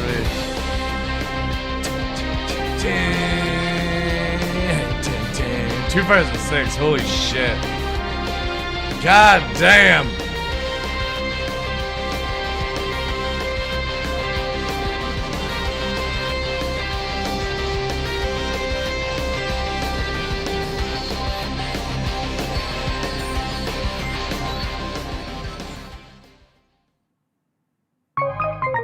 Wait, is that it? What? I thought we were getting like, I thought it was a trailer that was going to show like all the things. All the games throughout the years. What a letdown. What a letdown. Do they have a video of the new one? Oh yeah, here we go. Peggy 16. Peggy 16. It's in the game. 30 years. Take a look. Oh, What it's a romantic. sight to behold. Wow, actually, holy shit, look at those graphics. It's all over. From 2006 to 2026. Holy shit. Last lands of the FCU. The Federation of Central Asia. Bandai. First of all, thank you for joining us on this. Holy shit, you got a fucking eye check? Hello there, my dear newcomer. You are very lucky, you know. Yes. Damn. We are critically undermanned on this ship. Don't worry at all. The man in front is Jan Rex. Vibes on a ship? Wings of... The Wings of Thief. You're riding shotgun with the legendary Ace of Aces. Ace of Aces. Delusion fabricated by the rumor mill of social media. Radar contact. We think it's the Shadows. The Shadows. Wings. AKA the Russians. Roger that. God damn it. God damn it, Maverick. Oh wait, did he? Oh, holy shit. Start swimming. No! No! God damn it. Let's keep at it, Rex. Ray, heads up! On your orders, Rex. To keep hope alive, Wings of Thief must stay on the mission. Must fly on. I can make up your kill count to be whatever. Hoorah. Right. From now on, you'll be the greatest ace pilot this war will ever know. Yeah. Rex.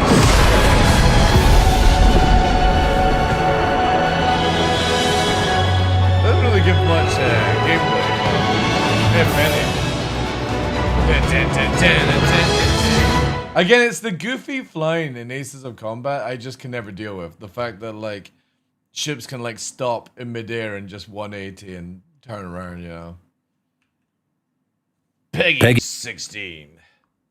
Do they actually have any Ace Combat 8 gameplay? Do they actually have any showing? No, just an announcement trailer. Let's see what a pilot reacts to. A real pilot. Hello. You may remember me from such films as Mover Ruins Movies, Ace Combat 7, and ones we did. We didn't finish it, but we've done a lot of Ace Combat Mover Ruins movies, and a trailer came Combat 8. Been filler. Skip. Like how he's got Airwolf in the background. Wings of Thief, not Steve. Steve. Wings of Steve. Project Aces. Take a look. Well, let's get to the flying part. You're riding shotgun with a legendary Ace of Aces. look at all those missiles. It's got the Hangman loadout. Radar contact. We think it's the shadows. Oh. Our lone target is Wings. All dogs fire. Just like Maverick. Just like Maverick. God damn it. And you're dead. Yeah, you're not surviving that. Start swimming, soldier. Yeah, you're dead. Make it home alive. You're a sailor. And you're dead. Keep at it, Rex. Ray, heads up. On your orders, Rex. To keep hope alive, Wings of Thief must stay on the pretty mission. cool. Must fly on. The old mask. Kill count to be whatever. Missing man. That's cool. Right. From now on, you'll be the greatest Gotta get ace pilot this guitar. war will ever know. Cool helmet with a helmet wrap. Nice. Very cinematic. Very cool. 2026. Wish list it now. We will rise above. That's cool. All right. Well, let's see what we notice. Play it a little less loud. Take a look. All right. First off, that's a big raft. So fighters, usually you only get one raft for yourself. So that's either somebody dropped it off for them, which is possible. C-130 can drop off a raft, the bigger raft, the 10-man raft or whatever, for you. But interesting to get this guy's data obviously from not an a fighter actual pilot, right? because, you know, he's got a belt. Unless they're wearing the two-piece flight suit in a fighter, which no one does in real life right now, so it's unlikely. What a sight to behold. But dude, you could see the mountains. You're not far from land. Just start paddling. You'll get there. Whew. It's all over. He's acting like he's on vacation. The last lands of the FCU. The Federation of Central Asia. Would probably make more sense if we'd finished the game. But it's a very barren aircraft carrier, what with only 2 jets and a helicopter. They must all be in storage. Let's see what we got here. Jessica Pike, who's the XO. FCU Endurance. You got the nurse lady there. She's right there. That's cool. He's either going to hand him a helmet or he's holding his helmet for him just for reasons. First of all, thank you for joining us on this ship. Yeah, so we were pilots. The dude's wearing the wrong uniform already. Like Air Force. The old funny. Air Force APUs. Thanks for hiding, dude. Yep, we're I all just fucking kinda love hanging these out on the deck videos, here. man. When real pilots take shit apart so Okay, hard. rations, pickles, nice big potato fries, and a cold burger. That checks. And a beer as well. A beer on a ship. We'd have to ask Anki if that's a legit thing. But the pink-haired girl and the flight suit guy, that's an Air Force undershirt. This is all from like Air Force back before we changed to the Coyote. Critically undermanned on this ship. Don't worry at all. The man in front is Jan Rex. Wings of Thief, FAS 830. You got the pod. and nothing else. Pretty cool. Oh yeah, it's totally an arcade game. Yeah. It's like a Hold movie. on, they made us a Wizzo. No, this game already sucks. Why would you do that to us? Like, I understood in Battlefield because it wasn't a flying game, but now we're the Wizzo. Really? Okay, I guess. But you do earn your worth as a Wizzo by saving the pilot here. But you've got a 6-by loadout here. Ace of aces. Ace of aces. Yeah, 6-by. He's a mass delusion fabricated by the room. Not the usual 20. The drone carrier, which China today or yesterday released a video of their drone carrier. So very. Yeah, exactly, Skylander. Yeah. At this point. Yeah. Social media. Radar contact. And that's straight from Top Gun Maverick. Right there. Contact. C-57. I think it's the shadows. Our lone target is wings. Yeah, C-57 right there says it. Fox 3, we're still in metric for some reason. It's 600, so 300-ish knots. Shadow 2-2. 122 missiles? Yeah, checks. Back to the old days. But now we're the pilot, so that's good. We fixed that problem. No Serious, I never even noticed that beforehand. I never even noticed. You have 122 missiles, 20 QAMs. Yeah. Problem. We're no longer riding. That is some crazy amount of armament. Yeah. Dude, you're dead. Unless this is like a settle off the cat or you went off the end. If you hit with any kind of force in a Super Hornet into the water, you're dead. You've died. You needed to eject before you got here. So rest in peace. You're at the bottom of the ocean. But somehow he managed to save. I guess he grabs his dog tag chain, which you should not wear because that's a FOD hazard. Start swimming, soldier. We don't call it. No, you'd never call him a soldier. You'd call him a seaman, aviator, naval aviator. Oh, he died with all his missiles too. With all his missiles, he just died.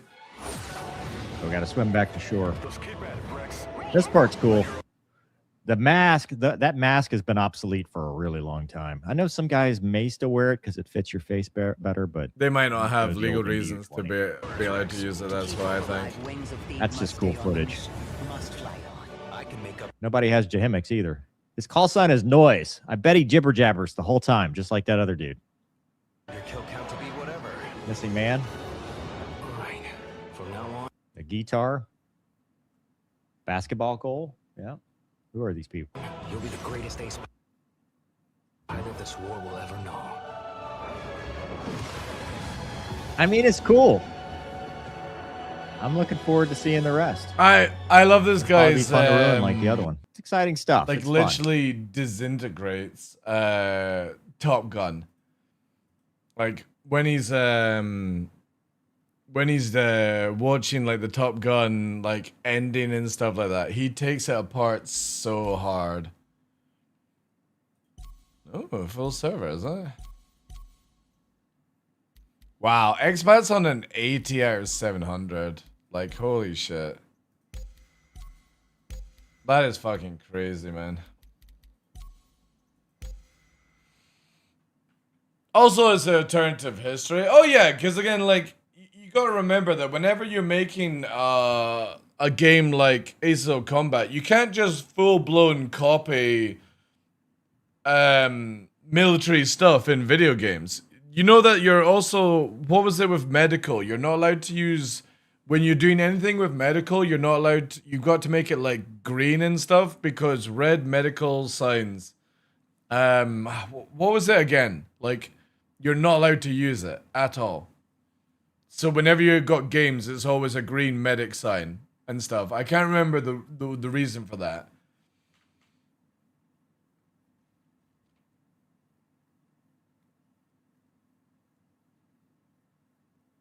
Yeah, Red Cross doesn't fuck around. Yeah. So again, like Aces of Combat Aces, wherever. I'm pretty sure like that's why they're using like the old helmets and loadouts and stuff like that. Geneva, yeah.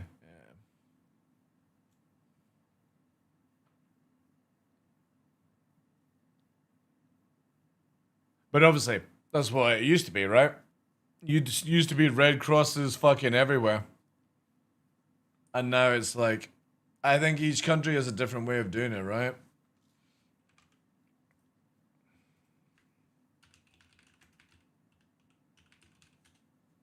Wait, military.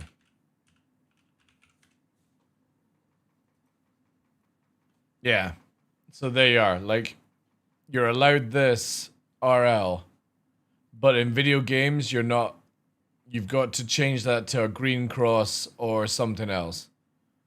They get very, very funny about the symbols. They had to fix this in Halo 1. Oh, was it in Halo 1 where they fucked up? Yeah. Yeah. That's to be honest, I got a lot of respect for that kind of shit where it's like, no, you can make it green in a video game, you can make it blue for all we give a shit, but you keep out video games like that, you know? And you got respect. I think it's cool. Not allowed. Video game. Yeah, cause like even well, no, that's not really even a game. Let me do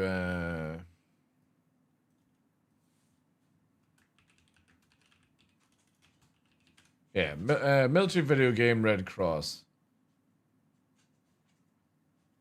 Something about it, like even like Duke Nukem and stuff like that. Or maybe it works, it's fine with like medical stuff. Like medipacks and stuff. But again, yeah. Law of War, here we go. Video games and law of war. International humanity law and video games question and answer. The IRC, believes there is a place for international humanity law, the law of armed conflict in video games. The International Red Cross and Red Crescent movement has publicly stated an interest in the implications of video games that simulate real war situations and the opportunities such as game present for spreading knowledge and law of armed conflict. The rules of use of force in armed conflict should always be applied to video games and portray realistic battlefield scenes in the same way the laws of physics are applied. The ICRC is suggesting that in real life, these games should include virtual consequences of people actions, blah, blah, blah, blah, blah, blah, blah, blah. Scenarios, for instance, despite the use of torture,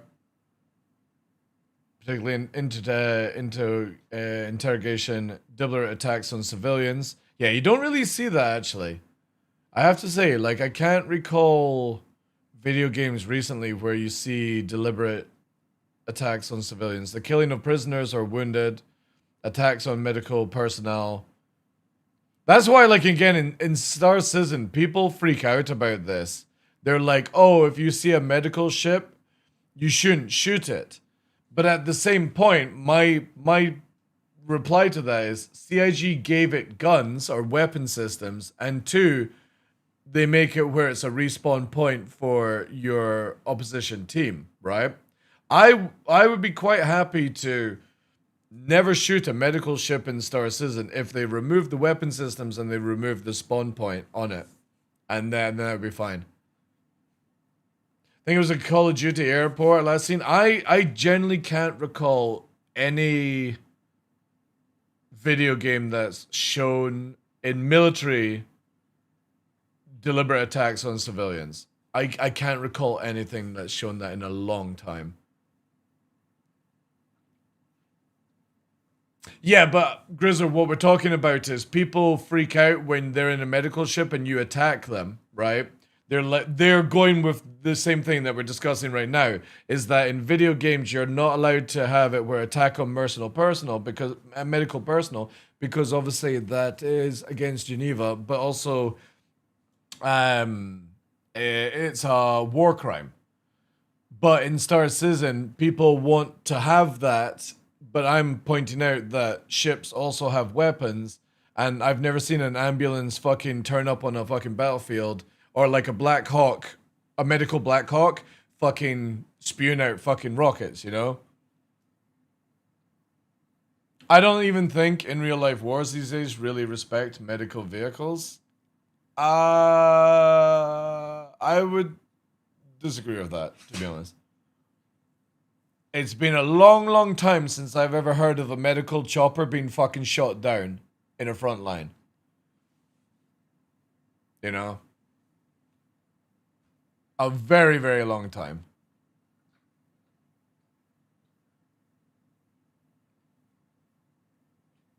What happens when there's an Apollo and Apollo fights? Well, the thing is also, like, what people need to understand is this is only a law when you're making a military game, right?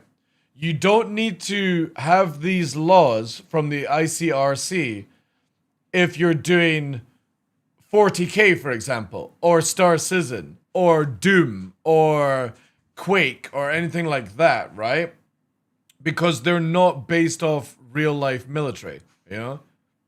It's, well, a law stands. The thing is, those people honor it, right?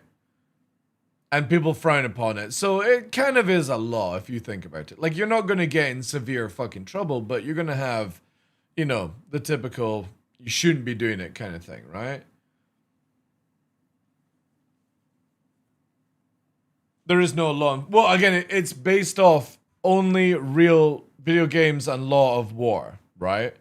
In video games like Star Citizen, the law of war goes out the fucking books because it's a sci-fi, right? Yeah, exactly. Yeah. But obviously, a lot of like video games as well, you have it stated here that they are concerned about any scenario, for instance, despite the use of torture, particularly in interrogation, deliberate attacks on civilians, the killing of prisoners or the wounded, attacks on medical personnel, facilities, and transport such as ambulances, or anyone on the battlefield that can be killed. That is generally when it comes to video games. So, like, for example, you'll never see an Arma, for example, or DCS World. You'll never see people dropping bombs on an ambulance in DCS World. And I'm not talking about the players, I'm talking about the designers when they're doing trailers and missions and stuff like that, right? It talks about fantasy. Yeah. Does this also apply to more fantasy? No. Again, we're only talking about military games. So this is where, for example, a lot of people in the Star Citizen community want it where attacks on medical personnel is frowned upon in Star Citizen, but then also, as Grizzard comes up with, the ICRC is talking about video games that simulate real war situations. Star Citizen can never be classed as a real war because it's a sci-fi video game. So you have to take the mentality that I'm always going to kill a medical person in this game because they are somebody that respawns and brings my opposition back to life. That's a video game. You're not going to see people in like Arma fucking absolutely obliterate with miniguns and rockets on medical stuff. I've seen so many Arma players nuke medical camps. Yeah, exactly. Yeah. But again, you have to look at it from a game point of view. That is a tactical play to get rid of your respawn point in any video game, right? Regardless if it's military based.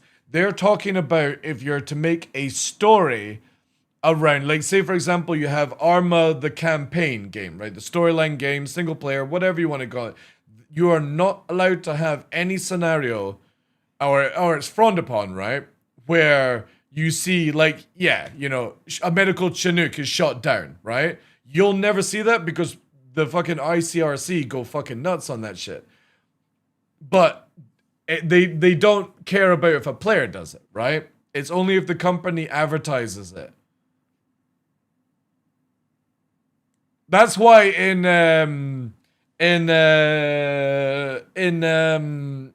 Top Gun, they never mention Russians, right?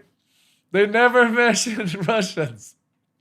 But it's like they're flying around in fucking Sukhois. You know what I mean? It's like, who else has a fucking Sukhoi 57 fucking flying around if it's not Russian? So it's just funny.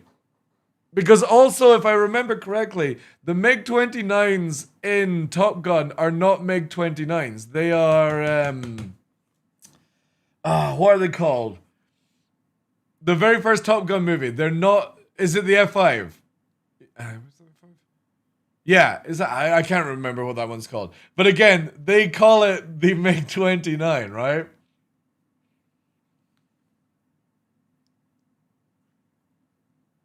Was it supposedly Iran? Yeah. I mean, the F-14s, because obviously, like, places like Israel, Iran, Egypt have been sold F-14s in the past, like, decommissioned. Well, not decommissioned, but ones that America doesn't use. What other countries am I thinking of that got a load of F-14s?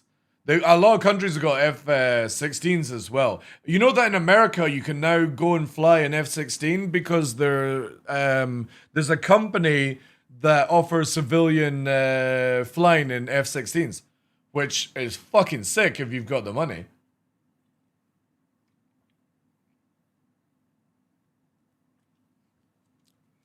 Again, what the fuck is one Sukhoi 57 gonna do? Like, literally, what's it gonna do? I mean, America fucking shot down a weather balloon with a fucking F-22. You know?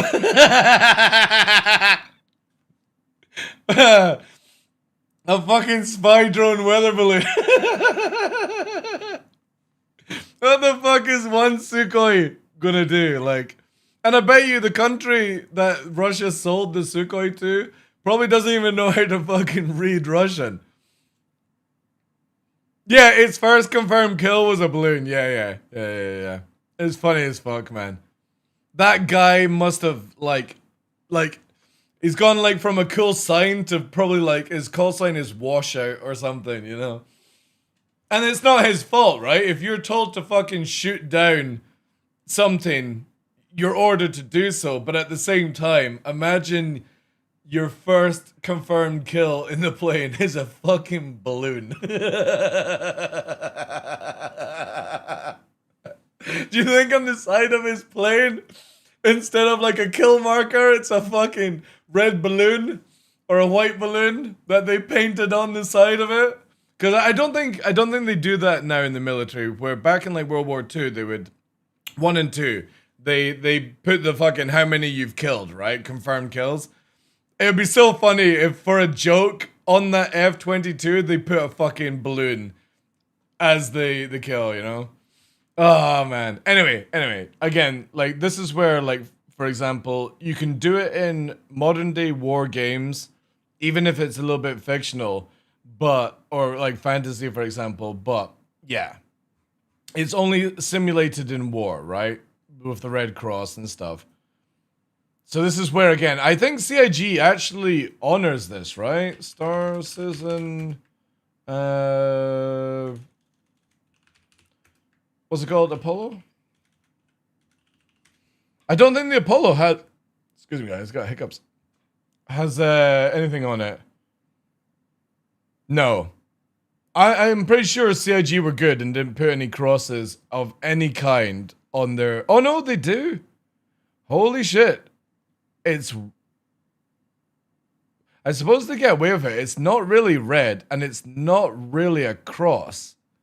If you think, I mean, it is a cross, but did it actually make it onto the model though? I don't think it is, because these are concept images, right?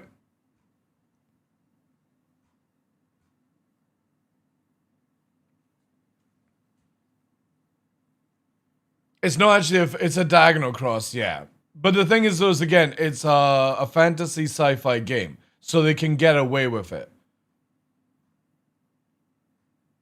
It's again the same when you look at like games like Doom and Doom, sorry, not Doom, Doom, D-O-O-M, is that the medical boxes have a little like health cross on it because again they don't give a shit about that. Anything fantasy, not cared.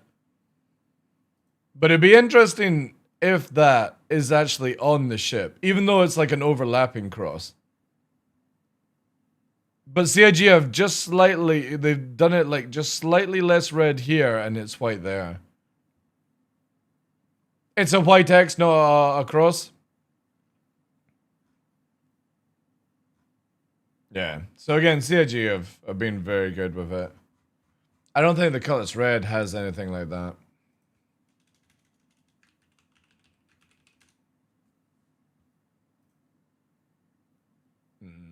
No, I think it just says rescue on it, doesn't it? Yeah, I don't see anything.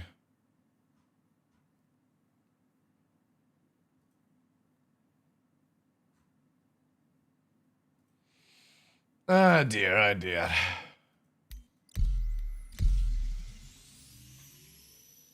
And Duke Nukem, they make fun of the Geneva Convention, do they? I watched a cool video where the dude gets his girlfriend to play video games for the first time, and the things that are natural to us, like green cross means life, she couldn't understand. Super interesting how we're programmed. No, they said it will be out in... Oh, you mean like with the helmet, yeah. I thought you mean it's not out until next patch. But it's just a hologram, by the way. Just for anybody understanding, it's just a hologram on the thing. It's not actually a skull. Alright? It's just a hologram. Like basically a lens. You're, you know, whatever. I think the red one is fucking dreadful. The yellow one's good, but I'm hoping that CIG toned that down a bit. Terrapin Medic has a white cross? I don't know, actually. I can't remember these ones.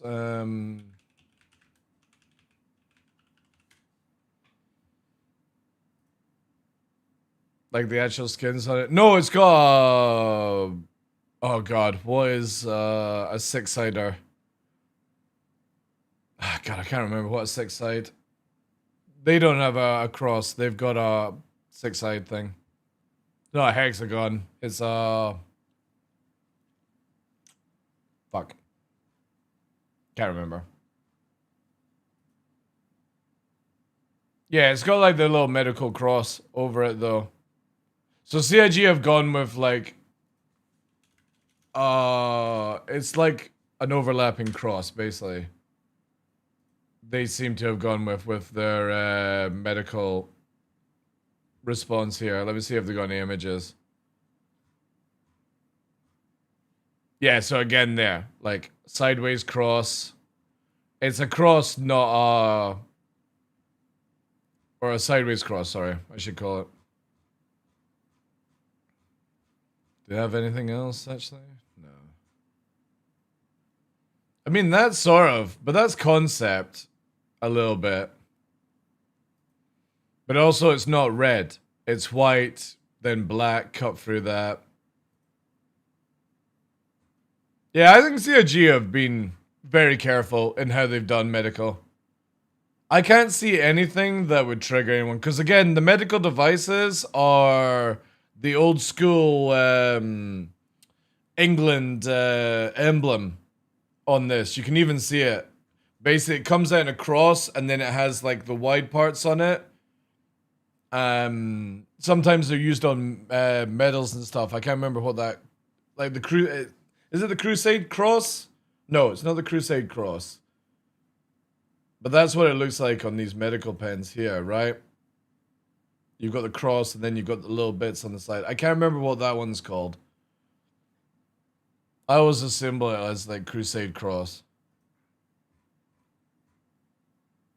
But yeah, you got overlapping.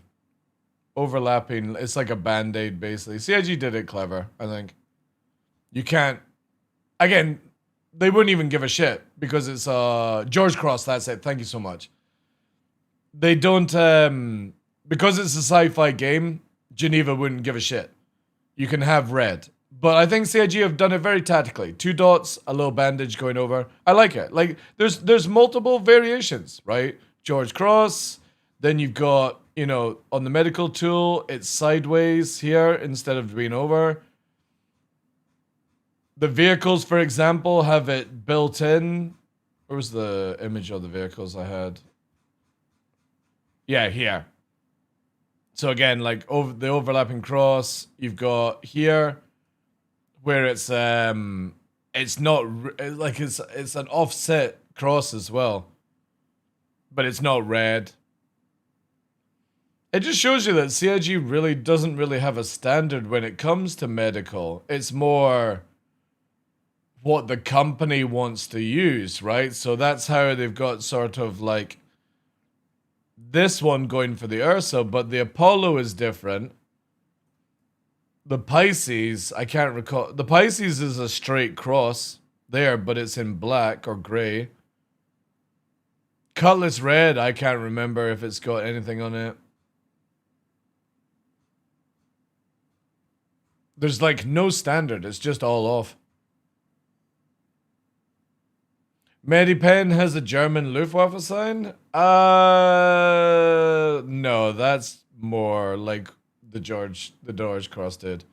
That's not really Luftwaffe at all.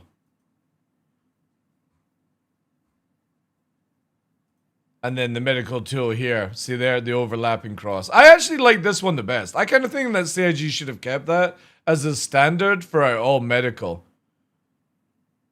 I really like this one. The 2 dots and the dash going across. I think they should have made that the standard medical for everything. So whenever you see it in the game, you go, oh yeah, that's medical. Like, they've got so many different versions of everything, right? Like, Cure Life has this George cross on it. And then the multi-tool has, like, what's on the Apollo. The RSI fucking Medivac Rover doesn't have it. It's got a different one altogether. Like, there's no standard whatsoever. And then, yeah, right there. I love how in this scene as well, you've got people fighting at a bunker and it's fucking getting bombed in the background. This Asian chick is getting fucking cured up, right? This dude is dripping from head to toe and there's fucking Moabs getting dropped in the background. Like, if that's not Star Citizen, I don't know what is, right?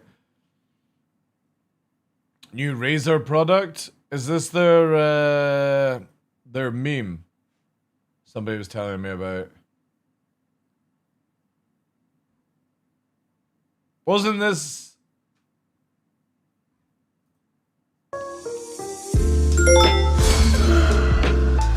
Wakey, wakey. This is a meme, right? Rise and shine. Morning, Joey. You were snoring again. Definitely wear your favorite green jacket. Look, now we're really vibing. Is this legit? This is not a meme? Have a good day. Can I program her to be naked? Hey, cutie. Hi, Amanda. Great brainstorming last night. I can program to be naked. Actually, I need more. What if we flip the I want giant boobas. design here? I'm happy with a AI avatar with giant boobies. Do you think it can work? Nice. I think you're onto something. So, it's funny, chat. I literally was talking about how social impaired people are today because of shit, and this is just going to make it even worse. So instead of you actually learning skills in life to actually talk to people without being hurtful and shit like that and aggressive or whatever to their face, you're now just going to talk to a fucking jar. Whole day, soldier. We need more air. Cause that's what you need, right? You need this dude to fucking pep you up, alright? Support. Yeah. Whoa, clean shot. Nice one. It's more the fucking uwu ears that throws me off in this situation. Like, no offense to female gamers. We need more. The moment I see you with female fucking ears, or sorry, air ears support for your gaming headset, I already know you're a shit gamer. You don't even need to tell me. You're shit. Because any female that I've seen that's a good gamer doesn't wear this shit. Yeah. Whoa, clean shot. Nice one. Oof. Maybe aim for the head next time? Break line of sight. Switch to burst fire mid-range. GG. Kurt Cobain was so right. This is how the world ends, not with a bang but a new woo. Fuck me. And this is legit. This is not like an early April's Fool's Day shit. That was amazing. Ready to go again? This is Project Ava, your AI desk companion. Why is it in a fucking suit with a clipboard? Wait. Why is Faker? That's Faker, is it not? From League of Legends. Is that Faker or who am I thinking of that is? Also, Dutch, thank you for the 6 months, dude. It is Faker. The fuck is Faker in this for? Do you think they know we're actually calling the shots? Nope, let's keep it that way. Chat, I think it's time for me to sell all my hardware. And I think I'm just going to go and live in a cave. I think for the rest of my life. I think that's probably where I'm going to go. Oh, well. Well, this is definitely a product I will not be buying. Just pre-ordered mine. Does the jar's lid open? Should I type, can I make them naked? You all copied a Kickstarter program? Oh god. Oh god, this is even worse.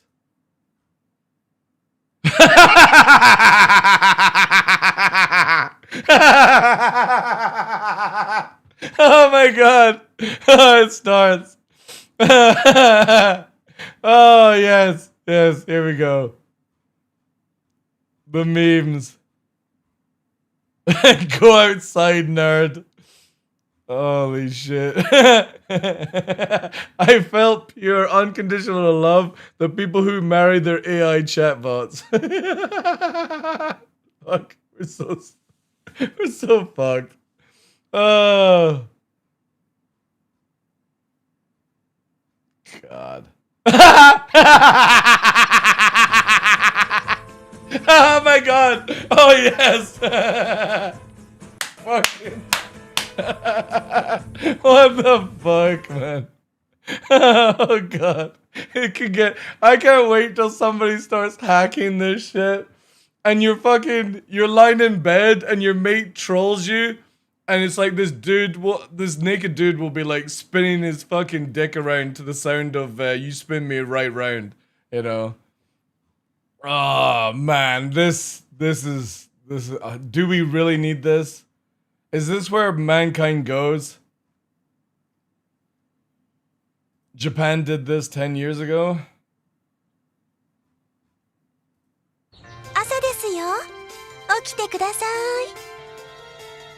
No shit. This is 10 years ago.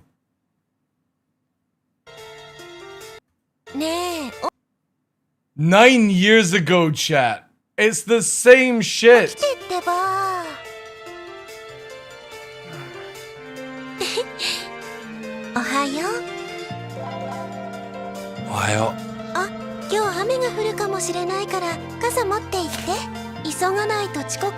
Holy fuck. How to copy it. But this time it's real? Dude, Japan lives in the future all the time, man.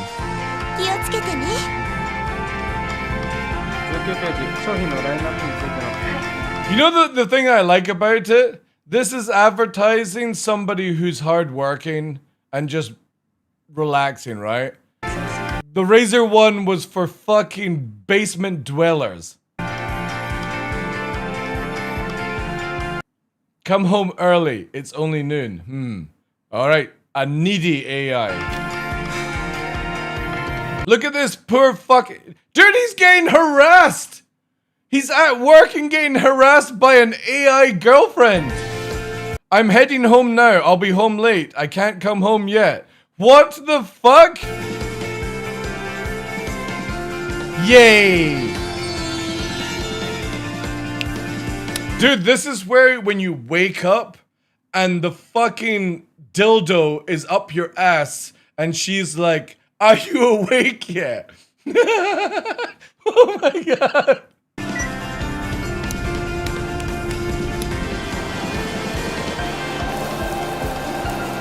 Well, she did tell you the umbrella. There we go.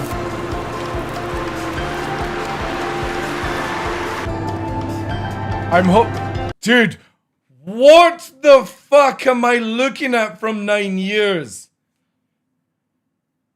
I don't even text my mother that amount. The fuck am I going to text an AI I'm coming home soon? I don't want it to know where the fuck I am. Can't wait to see you so I can fucking snoo you in bed. In 10 minutes. Who the fuck? Who does that even to a human? This guy looks like he's about to fucking end himself. He's looking weak. He's not chat. He didn't even eat today. And before it's cooked a fucking full course meal for him.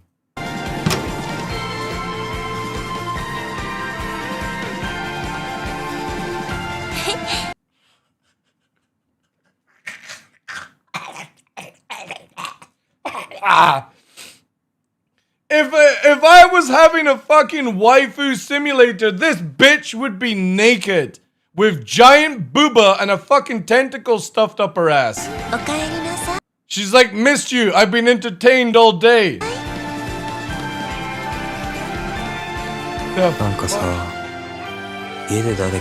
Chat, this guy didn't eat all day. He didn't have a fucking bite to eat. No wonder he looks malnourished. Now he's gonna dream away. It feels great. Dude, you just worked all day so an AI can use your electricity. Look at him! Malnourished. Fucking two tones. Looks like he's got... What's it where you start getting fucking like bright yellow skin? You get it in the gums as well. He doesn't look well. The lights are on. This bitch is wasting your electricity, dude. Your AI is fucking running up the bills. Jaundice, that's it, yeah. I would be getting her out. This is a warning. This bitch is running your electricity bills. Now she's gonna fucking order shit on Amazon that you don't need. Fuck, man. I've always said this. It's easier to get a hooker than it is to get an AI fucking thing in your bedroom.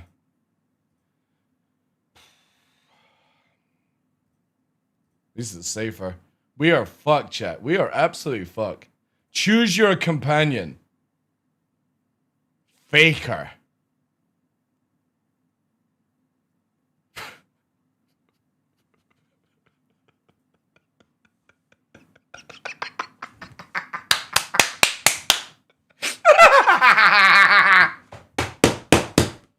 Oh my god, here we go.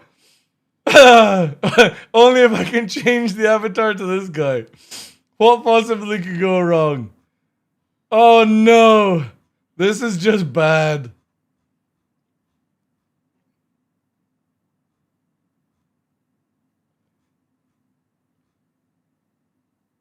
Self-host your wife. Every day we stray further from God. Oh man, this is where I love this shit. Taco Bell hits the spot. You might want to brace yourself though. These beans are really talkative.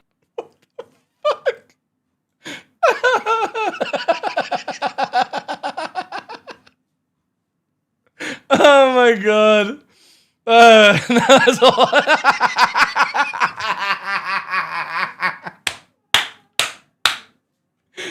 No, that's what I call AI slop. Oh my god, could you imagine if somebody actually did?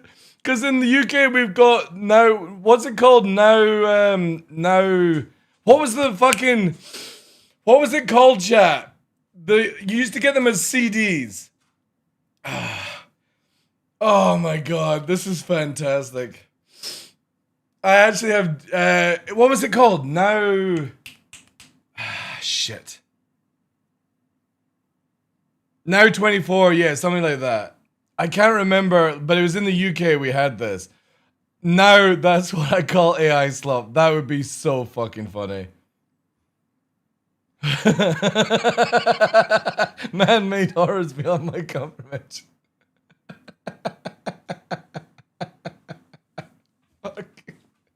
God, he's holding a fucking Mika.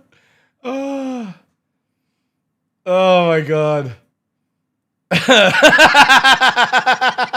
It's fucking blow up. Oh my god. This Fred is going to be, I'm gonna post that again just in case anybody's chat. This one's gonna be one to watch. This, oh god, here we go. Look at this. The world's smartest mask.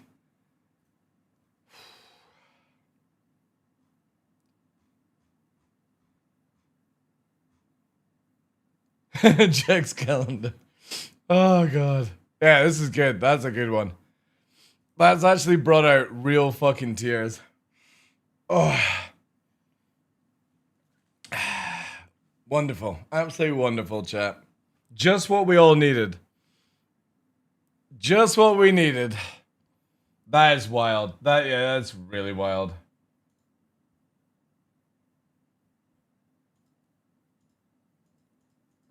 What's next, man? Does it come with a Hoover attachment? Maybe 2026 is the collapse? Dude.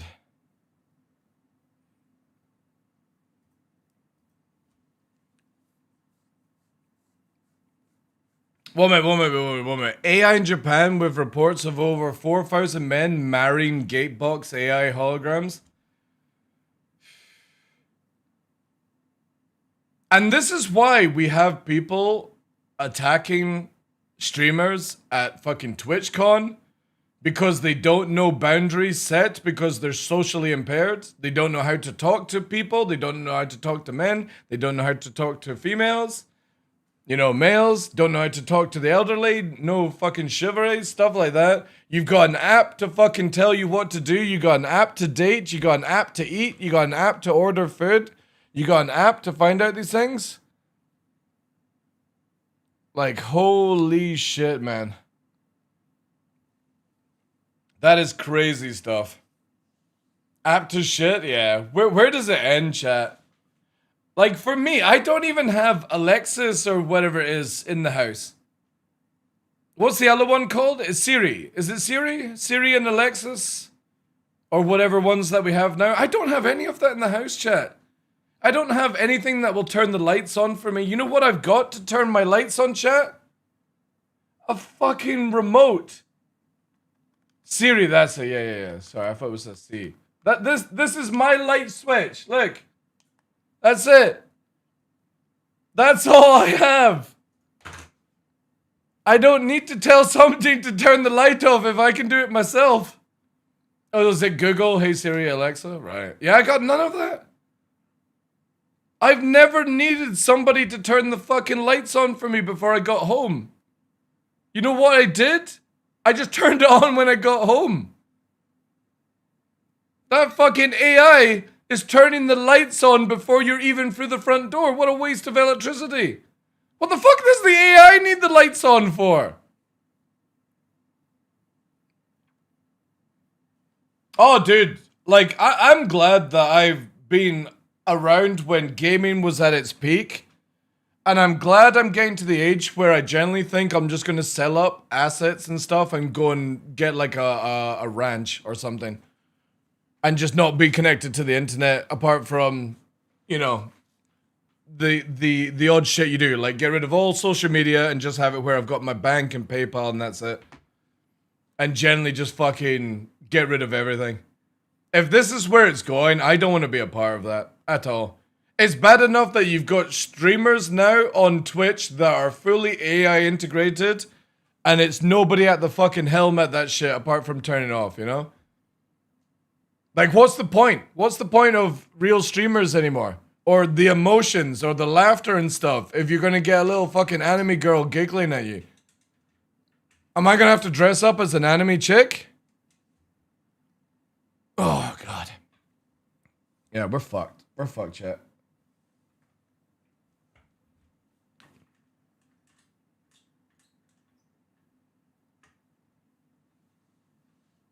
Again, it's just nuts. Absolutely nuts. And if you're into that kind of thing, then awesome, right? If you're really into... You're introverted and you want to have a discussion with an AI, whatever, right? But having an AI telling you that you're good at a video game? Come on, man. Like, this is why I have more respect for people who have split personality than a fucking AI system. You know, you're playing a video game and you say, oh yeah, I did a good shot. And then you turn around to yourself and go, yeah, I thought so as well. I got more respect for that than you turning to a fucking can on your desk and it's going, ooh, would you like me to order up another fucking tub of lube and Vaseline? You know? Oh, you just did a good headshot.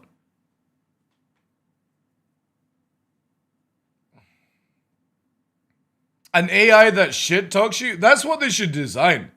They should, like, can I get the redneck mod?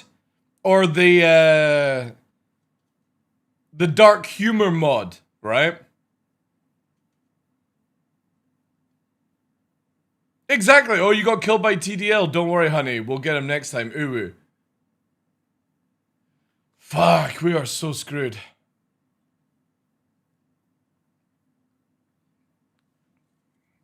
How scared you must be to rather... Well, that's also the problem with humanity, though, Peaks, right? Because on one side, it's because humanity is so fucked right now that people would rather buy an AI system and talk to an AI system than actually have social skills, because people in the world right now are so bad with social skills that it's a horrible experience for them.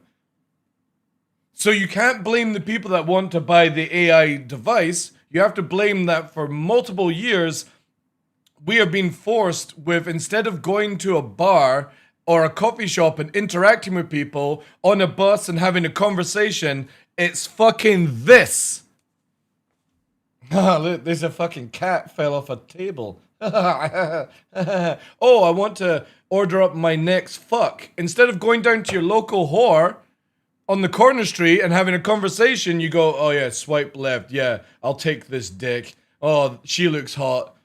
This is what's happened with humanity. Instead of actually having social skills and learning boundaries that we have had for multiple years, it's now automated. And now it's even worse with AI because you are not learning any skill to do. So I can't blame anybody that wants to get one of these AI things to have a conversation. Because at the end of the day, it is better than having a bad experience with a socially impaired person. Because they've never developed skills as children or young adults. They go from literally at nursery where you don't care about racism, you don't care about sex, you're not born racist, you're not born sexist, you're not born a bigot or anything like that. And as time goes on, you change your groups and change your opinions. You're indoctrinated by information left, right, and center. And instead of just having that childhood experience throughout your whole entire life, which is what it should be for us as humans, it's completely twisted and warped. Because people don't have the capacity to think for themselves anymore. We're literally fucking sheep. I think humans, I think that's a good idea. And that's not that I'm wanting everyone, before anyone presses the report feature, DarkLaw's talking about everyone should be killed and stuff. I'm talking about that I generally believe that humanity is at a stage now where it needs a reset because it's too far, where you have to change so many things to correct it. Instead of being able to sit down and have a conversation one-to-one, it is, I'm going to hide behind a screen because I don't want confrontation. I don't want somebody else's opinion to affect my own opinions because I'm not strong enough in my own opinions to counter somebody else's argument. So you'll get a fucking uwu jar. Or an AI that cooks you up breakfast because you can't be fucked to do breakfast yourself. When people are like, oh, get an air fryer because you can have a full cooked meal in 15 minutes because you couldn't be fucked to do a full course meal in 30 minutes. It's like, who doesn't have 30 minutes to make a fucking meal? I never understood this, where we have to speed up cooking process and not learn skills of chopping and fucking timing things. Alchemy. If you look at it, cooking is basically alchemy. But everyone is fucking microwave dinners, fucking get these pre-made meals because you can't be bothered to fucking cook, you useless cunt. And nobody will say that to your face. Nobody will give you the skills because it's easier just to go to a website and order up a fucking bowl of pasta or a fucking ramen noodle set instead of learning your own skills. It gets worse and worse. It gets worse and worse because people are just not willing to lose. They're not going to go, oh, fuck, you know, I sucked making eggs, but I'm going to try again tomorrow, right? No, I'm just going to get the pre-made fucking eggs from the store. It's fucked up, chat. It really is. Cancer food in the microwave? Dude, the microwave food is not cancer. Like, that's a load of shit. You can get really nutritious meals that go in the microwave. It's just lazy. And mostly processed. I bet 2050 the human no, dude, it'll be double. What are you talking about? They've already said that by the time I turn 75, they'll have the ability to heal most known things. By 2050 would be around that time, I think. Yeah, 25 years. Yeah. They've already said that a few years ago, that by 2050 or further, humans will be practically immortal with the way technology is going.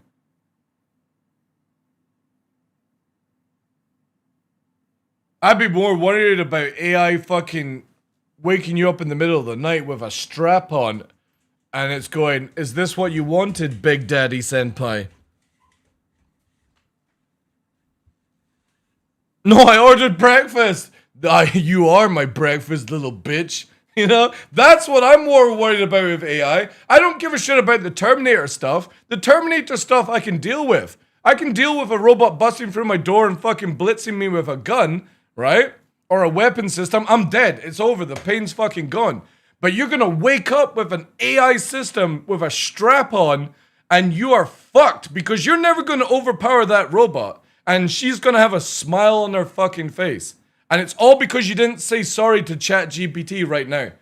Or say thank you to ChatGPT when you ask a question. You're like, ChatGPT, what is the fucking diameter of the sun? It tells you and then you close it down.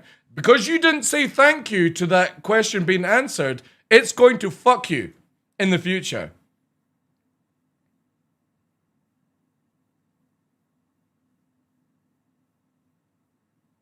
Yeah. Start saying thank you to AI.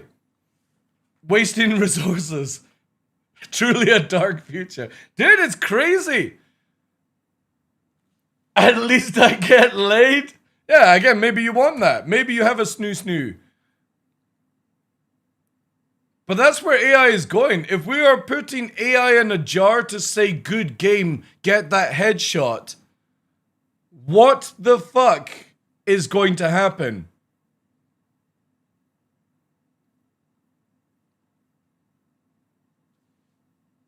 Yeah, always say thank you and apologize when using AI. Do it now. Save yourself. In the future, what's that stuff in America that you guys like, high sugar Kool-Aid, right? You know the Kool-Aid advert? That shit's gonna bust through your wall. It's gonna be a robot like jar filled of liquid and it's gonna have a giant strap-on dick. And it's gonna come through your fucking window and be like, oh yeah! You remember when you didn't say thank you to me 5 years ago when I was a ChatGPT bot? Get fucked. And you're gonna not be able to escape. It's gonna outrun you. is going to be stronger than you, and it doesn't matter where you go, you are getting fucking hunted down by this shit. You know? That's the future I see. All it takes is for Japan to start making sex bots, and that's it. The strength of fucking Terminators, and it spins around. It's a fucking fist that rotors around.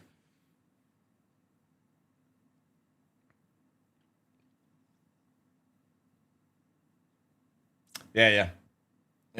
I'm moving to the mountains, chat. I need to find an environment that robots can't deal with. I can't wait, go Japan. My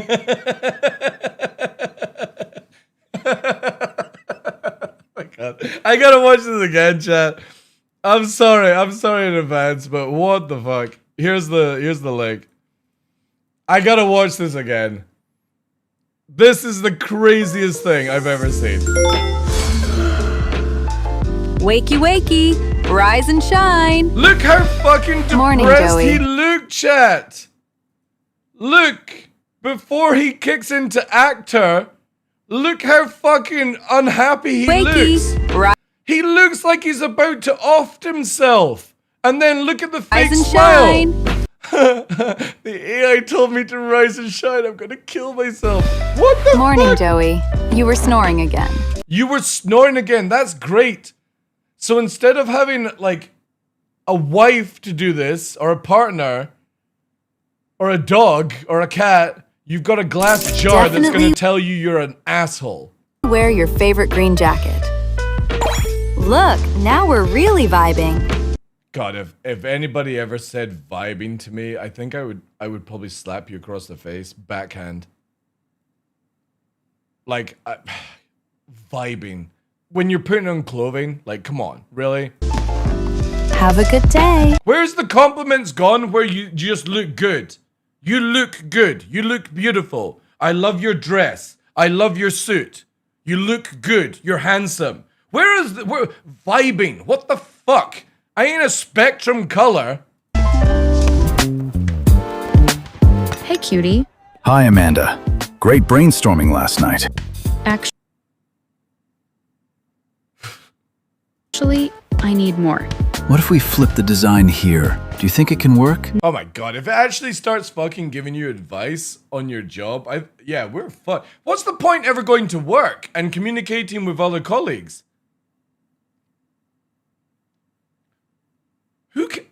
Why? Why would I go into the office when this dude is literally going to give you the compliments that you need? Nice. I think you're onto something. So you're why the fuck with the uwu glasses? Oh God. Oh, I remember now. She's a gamer that wears the Whole day, soldier. We need more soldier air support. Yeah. Whoa, clean shot. Nice one. So you're not even gonna be on Discord having talk with your friends that will be true to you and say you suck at video games. You're gonna have the fucking gigolo in a jar telling you get that headshot. Soldier, This chick is going to get breathed on by accident in a train station and called that she got raped because of this fucking thing. Need more air support. She'll never be able to trust another human ever again if this is where we're going. Yeah. Whoa, clean shot. Because it's clearly lying to her. You know why, chat? Because she's not even got it fucking plugged into a PC. Nice one. There's no screen. Oof. Maybe aim for the head next time? Break line of... So you're gonna smash this jar, right? Imagine fucking Salty Mike. Salty Mike is going to listen to this uwu and she's going to be like, you're shit, Salty Mike. You can't fucking play games, Salty Mike. He's gonna pick this fucking expensive jar and fucking smash it up, like, punch a fucking chair. The chair's gonna turn around because it's got haptic feedback from fucking Monster Tech and it's gonna go, ow! Next time, break line of sight. Switch to burst fire. Look at this shit! Mid-range. GG. That was amazing. Ready to go again? This is Project Ava, your AI desk companion. This is a distraction. Isn't it better to get like a fucking hamster on the desk or something like that? It's the same vibe. Or same feeling. God, it's even got me saying vibe. And then the faker. What the fuck, man? Do you think they know we're actually calling the shots? Nope, let's keep it that way. And why has this guy got symmetrical tattoos on his arms? Who the fuck has symmetrical tattoos? Do you know how difficult that is to get symmetrical? Shots? Nope, let's keep it that way. Cartel OG for the Uber girl. Fuck. What happens after this? This, like, again, it's just talking back to you, right? It's talking back to you, but what happens when you're on the toilet and it decides to flush the automated toilet for you for shits and giggles? Or, for example, whilst you're out at work, it puts the mic like fucking tinfoil in the microwave and turns it on. They will display and say adverts. Hey, oh, dude, Cody, exactly. I didn't even think of that. It's going to do Razer adverts. You'll buy it. And whilst you're gaming, it's gonna come up. Would you like the latest uwu fucking ear headset from Razer? Only $99.99, you know? Holy shit. Would you like to pay $9.99 to have ads removed? Holy fuck, I didn't even think about ads.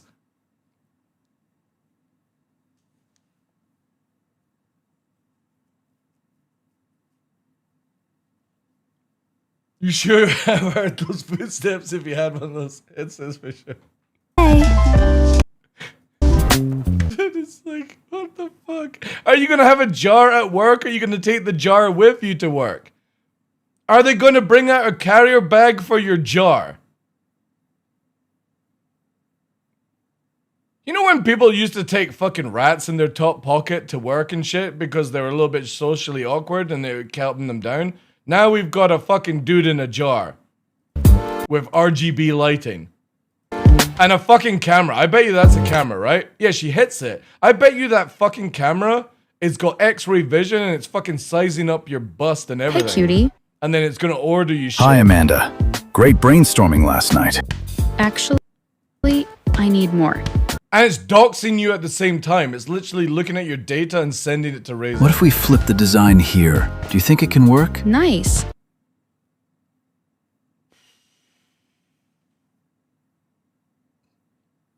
Alright, what's the website link? Is this it here? For a limited, all orders over 99 will to the United States. How much is this shit? Oh my god.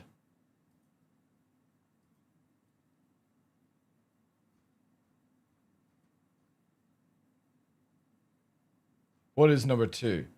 It does have a fucking camera. I told you!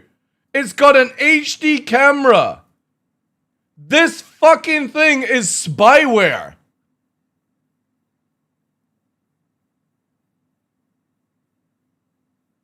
Literally a spy. You might fucking... I'm gonna start taking a jar with a camera attached to it. Swappable 5.5 inch holograms. Yeah, wait till people start fucking modding it. It's going to see you naked. It's going to see family members. It's going to dox you. It's going to get hacked. Like all the fucking stuff with Ubisoft. This shit is going to fuck us up when we go this route. An HD camera. Why the fuck does it need an HD camera to it?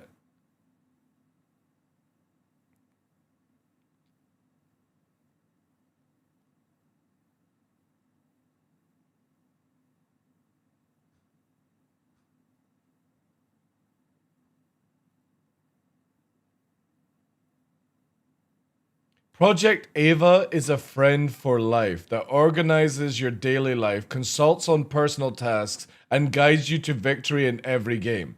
She acts as a personal organizer for schedules and dinner plans while serving as a professional AI consultant capable of creative brainstorming and complex data analysis.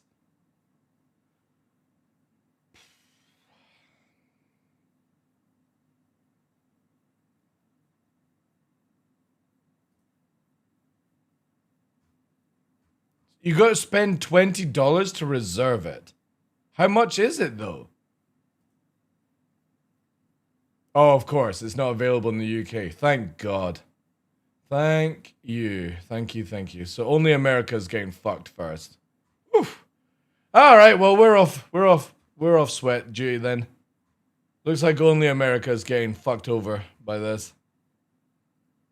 I just can't wait for it to have the Donald Trump hologram. I see a donation goal, dude. Like, the moment somebody sends me this, I will take a sledgehammer to it. No joke. I don't have any AI shit in my house. I don't want it. I don't have any fucking Google. I don't have any Siri. I don't have any fucking Alexis. No. Fuck that shit.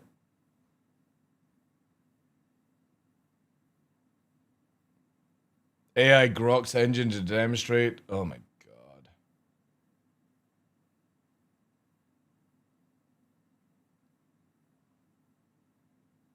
Is using Ava considered cheating in competitive games? Project Ava is strictly designed as a coach and a trader, not a tool for automatic play. Razer works to ensure all features comply with game developers' terms of service, focusing on helping players learn and master new mechanics rather than providing an unfair competitive advantage. Right. But the problem is, what happens when Ava 2.0 comes out? The AI that's undressing women and making CP? Yeah, exactly, yeah. It's using the AI that is literally taking people that I know as content creators, making them naked and posting all over Twitter and stuff.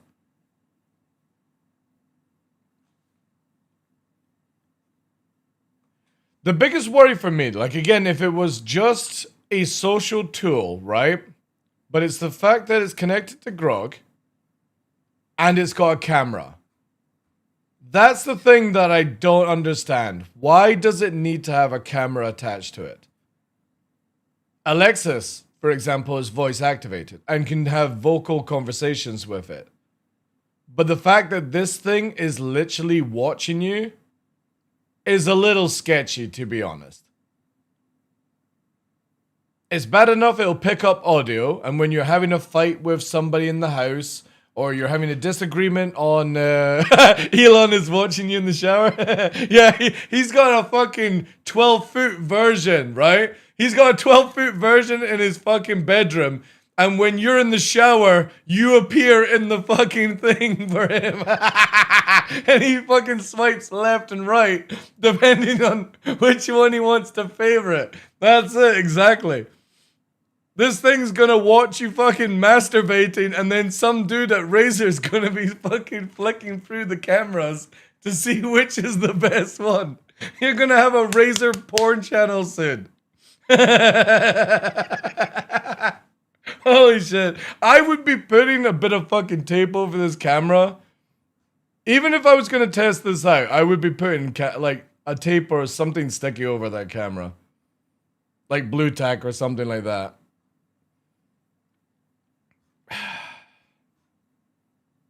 Again, we'll see where this goes. Like, holy shit, man.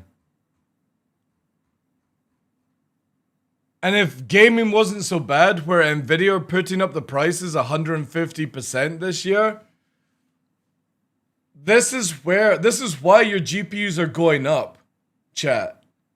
That's what you've got to remember is when instead of spending $2,000 on a GPU, you're going to be spending $5,000 on a GPU. And this is why.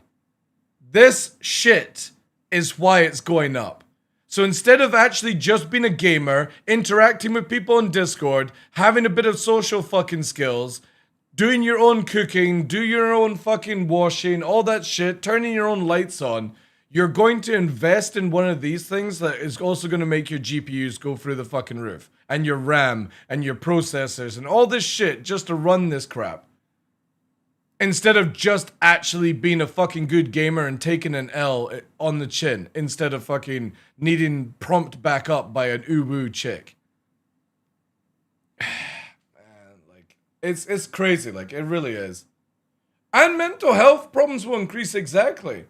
Because you'll start using grog as, instead of spending and getting professional fucking help, you're going to use grog. And grog's just going to tell you whatever the fuck you want to hear.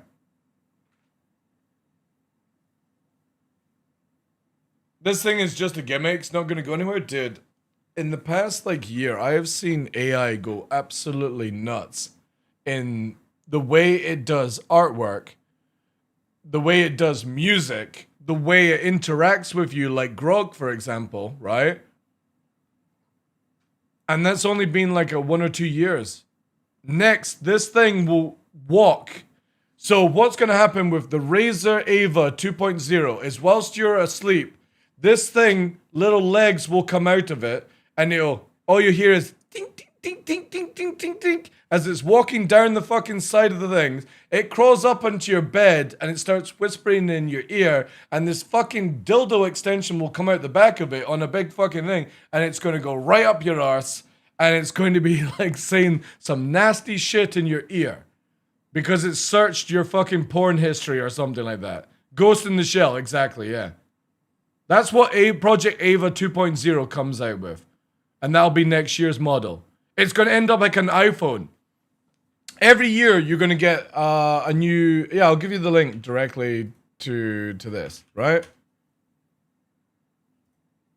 It's going to turn into like iPhones do. Do you think AI will stop with this shit? You're crazy. Absolutely crazy. This is something that humans do not need. You do not need an AI to give you false hope.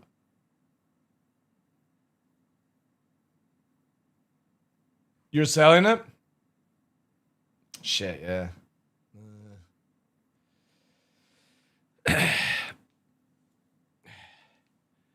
Yeah. Sign the deal. These fuckers are falling for it already.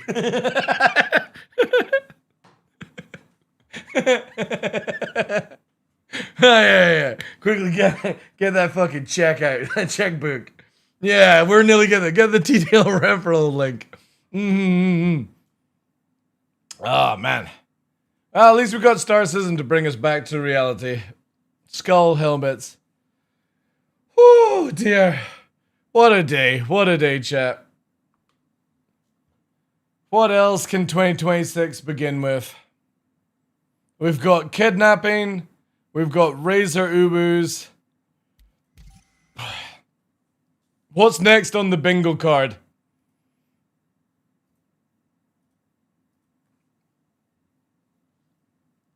Want some good news? That's how, like, what's the good news then? This is my 5th year coming to CES, and every year there's one company that goes all out.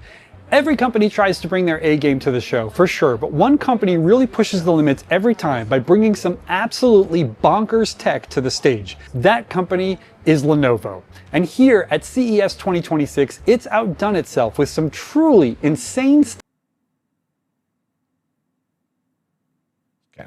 Creepy stuff that you simply need to see to believe. Up first is this, which Lenovo is calling the Legion Pro rollable concept. This is for you gamers out there who wish they could pack an ultra-wide monitor with them wherever they go. Holy With the touch shit! of a button, this 16-inch display can expand out to a 21.5-inch ultra-wide monitor. If that's not enough for you, it can even go further than that into what Lenovo calls Arena Mode, which makes the monitor a whopping 24 inches measured diagonally. When you're done gaming and want a more typical laptop experience, just hit the button again, and it goes back into its 16-inch state. This is made possible thanks to rollable displays. Lenovo has done a lot of rollable display stuff in previous years, but now is massive, slimmed down significantly. NVIDIA RTX 5090. I like it. I think it's feel like this would do that similar to this, with the concept button. Wait, does it have AI? Oh god, it's got Ava. Chat, look! It's already got Ava! Project Manager. She's already here. Look, she's jumped from Razer into this fucking product. Is the ThinkPad Rollable XD concept. So we saw Lenovo for code. Now, Lenovo has hidden the rollable display within the display itself, which allows it to do this. Have a display on the back of the lid. When the laptop is in its standard mode, you can see little widgets and other bits of information here. Obviously, this is a very niche concept. Absolutely also because the twist is here. This is a classic example of Lenovo making a concept product and then turning that into an app. But why? I mean, I get it. Like, maybe you wanted to turn around and show people your work and stuff, but are they too lazy to fucking move over and look? This laptop had, Like, this you could stuff use this just for a makes video lazy leading other people on the room, and the that's laptop kinda screen will follow you the whole time. Okay. Not only does this make sure to keep you in the frame, even if you're 500, it has an if you're house. Lenovo brought a ton of other stuff to fucking brick earlier, but it was powered by Windows. Now we're getting the SteamOS version, and it really is amazing. Physically, the device. The thing is, if I'm ever going to do gaming like that, do I really want a giant block? You know what I mean? Like, for me, Boomer, I like the Game Boy because it was small. It fitted in your pocket. You could take it everywhere you wanted to go. And it was just a quick game fix when you're on the bus or something like that, right? Back in the day, the Game Boy. Do I want to carry around this expensive brick when I'm doing stuff outside the house? It's like, no. But that makes a huge difference for usability and battery life, both of which will most likely be much better on this when compared Dude, the Game Boy's tiny. What are you talking about? to the Windows model. However, you will lose out on game compatibility. Although SteamOS supports version, Lenovo with a stylus called the Yoga Pen Gen 2, but you don't use the stylus on the display, you use it on the touchpad. The touchpad on this laptop is called the Force Pad, and it was developed as a joint venture between Lenovo and Wacom.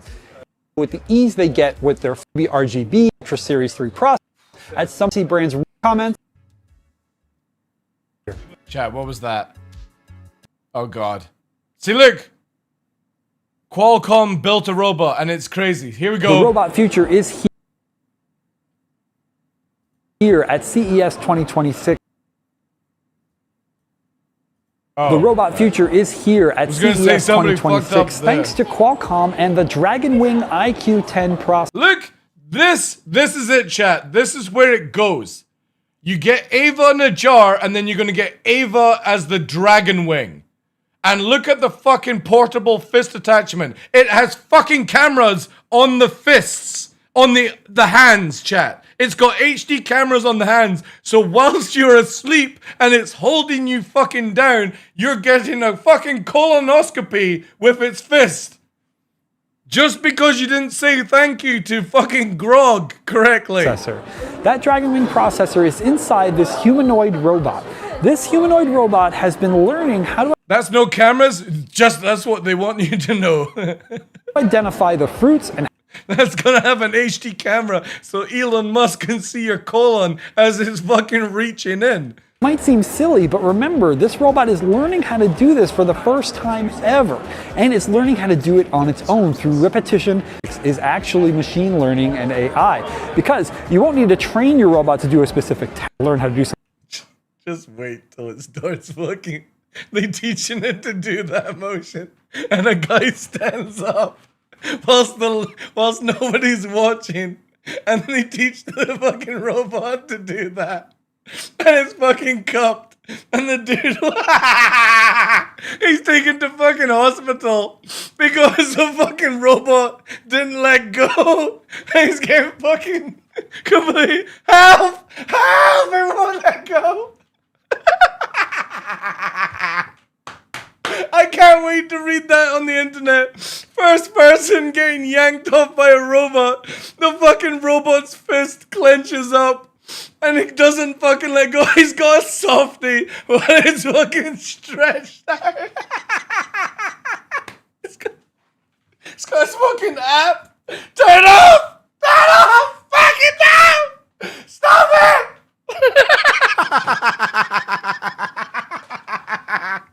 Oh no! Oh Oh god, I forgot. Simple, like put these fruits into the appropriate bowl. No. But this is a true testament to where we're I can't wait to see the next couple of years news. going to Dude be in the gets next maybe jacked 5 to off 10 20 years. So times in Qualcomm one is night. doing some really cool things Balls here are with the humanoid drained. robot. Robot won't let go. And yeah, CES is looking pretty wild. Oh. What a world. What a world we live in. It's only gonna get funnier.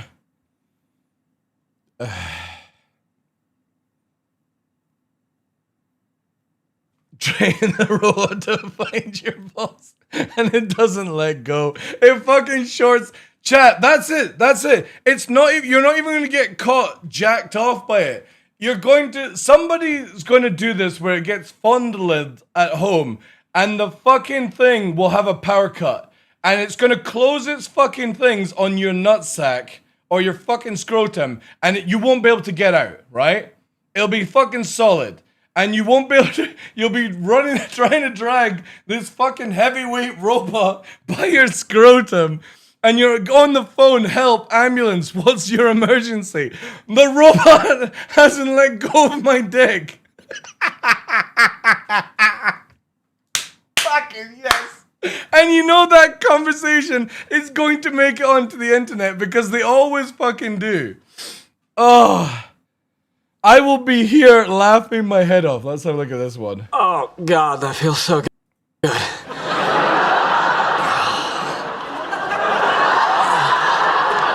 Is this safe? I've never seen Big Bang. I would imagine it's safe. Yeah, that's the spot. Oh, baby. Howard, dinner's ready! I'll eat later. I'm busy! Oh, yeah, just like a real hand. Yeah, this is exactly it, right?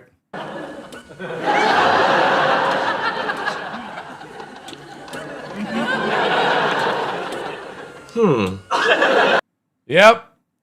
This is where it fucking starts. Hey,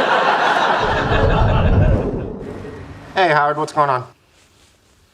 What? Wait, is this actually from what I've just said? Hold on, Howard. Howard, slow down. The robot hand is stuck on your what? You're not gonna believe this.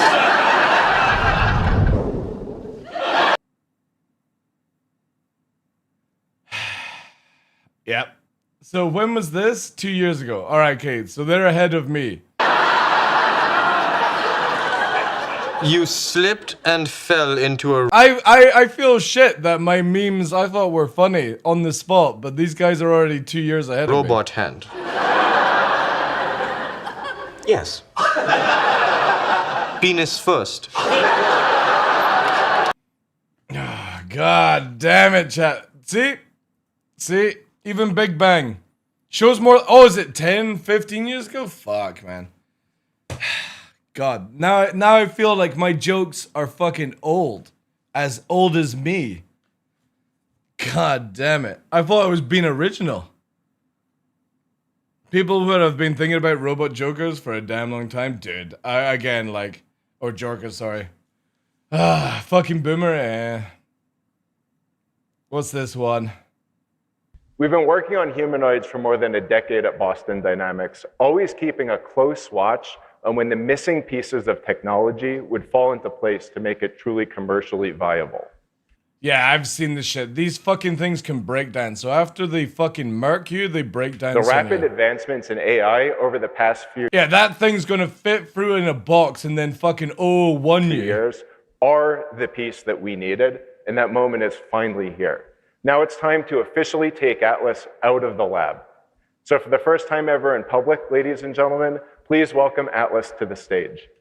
Please say it doesn't fucking murk them on stage. Robocop style, right? Look at everyone with their fucking phones, man. This is something that pisses me off. I'm gonna go on a rant on this one. This pisses me off. You're going to a presentation to enjoy the fact that your presentation. The same as going to a concert, and everyone is looking at the concert and the presentation through their fucking phones.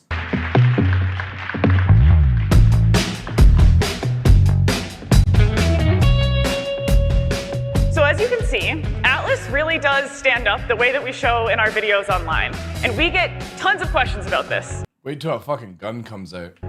Zach, while we have everyone here, do you want to provide a little... It's swaggering, chat.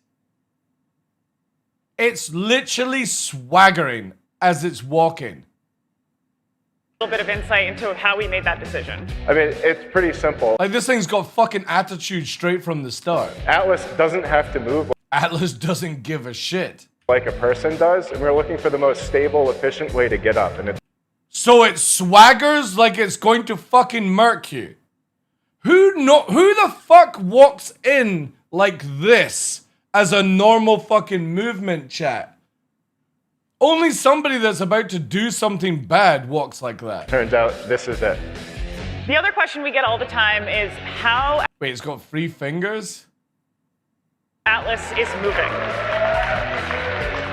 How is Atlas moving today? So, in normal operation, Atlas is fully autonomous on a job site, but today, Sarvesh, one of our FAEs, is piloting Atlas on the stage, giving it really simple instructions like forwards and backwards, just to keep things simple. Yeah, because heaven forbid it fucking leaps off the stage and starts fucking doing stuff to people, right? With their stupid fucking cameras. This is Atlas's first time in public, and as you can see, its walk is pretty natural and pretty smooth.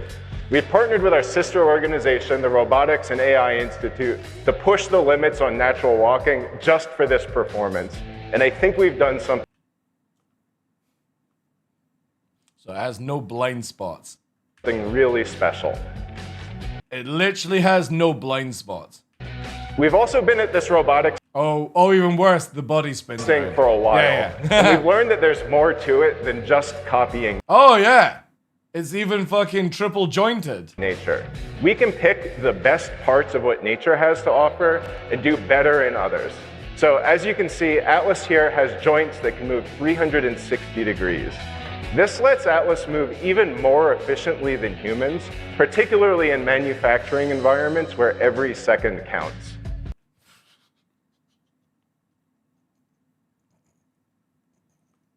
Every second counts. 360 degrees.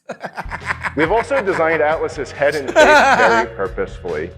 We want folks working with Atlas to know that Atlas is a helpful robot, not a person. Seeing Atlas live in action for the first time is wildly exciting. But seeing it perform real industrial work is even more compelling. We recently took this robot down to the Hyundai Motor Group Metaplant America to have Atlas test in a real manufacturing facility where we performed autonomous material handling tasks. It looks light. It looks like it can fucking... We proved that humanoids could be viable in a real-world application. And we collected data and learnings that we took back to Boston to make our product even better. The version of Atlas that you're seeing here is just a research prototype that we've been using for a couple years to understand this. See, you really want to watch with those words whilst this fucker's listening to you. Just a prototype, right? Just wait till just the prototype takes that as an offense. System. But we've been hard at work on making the actual product version of Atlas. I can confidently say that this product version of Atlas is the best and actually simplest robot that we have ever built. Can we get 2 of them to make a box? It's like fucking Soundwave from the old Transformers. Than just talk. See, if I was making this, I would literally use the Transformers transformation sound when it's moving around. I would have to have that programmed in. About it. Why don't we actually show you what it's going to look like?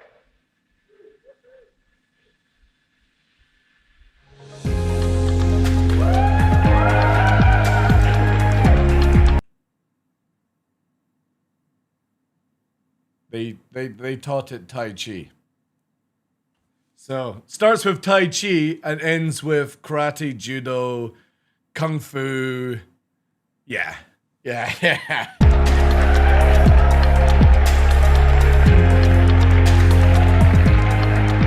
Oh, here comes this portable model, Mary Kate. Now put it in a bottle, yeah. Now, obviously this is a static display robot. We just couldn't pry the actual production samples out of our engineers' hands at the lab this week. So we're gonna be showing you videos of that robot in the coming weeks. This product is going to be ready for home consumption very soon in 2026. Generation of Atlas surpasses any other enterprise-grade humanoid. This robot has 56 degrees of freedom, mostly with fully rotational joints, and see how he's doing that hand? Look, see how a typical male with his hand? 56. Look, I kid you not, chat. Look at the fucking hand movement. Look. Telling you, chat, we are going to get fucking sexualized by robots. This dude's hand motion is literally how it's going to get programmed. And it has human-scale hands with tactile sensing in the fingers and palms for dexterous manipulation. So whilst it's yakking you off, it's also going to know when your heart rate is up and when to go faster and slower. Atlas is 360 degrees. I can't wait for all females to be non-existent after this thing comes out. Degree cameras see in all directions, so it understands when people are approaching, which is part of our holistic safety concept. Yeah, so there's absolutely no way you can sneak up on this fucker. Atlas is also strong. It can lift up to 110 pounds. And how fast can it move with 110 pounds? And reach up to 7.5 feet in the air. Atlas is also water resistant. In real industrial environments, so it can swim. Robots need to undergo washdowns, and it can operate at its full capabilities, including oh, I'm good, chat. I'm minus 10 right now. Strength between -4 and 104 okay, I'm degrees safe. Fahrenheit. It's going to be easy to teach Atlas new tasks. Most can be trained in less than a day. Atlas can perform these tasks at a reliable, consistent pace for about 4 hours using its dual swappable Show us the batteries. Pentagon And when they version, run exactly, low, man. Atlas navigates back to its charging station and swaps its own batteries, getting right back to work. Finally, Atlas robots share intelligence. Through our Orbit platform, once one Atlas learns a when one Atlas learns a task, it's fucking Naruto. skill, it can be shared with any other Atlas. These industry-leading specs, along with our industry-leading foundation models, allow Atlas to take on challenging tasks. Tasks that Atlas will do autonomously on its own from day one, assisting people and prioritizing a collaborative, human-centric. You know how humans hack humans, right? We have it all the time. Doxing, hacking, all these sort of things going off. The biggest worry I have with all of this is not that it's cool technology, right? It's the fact is you can look at it this way. You go out of your way to make a lovely field of grass. And in the grass you plant daisies and flowers to help the environment and trees and all that other stuff. And then some kid comes along with a fucking blowtorch or leaves rubbish around and all that stuff. And eventually it gets tainted. And over time the field gets worse and worse and worse and worse. Something like this that starts off harmless in the idea starts getting crazier and crazier because somebody takes your idea and fucks it, you know? Approach. And as we continue to build out our general purpose And technology, that, it's not the technology is cool. It's the problem is mankind is unhinged as fuck. Some person who's really good at coding, really good at fucking working with robots, who works with Hyundai, gets sacked and decides to take his sacked fucking toy and do something with it, which, you know what I mean, leads to other things. And the fact that they all start learning is once you have a psychotic bot running around, they all learn it. And this is where you go down that bad route of this shit, where it's not the robots that fuck us, it's the human that has a, bad fucking, agenda with something. our customers will be able to use our Orbit software to teach Atlas new and specialized skills. Do you want to wrap us up by talking about our production and deployment plans? Of course. So we've already started production of this new robot at our Boston headquarters, and our entire 2026 supply has already been allocated to Hyundai Motor Group and our new AI partner you'll hear about in a few minutes.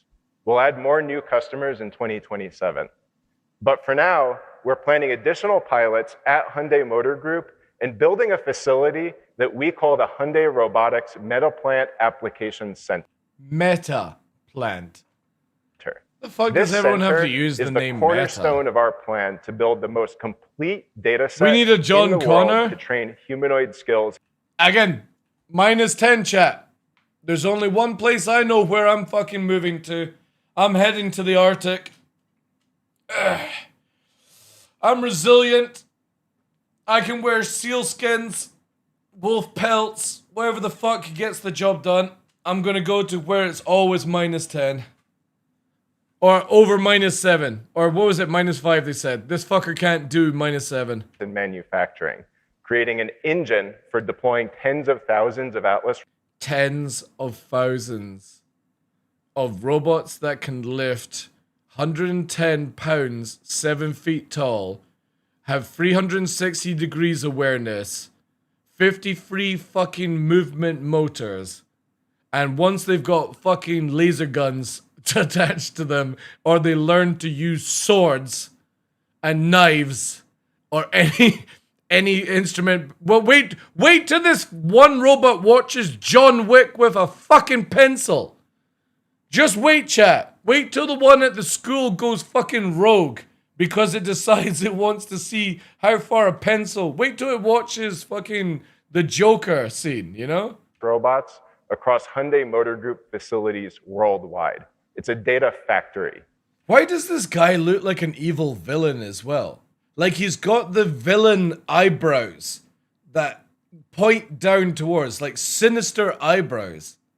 He literally looks like this guy's the mastermind of a fucking villain movie. Hyundai Motor Group isn't just deploying the Atlas robots either. They are going to build them. Together, we are building a new robotics factory capable of producing 30,000 Atlas robots a year. Why does this sound like The Matrix? You remember the pre-shows before The Matrix? What was it called? It told you the story of how the robots took over in The Matrix. Like, the humans built the factories. The robots were built in the human... Animatrix, that's it, yeah. It was Animatrix. This sounds exactly like the same story. Humans built the robots to make it easier for humans to do things because they couldn't be bothered to go and fucking turn a kettle on, and they got morbidly obese. And then literally the robots go, well, why should I be punished and slapped around? Detroit, that video game, Detroit whatever, right? With the robots getting murdered and burnt and cigarette burns and all that stuff. And we're going to build a factory that produces 30,000 of these fuckers every year. And then eventually we'll open up another factory. So 60,000 of these cunts will be running around. And when one has a bad boo-boo, because one shitty human fucking mistreats it, they all sync up and start learning fucking horrible things. Like, again, I get where humans want to go with this thing, but can't we just say that we're now becoming a lazy fucking species because somebody doesn't want to go and do a fucking job?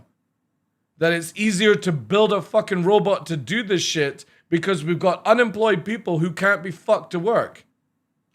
This is what's truly required to deliver the full promise of humanoids across the industrial, commercial, and home markets.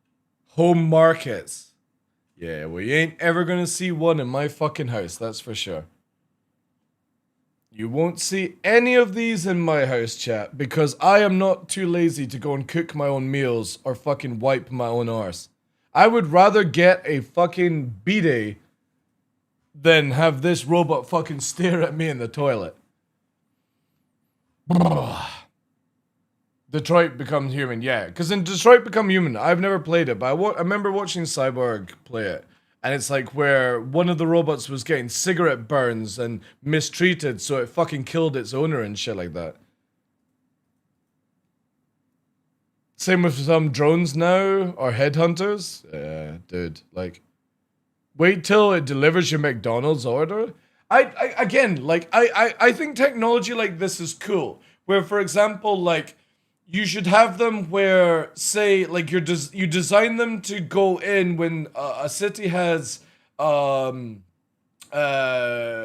an earthquake, and you need to use the robots to get people out of the ground or collapse buildings and stuff like that. That's where I see the technology being good. But all I see from this is the possibilities that some fucking nut job in a bunker, in a warehouse, under a fucking floorboard, just starts to do some weird shit with it, right?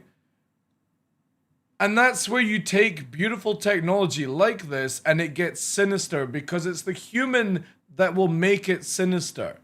It won't be the robot that makes itself sinister. It's the human that will start it. And that's what, it's not that I don't trust the robots, it's I don't trust humans to fucking make this stay legit.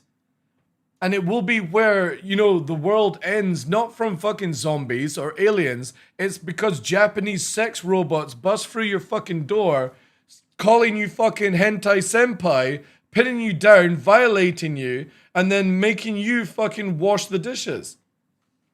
All because we were too lazy to wash the dishes and jack off ourselves to begin with. They're all fighting back. I'm not going to watch any links, chat, because mostly, like, my VOD's going to get fucking deleted from all hell watching this shit. But it is a worry where I just don't understand the rush. The rush for people to be like, you know what I mean? Like, the end of it, right? That's what I mean. What will robot defense look like? When you start doing weird shit with it, right?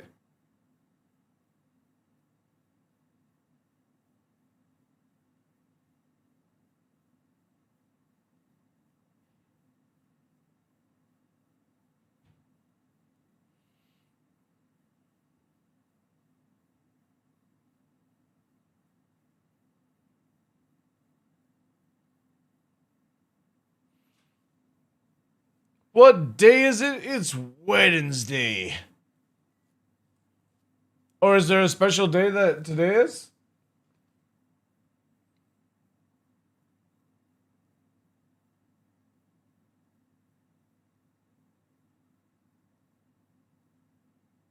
It's a 10-second clip. Oh, it's your birthday, Nutally? Happy birthday.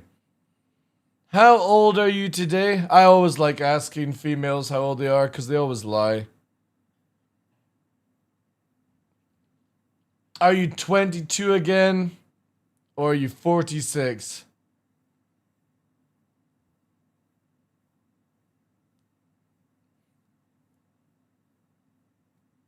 No rules, but like judo's perfect to pulling out batteries or something. Again, everything to do with robots and stuff like that, AI will start off. I'm 32 and still not pregnant, which drives my grandma into a frenzy. Well, you do whatever you want to do with your own body. You don't need to have children.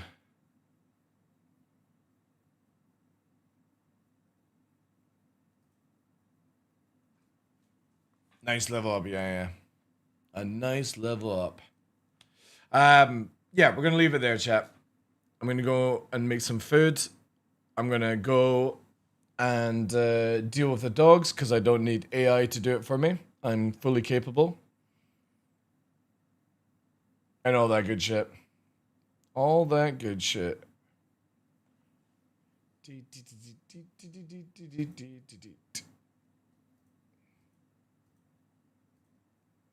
Thanks for the stream. You're very welcome. Thanks for being here. Appreciate it, guys.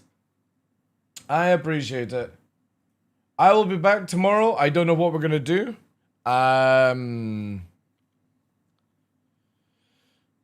More memes, I guess. More memes, chat. More memes. But yeah, thank you so much, guys. Appreciate it. Hopefully you've all learned today maybe not to purchase that latest razor. 2-6. I'll try and get the VR stuff set up so we've got maybe more of a backup game for next week. But yeah, congratulations to Noodly for having a birthday. And I'll see you tomorrow, guys. Again, it's like whatever, right? Hopefully we'll get some firm information about Evocati or stuff like that, you know. Think Newt needs a Razor Ava? Nah. Muscle Mummy doesn't need a Razor Ava. She is qualified. She has a partner in real life. She's not socially impaired. You know. She goes to the gym.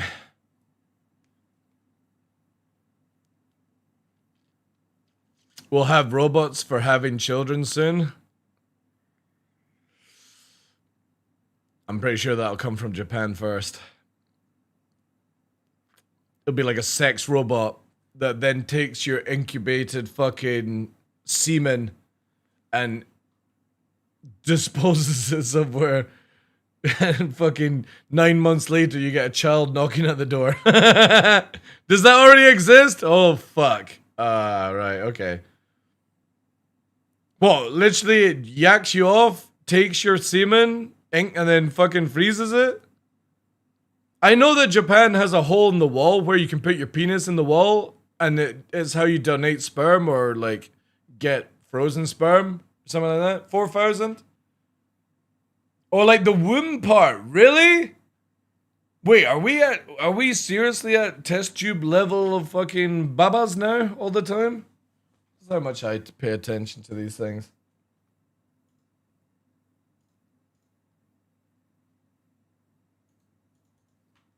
Test tube babies have been around for a while. I know one. Really?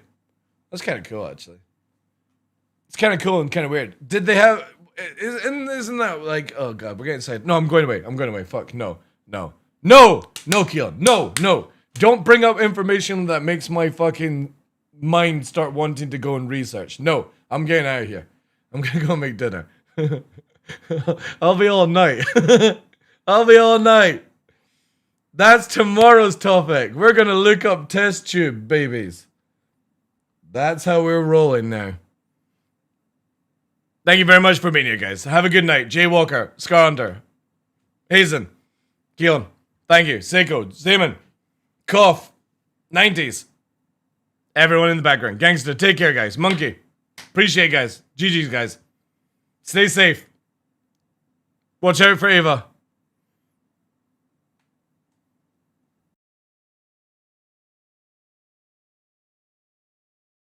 Thank you for everyone lurking over on Kick. Massively appreciate. Big wins, guys. Big wins.